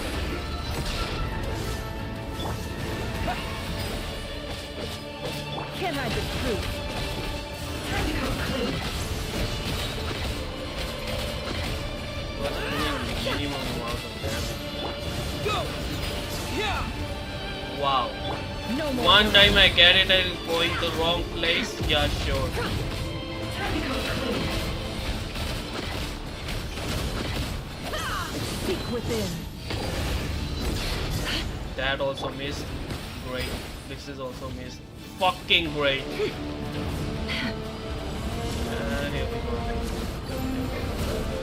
Take out the traveler, will you? Take out the traveler! There's no other way. I don't see anymore. Oh, we have to use network. Illuminati, the triangle.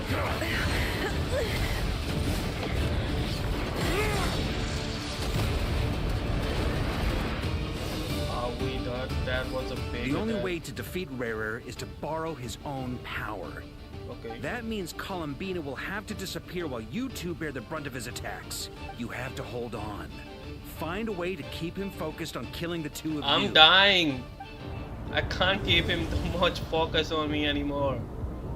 I need reinforcements, man. Never. Your eyes are bleeding. Soon you will be powerless to resist. And then I will reduce you to dust. But that dust will plague your memories. Come on. Keep holding on. Any other tricks up your sleeve? Let's see them. As Anyone? entertaining as they are.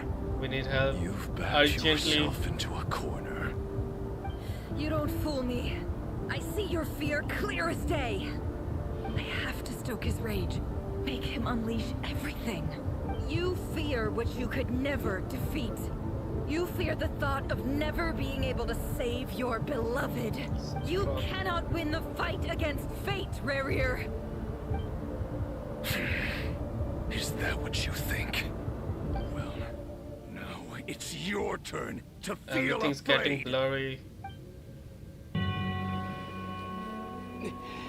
You fear the sound of your own name? Is it us you hate? Or is it what you've become? Let's see what becomes of you. Oh, no, no. Albedo? Is that Albedo? I think it's Albedo's alchemy. Finally, man, I thought we were gonna lose. We were barely doing any damage to him. That tower. I've seen it before. Albedo. Deodorant. Columbina. His power is on another level. We'll need to use an alchemical array to convert his power into a usable form. Then quickly channel it into Columbina, rendering her powerful enough to compete with him. I'll join you. I can help. If I release enough abyssal energy into a confined space, it'll create a potential difference, allowing us to extract a huge amount of elemental energy. Next, I'll synchronize with everyone's minds using pyro, then give you temporary access to their abilities and fields of view. But it won't last long. Okay. Can you see? Well enough. Are we ready? So, we have a student of Gold Rhine-Daughter in our midst. How about that?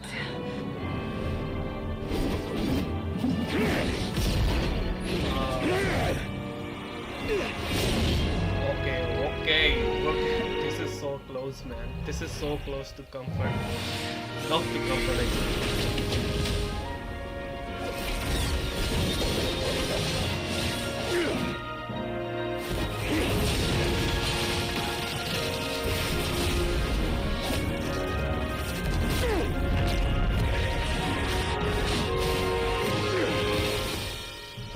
You use my own power against me? Just like how you stole Kuvaki. Look familiar? Right back at you, mate.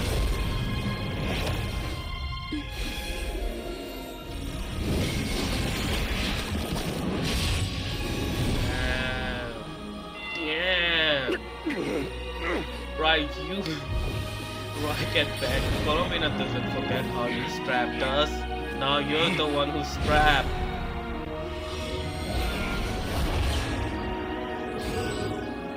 Don't you realize? You don't have the power to hold that gate open. The background music. I don't. The background. Someone else does. That's life. Goodbye, Rerir.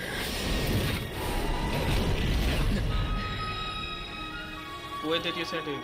Oh, I wanted the interaction between Dansleaf and Riri. There was not much of an interaction. There was just a glance. But where did they send him?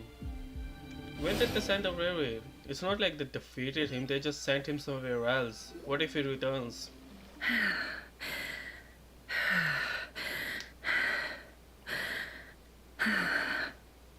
Nefer, how are your eyes? And where is Warka?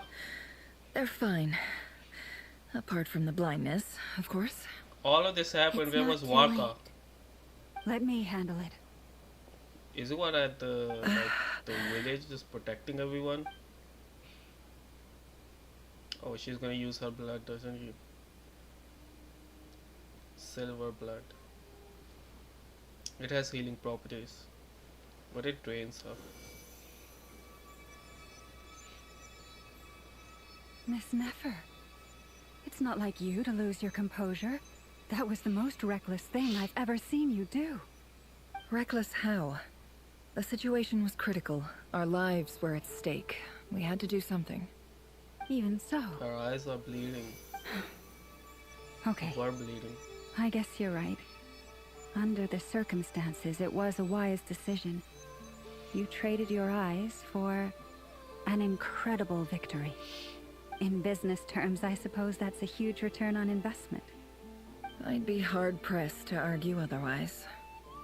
Still, I don't like this outcome, and I don't want you to lose your sight for good. So she People can't see for suffer now? when they make sacrifices they shouldn't have to make. Whether that means faith, strength, or in this case, your ability to even see. I had hoped you could win without sacrificing so much as a single hair on your head. Isn't that asking too much? Thank you. Really. Open it against All done. Maria. Don't try and open your eyes just yet. We'll see how you're doing in a couple of days. Until then, please follow your recovery plan to the letter. I'll send full details through Yehoda. For now, just get yourself home, relax, and rest. My dear friends, we have fought bravely and achieved a spectacular victory. A dark cloud has been lifted from the skies of Krai. All in this land will be grateful for what you have done. The moon will remember this day. Thank you both. Jehoda shows us and help us never got home, and you, of course, have Paimon escort you back. The sight of Nefer navigating the road with her eyes closed is a new one for you. She proceeds cautiously, but as her silhouette disappears into the distance, you notice she seems almost smug. Huh. There's something I want to let you know. Sure, go ahead, lay it on me. What is it? When Durin connected everyone's minds so I could access their powers, I also felt everything they felt. And since Nefer's eyes were injured, my eyes are hurting now too. You never opened them. Hold on. Let me try. I only feel the pain. There's no actual damage. I just thought I should tell you. You're right. There's no damage. That's a relief. But I must say, I'm surprised to hear the Kutar share something like this with me. In the past, you never used to open up about yourself. Yeah. Things are a little different now from how they were. She's opening up. I'm learning to share how so I truly proud of her. feel with my friends. Friends? You have no idea how glad I am to hear that. You can't help but break into a smile at the words friend as a warm and fuzzy feeling fills your chest.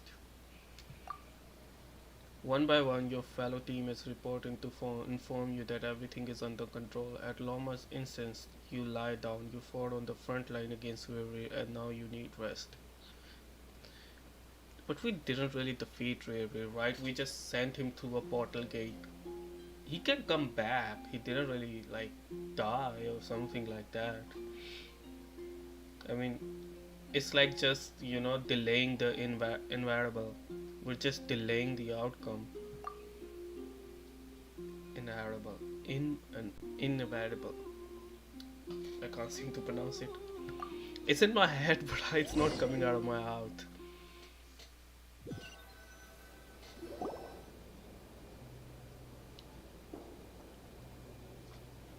I was sleeping. Yay! You're awake! Let me sleep, Paimon. How are you feeling? It was a Any long aches and day. pains? Did you sleep well? Well, my back's I'm hurting. doing all right, Paimon. No need to worry about me. Hey, your back's hurting, Well, mate. that's good. Paimon's been sitting on the edge of the bed worrying about you for ages. You slept a whole day and night. Poor Paimon had to eat all by her lonesome. Glad to hear you didn't starve. How was the food? Scrumptious. It wasn't the same without you there to share it. Ah. Honestly, Paimon just can't relax when you're not your usual self. She couldn't enjoy the food and settle down to sleep. Well, I'm back to normal now. Oh yeah, and Albedo swung by earlier. He said to tell you to head to the tavern when you woke up. Barker and the others are organizing a victory feast and they want to celebrate with you. Sure. He also dropped off some medical supplies, but you seem fit as a fiddle, so guess you won't be needing those. If you're feeling up to it, let's head over now. Wouldn't want to keep them waiting. Sure. Before the moon falls, go to the flagship. Aren't we in the flagship?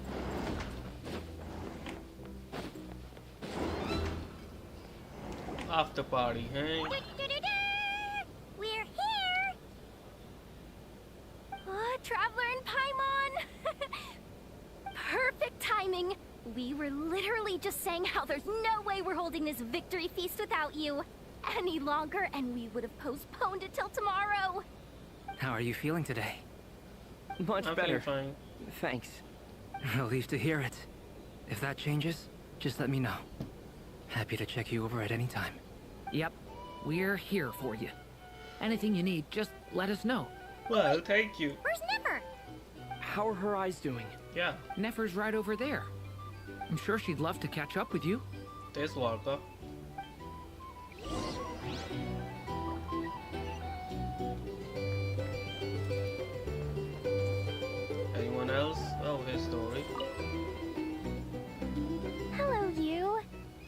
recovered from the battle? Mostly recovered, thanks. I'm touched that you asked. Come on, what do you mean? Of course I'm gonna ask. I care about my friend's well-being, and we are friends, aren't we? What you're standing Get on? yourself a drink. You've more than earned it. In fact, today your drinks are on me. Lord Sangamabe's got you covered. Well, that's a first. Really? What about Paimon? Has she earned it too? Has she? Please? Well, you haven't been through quite as much as the Traveler, but... what the heck, sure. Yay! Wow! Drinks on Dory! What a historic day. It is. It should be written down. Keep your voice down, or everyone else is gonna want in too. You... Have you heard anything I've been saying recently? Doing business in Krai has been an absolute nightmare. I'm buying for everyone. The angle. I love the angle. Okay. Paimon will speak more quietly. Jeez. That's more like it. Don't you forget. Lord Sangamabe doesn't just go around buying drinks for anyone and everyone. Thank you. That makes us very special, doesn't it? Dan Slip is over there. Let's have a talk with Dan. Where's Aino and the Nefa? For starters, I don't see them anywhere. Yeah, I don't see them. I see you've recovered. You bet. Snooze his way to a full recovery. I'm doing much better. Thanks for checking up on me. Glad to hear it. A healthy body is paramount. Nothing else in life is possible without it. So take it slow. You can't afford an injury. I'm so grateful that you decided to help us in the end. Paimon too. You really saved the day when you swooped in to open that gateway. Yep. I came to accept that although Rerir was my friend in the past, here and now, he was an enemy that must be defeated. Though I will never fully understand what happened between us, I could not let this crisis deepen any further. We fought a very necessary No one's battle. gonna ask where did you send him. And you played your part admirably. Thank you. I know it was hard, but we'll get through this. Yeah. And if you ever need to talk, just remember, we're always here. I'll do that. You know how to find us. Somehow you always find us, though we can never find you. I'll get back to you. Just let me talk with the captain. I thought of 1,000 ways to congratulate you, but now you're here, words are failing me. We never really saw Walker fight, huh? I really wanted to see him to fight. The honorary knight stuns them speechless once again. Well said. The honorary knight showed us all how it's done. The other knights tell me that Mondstadt was the first stop on your journey. All of us are truly delighted to count you as our friend. I'd like to thank you for supporting the Knights of Favonius, and also for helping us save Krai. Don't mention it, Grandmaster. Nonsense! Of course I'm gonna mention it. This is more than just business. It's a relationship. And there can be no relationship without showing gratitude where it's due. Out, Captain. I'll go talk with Nefer now.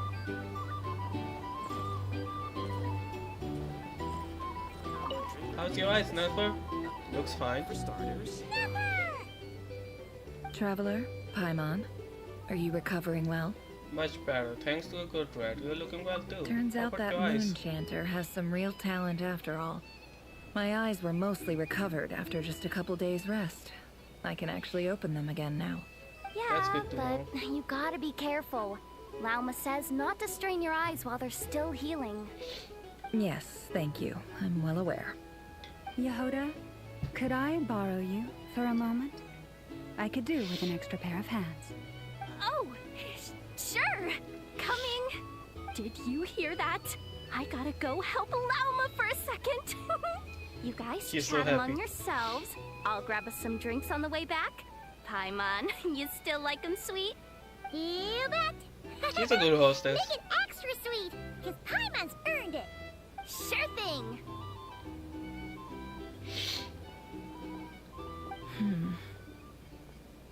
What? You're also curious what's happened to River? The Raker of Solnari. Kind of a snake, don't you think? More of a wolf in my mind. No, definitely a snake. A poisonous one Isn't who it well spewed funny? his venomous hatred everywhere. Anyone who seeks revenge out of hatred for other people has become a snake. That's something my dad used to say. I guess he didn't like seeing people go down the path of vengeance. Perhaps. I'm sure it sounds like a very wise and open-hearted perspective to your ears. But me? I think hatred is a perfectly justifiable emotion. Me too. Me too. And vengeance, it's sweet. It is sweet. I like me a good vengeance story. What else is left when everything you depended on in life gets stripped away? Something's gotta fuel that drive to keep on living. That's also true. When I look at your life, I see a lot of things that you can depend on. If you're worried about me, you can nip that in the bud. I'm not someone who gets stuck in the past. It's just... I suddenly feel like I was wrong to call my father a liar. He was just a fool. That's why the academia turned their back on him, and why the other tribes ganged up on him. Oh, Father. How much better things could have been if you were a skilled liar. Look at the Ibis King. Thoth is a fiendishly cunning liar. And yet, strangely, he feels more like a father to me than my real dad ever was. He's never brought it up, but I'd bet he feels the same way. Why else would he give me the power to perceive the truth, while at the same time training me in the art of deception? He must have won something out of it. Sadly, I've never heard the Ibis King voice. What's he actually like? Well, King Deshret banished him to Aru, which is essentially a prison, and posed 3 questions to him. He promised that he'd have his freedom if he could find the answers. His response was to take on a physical form and approach me, hoping that I could become his envoy and search for one of the answers on his behalf. Did he really think I'd fall for that? He's stuck there. He can't make me return what he gave to me. Sound like he was nice enough to you. You definitely sound like father and daughter. So that's enough for you to decide he's nice, is it? He's a prisoner, and he was scared. So he decided to perform some good deeds to win people's approval. He lives in fear because he's a deceiver. How is Rerir any different? You can't work as a spy your whole life and expect a happy ending. It's preposterous. Yet I can't say I don't understand it. Liars live in the darkness of their own making. But it's still human nature to want to go on living. They say that a liar's soul is the most worthless thing in the world. What do you think? They say that a liar's soul is the most worthless thing in the world. It depends upon the lie. There are white lies, and then there's dark lies. White lies are like sometimes white lies are sometimes essential, not that they're harmful. Like, I say it depends on the context, really. Sometimes you have to lie. Sometimes lying's a good thing. Sometimes truth's really not a way to go. It depends on the context. I have to disagree. It depends on the context. Oh, really? Well, it takes a very kind person to find compassion even for liars. If you ask me, the soul of a liar really is worth nothing. Because all they care about is themselves. Again, it depends For on the example, context. when something good falls into my lap, I don't go sharing the news around. Stops other people trying to steal it from me. I have a feeling some people over there may have overheard that. So be it. They have sharp ears. I can't keep anything from them. Wow, is that what it looks like? What it looks like is you're starting to see us as your friends. Well, you all know my past now. And I can't simply eliminate everyone who knows too much. So I guess I just have to put up with you. For the foreseeable future, at least. It's not easy to get When rid you of find me. yourself in a situation you can't control, the safest play is to keep calm and start monitoring everyone involved like a hawk. In the intelligence world, you need to have a sense of perspective and play your hand accordingly. If you understand what's at stake, please ensure my secret is safe with you. I trust you'll respect my wishes as a friend. Don't worry. But don't My forget, lips are sealed. I will also be watching Totally you sealed. like a hawk. You don't have to. Very good. I'm a good secret keeper. Now that the panic's over and we've But all wait, calmed Paimon down, knows that. Paimon suddenly remembered something. Hey, I can't take any. I can keep my lips sealed. I'm not sure about Paimon. I'm not taking any responsibility for that. After all that build-up, our mystery ally never showed up even once. Who, Alice or Nicole? Quest completed. Analogy for faded moonlight. A noise is coming from indoors. Huh? Am I imagining things?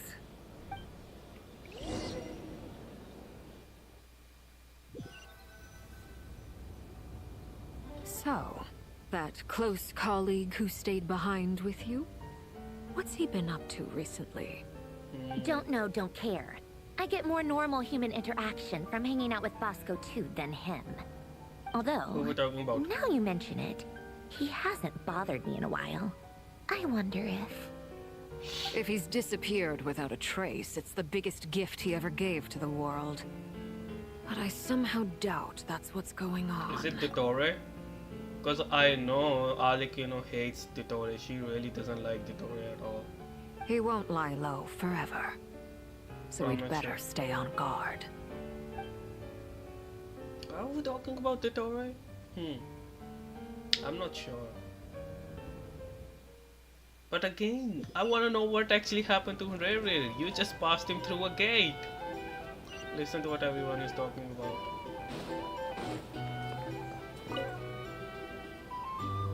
How have you been holding up?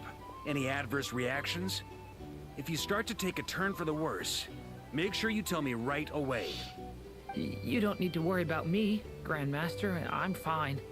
I mean, I barely did anything, so... What? You're too humble, young man. You played an indispensable role in the battle for Krai. You did. We can't thank you enough for your support.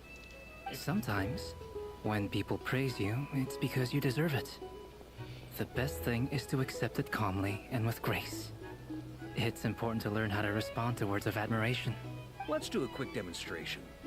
Albedo, that was an incredible feat of alchemy. The pressure was on, but you worked flawlessly at lightning speed to get the job done. That he did, didn't he? Thank you. I can't take all the credit, though. Durin played a big part in forming the alchemical array. See? Did you catch that? A masterclass in how to take a compliment. Okay, yeah. I did work pretty hard to help prepare for the battle. No point denying that. Hey, you guys! Seriously, great work, everyone. You all outdid Hey, yourselves. look who's bounced back. And me Looking good, too. traveler. Seems like you've recovered. You won't need to take any more medication. Wait, why everything is black on Traveler? Like our earrings, our centerpiece in the chest, the bracelet around our arm, it should be glowing with the element whatever we have on the like Traveler. Why it's all black? Conspiracy theory? Okay, I'm joking, but why it's all black? Can I get you a drink? Huh? You know how to order at a bar now? See, it's all black. You've sure learned a lot recently. It's like with elementless. Like, why it's black? I'm confused. Why it's black? Is that a new element? I'm sure theory crafter have an explanation for this. They're gonna have a blast with this. I'm sure there's gonna be video soon. Handling a drinks order is ridiculously simple compared to alchemy. Don't worry, I'll blend into society yet. Paimon believes it. You're clearly a fast learner, just like your brother. And he's becoming To be sassy totally like him honest, too. though, Paimon didn't quite follow all the details when you first explained the plan to us. Don't worry, that's completely understandable. Unless you're a student of alchemy, it's hard to grasp the principle and how the process works. To put it in the simplest terms, we saw how our enemy stole the power of Kuvaki. And that gave us the idea of stealing his power to turn it against him. When facing Simple an enough. enemy you have no hope of defeating, it's best not to engage them in battle. So, Instead of looking for a way to overpower him, we decided to help Columbina get strong enough to at least stand up to him in a fight. For this to work, we had to analyze his modes of attack, confirm who his main target was, and make sure that he wouldn't go beyond the range of the alchemical array. For added security, we prepared a total of 4 arrays. But to mitigate the impact of the battle, we identified one location in particular as the ideal spot, which is where the confrontation took place. The alchemical array absorbed his abyssal power. Then Durin processed it to render it usable by Columbina. That power enabled her to do what would otherwise have been nigh on impossible. What surprised me was that Dainsleif actually agreed to join us. Hey, I did speech it. Given his history with Rerir, he had every right to sit this one out. But we're extremely grateful for the decision he made. Confronting a former friend in battle, that can't have been easy. It must have been a painful choice to make. But I'm sure that making a decision was far better for him than staying in limbo. Absolutely. He was torn between 2 paths, but in the end, he made his choice and stuck to it resolutely. He doesn't strike me as the sort of person who'd stay trapped in limbo for long. That is anyway, for sure. However you cut it, everyone gave a stellar performance. And now, it's time to kick back and celebrate.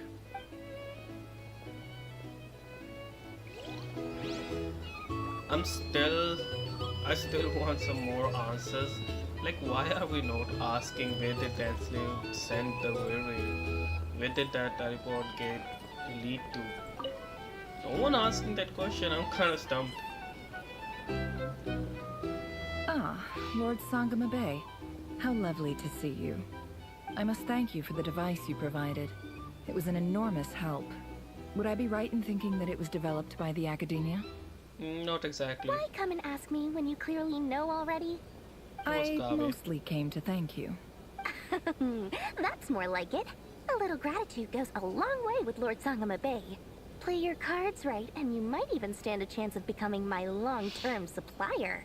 The chance to work with such a kind and charitable investor as yourself would be a great honor for the Curatorium. I love that exchange, man. I love that exchange. Charitable? Who said anything about charity? First time hearing about it. Let's see. The first plot of land you purchased in Krai, your desert interests, and... Stop! What do you think you're doing? Exposing my investment history! It's nothing to hide from. They're all perfectly legitimate investments. And some of the land you purchased was with the intent of building a sanctuary? Yes, I heard about that too. How did you... You're a curious case, Lord Sangama Bay. You don't like people finding out about your good deeds, do you? But I'm afraid no matter how hard you try to keep things under wraps, where there's a will, there's a way. I think that's all like the plan they all made with Nahida. She did said that they've been preparing for something worse to come. You did it for Sumeru, didn't you? It was empty land that was gonna go to waste otherwise. I figured if I built something there, it might at least get some use in an emergency. Disasters are capricious things. They strike without any warning.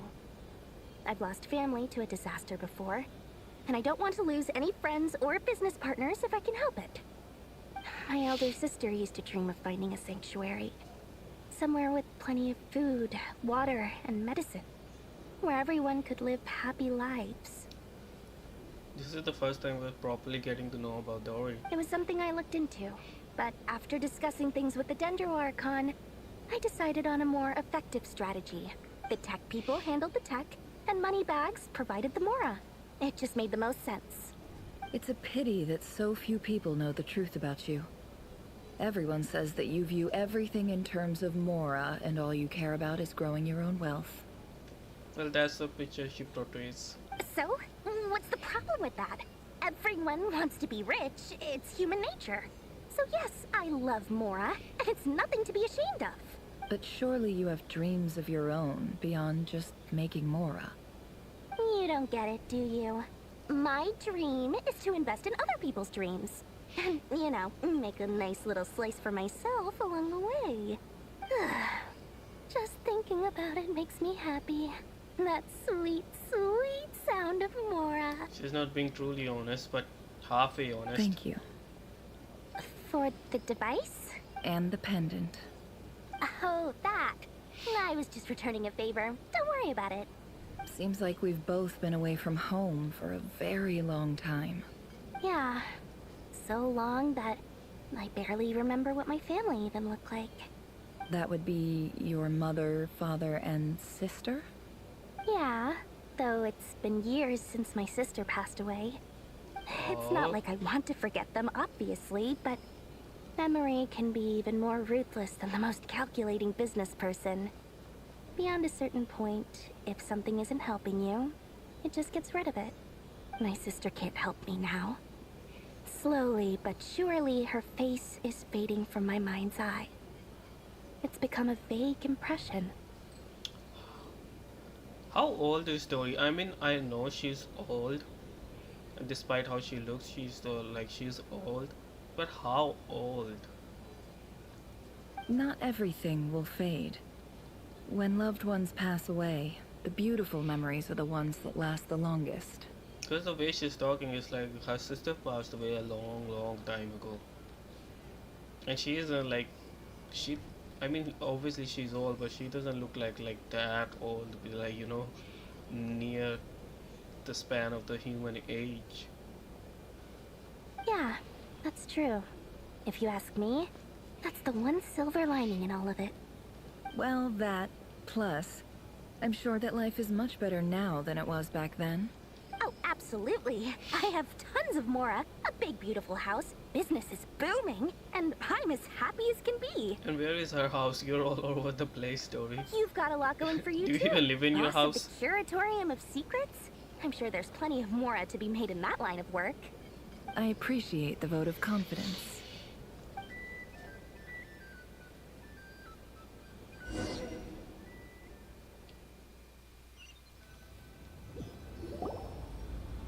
Oh, we're back here. That's the only reason you're here. Yes. I've thought a lot about it. And I've realized that you, me, and Arlecchino should be friends. I That's think good. this is very important. So I felt I had to come and tell you. Well, this is a new one. I'm so moved. I can't even hold my teacup. If that's all, you can leave now. She's saying that, but internally she's so happy. Do you not want to be friends with me? Or is it that you prefer being co-workers? What is this, Columbina? Are you deliberately testing my patience threshold? Right now, my politeness module is active. But if you say another word, I swear I'll shut it down. She's blushing, she's blushing. If your politeness module was active, wouldn't you say the word please at some point? Polonia, please see Lady Columbina to the door. She's Will so you still blushed. invite me to your next tea party? She just can't be true to herself. What? Yes, I think you will. Bye-bye, dear Sandrone. Columbina knows her best too. Here we are, catching up with a friend. Hope I'm not interrupting. Hey, Polonia. Last time, the Wild Hunt escorted you out. Would you rather I handled it myself this time? Hey, what's with the hostility? We just wanted to, see how you were doing now that it's all over. Why? Out of concern for my safety? I hope you didn't seriously think that the Ray here of Solnari would be able to lay so much as a finger upon me, given how prepared I was.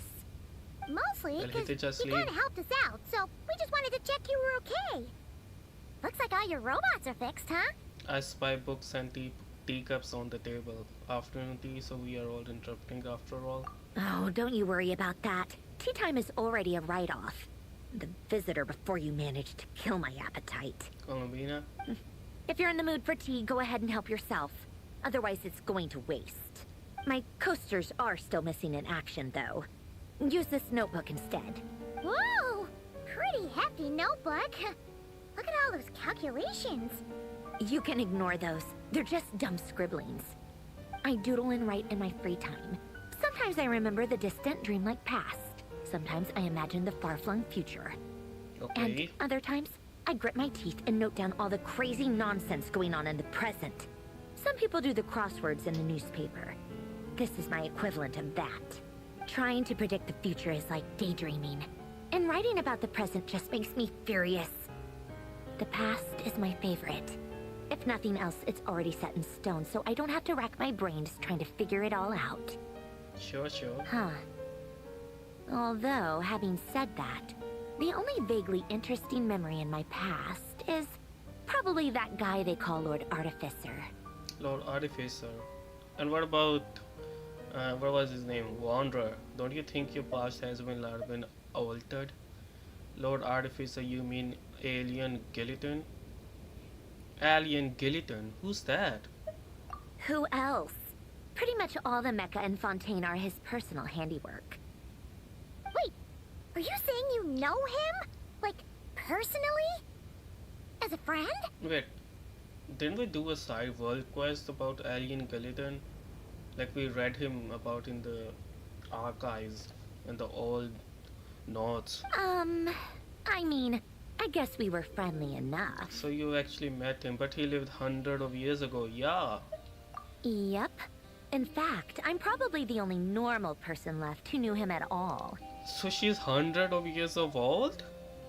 We used to chat occasionally back when he was still around. Before he passed away, he asked me to destroy all his manuscripts. Wait, I mean, I knew Sandrone is a puppet. Like, not puppet, she's like cyborg or full machine. I didn't know she was that old. Okay, so she's hundreds of years old, huh? She must know a lot of things then. I honored his request, but I did read through everything first before destroying them. The Lord drop in this region, it's all meat and potatoes. I mean, I couldn't let the genius of Lord Artificer Alain Guillotin disappear like that. Alain Would have been Guillotin. such a waste. So, that's where the formulas in your notebook are from? I just told you. Those are my equivalent of crossword puzzles. They're just dumb formulas that I solve for fun when I'm bored. What if she is Alain Guillotin, who's using this body? Wild theory. I know, it's a wild theory. It doesn't really make sense. It just crossed my mind. Alain's work was like epic poetry. The formulas in my notebook are just silly little riddles in comparison. She really likes Alain's, huh? Not that there's anything bad I mean, look about up them. to him. I mean, at least solving those riddles isn't going to hurt anyone. Except me, because I lose a few brain cells in the process. Anyway, while we're on the topic, I might as well tell you about what happened to him and his friends. Alain Guillotin had two close buddies, Renee and Jacob. They spent their childhood years together in the Nazissenkreuz Institute. Wait, a Fontaine Lord drop right here? What? I've seen that, like that Oceanate. We've seen this picture before, I think. I've seen this girl in one of the world quests we were doing in all, you know, the underground facilities in the Fontaine. The Lord drop is just coming out of nowhere, man, seriously. Not Krai speak. It's just speak. Hands up, it is just speak. They were all quite competitive, so there was some rivalry between them. But it was a friendly rivalry. But beneath the friendship and the rivalry ran something deeper, a sense of nostalgia for the past. Unfortunately, childhood would end, the prophecy would come true, the apocalypse would arrive, and the future would never be. So is Sandrone in this picture or not? I don't think she is. A mad dream that would normally only capture the minds of lunatics begin to take root in their hearts. A dream of saving the world. And if Renee and Alain had been people of lesser wits, that dream would probably have ended up as something for them to joke about in their older years. But alas, they were some of the sharpest minds around. They nurtured that dream with the full power of their intellect, and it grew into something that ate away at their souls. The first of them to fall under its spell was Renee. Against Alain's wishes, He persisted in experimenting on a mutual friend of theirs to try and save their life. Alain did not approve and parted ways with Renee. It's complicated. Alain wanted to believe that Renee only did what he did for the sake of their friendship. But when he told me about what happened, I could tell he still had some suspicions about Renee's motives. Okay. Perhaps the seed that would grow into a nightmare had already sprouted in Renee's mind. Even then. The next time they met, Renee's soul had been completely engulfed by the dream of salvation. His futile attempt to change the tide of fate only resulted in a wave that swallowed up the world, even before the apocalypse came. I mean, the lore discoverers, the people who cover the lore, they're gonna have a field time with this, man. There is so much lore in Lord Krai, from Mondstadt to Fontaine. I mean, how much more lore we're gonna get over here? They'll be eating good, and they're gonna have some time. I mean, they're gonna be racking their pains, connecting all the dots, you know. And they're gonna be going back to Fontaine and read through all that test again to connect the dots. The lore dropping is mad. And although that wave died down eventually, I hear that it just recently came back with a vengeance. Oh, so that was... Oh yeah, we done that. We remember that. That was Renee. Okay, I remember it now. As I understand, Renee wanted to live out his dream of salvation once more. We done that quest. But I'm told that the attempted resurgence finally died out for good. At long last, Renee awoke from his deluded dream. Though of course by then it was far too late. What do you think of Renee? Do you admire his transcendent genius? His view that any price was worth paying to achieve the lofty goal of saving the world? Or do you despise him? Dismiss him as an evil madman who wrought havoc on the lives of everyone around him as he pursued his delusional dream? I mean, you can debate on that. Same difference, really. Just a matter of perspective. I admire him, I don't admire him. I really don't know.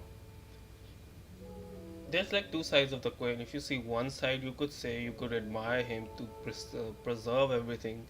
And then again, you see the other side of the coin. You kind of like don't admire him because the way he tried to do it, yeah, that was despicable. So I don't really know. What a cop-out.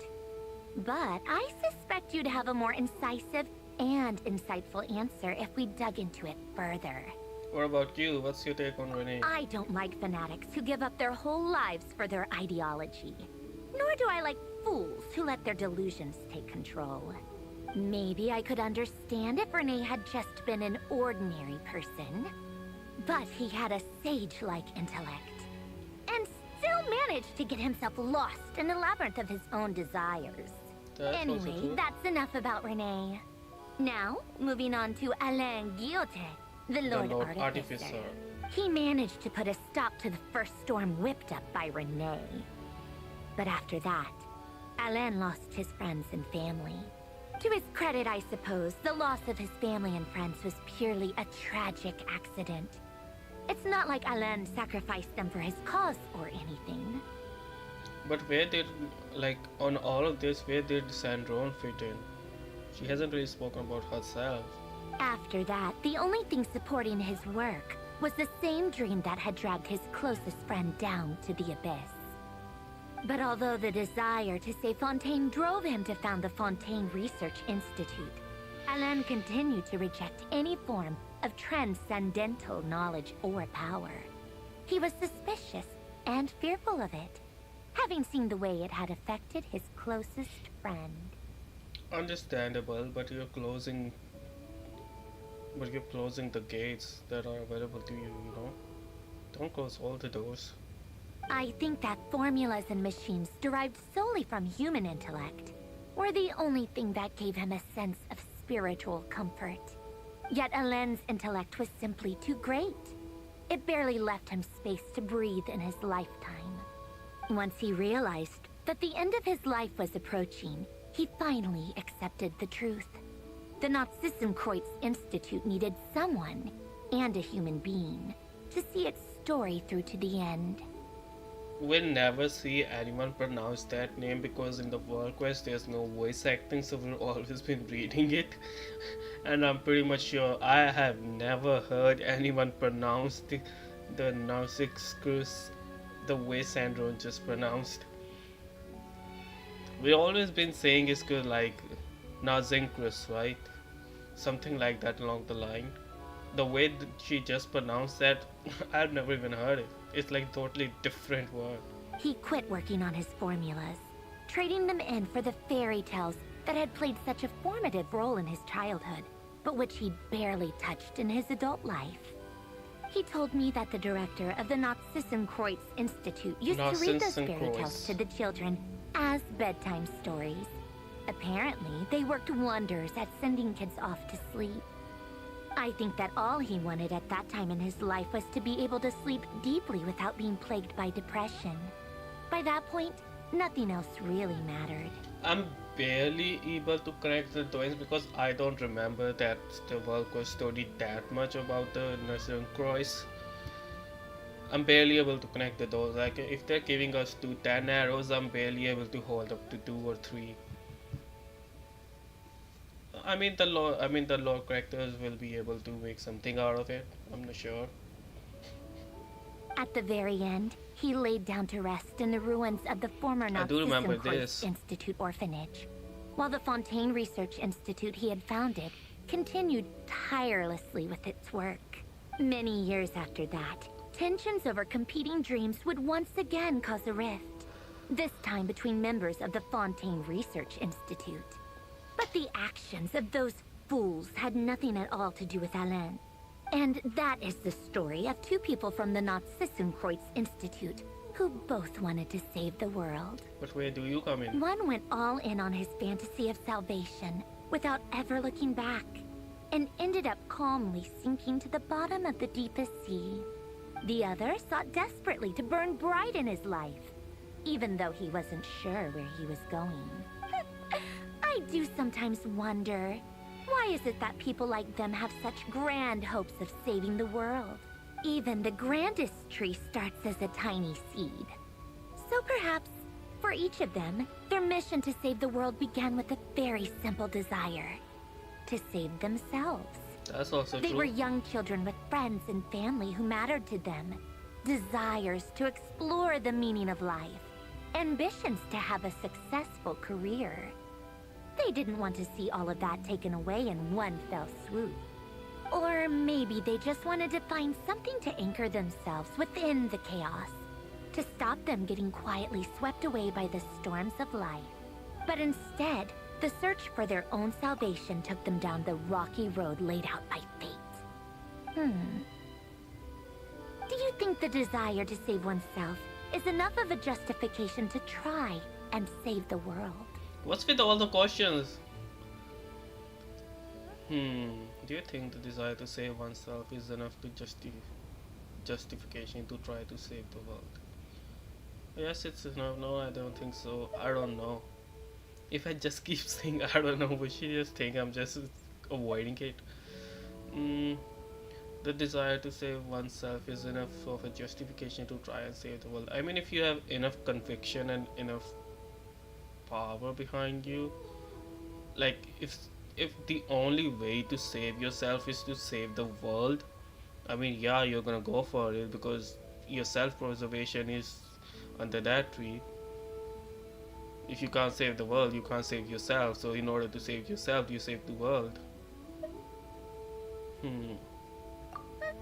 The way you said that sounded just like Alain. I asked him the same question back when he was in his prime, putting all of his energy into his work. He gave the exact same answer as you did. Okay. No elaboration, just a quick short answer before getting right back to his work. He was always that way. All right, tea time's over. I owe Arlecchino a favor for telling me these stories. I'll have to bring a whole sack of gifts the next time I visit the House of the Hearth. So Arlecchino told her these with stories? Colonia now. You guys can do whatever you want, as long as it doesn't involve interrupting me. Colonia. Exit hibernation mode. Begin diagnostics. Man, the lore dropped. It's too much for me to handle. Is the quest done? Was that all? Yeah. That's all. That was the quest, my friends. That was the quest.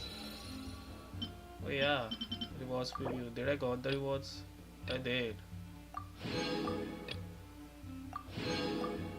Well, that was Act 4, my friends. That was Act 4. So far, it was great. I mean, it was great. Not Quite Quest throughout Act 1 and 4 has been banger one after another. I'm sure we have some much more to dig in. Let's wait for the next update. But so far, this was great. It has been phenomenal. I'm really enjoying the Northquare quest. And they did say that Northquare is the hub center. They're gonna tie up all the stories in the Northquare from every other region, and they have been doing that. I mean, just look at the lore drop. They've been telling us the backstory and the lore and tying everything from every other region. It's been great. It's been great. We've been eating good for a while now. Well, I hope you do enjoy this stream, and make sure you like and subscribe if you like it. It would help me a lot. I'm new to this whole thing, and if you could tell me like how to improve my stream, if you have any pointers, do let me know. I'm open to every discussion and comment. I'm open to every criticism. If you have positive criticism, sure, do let me know. And I hope you enjoyed your time over here. And that's it for now. Hope you have a great time and enjoy your time, and see you in the next video. He who wishes to peer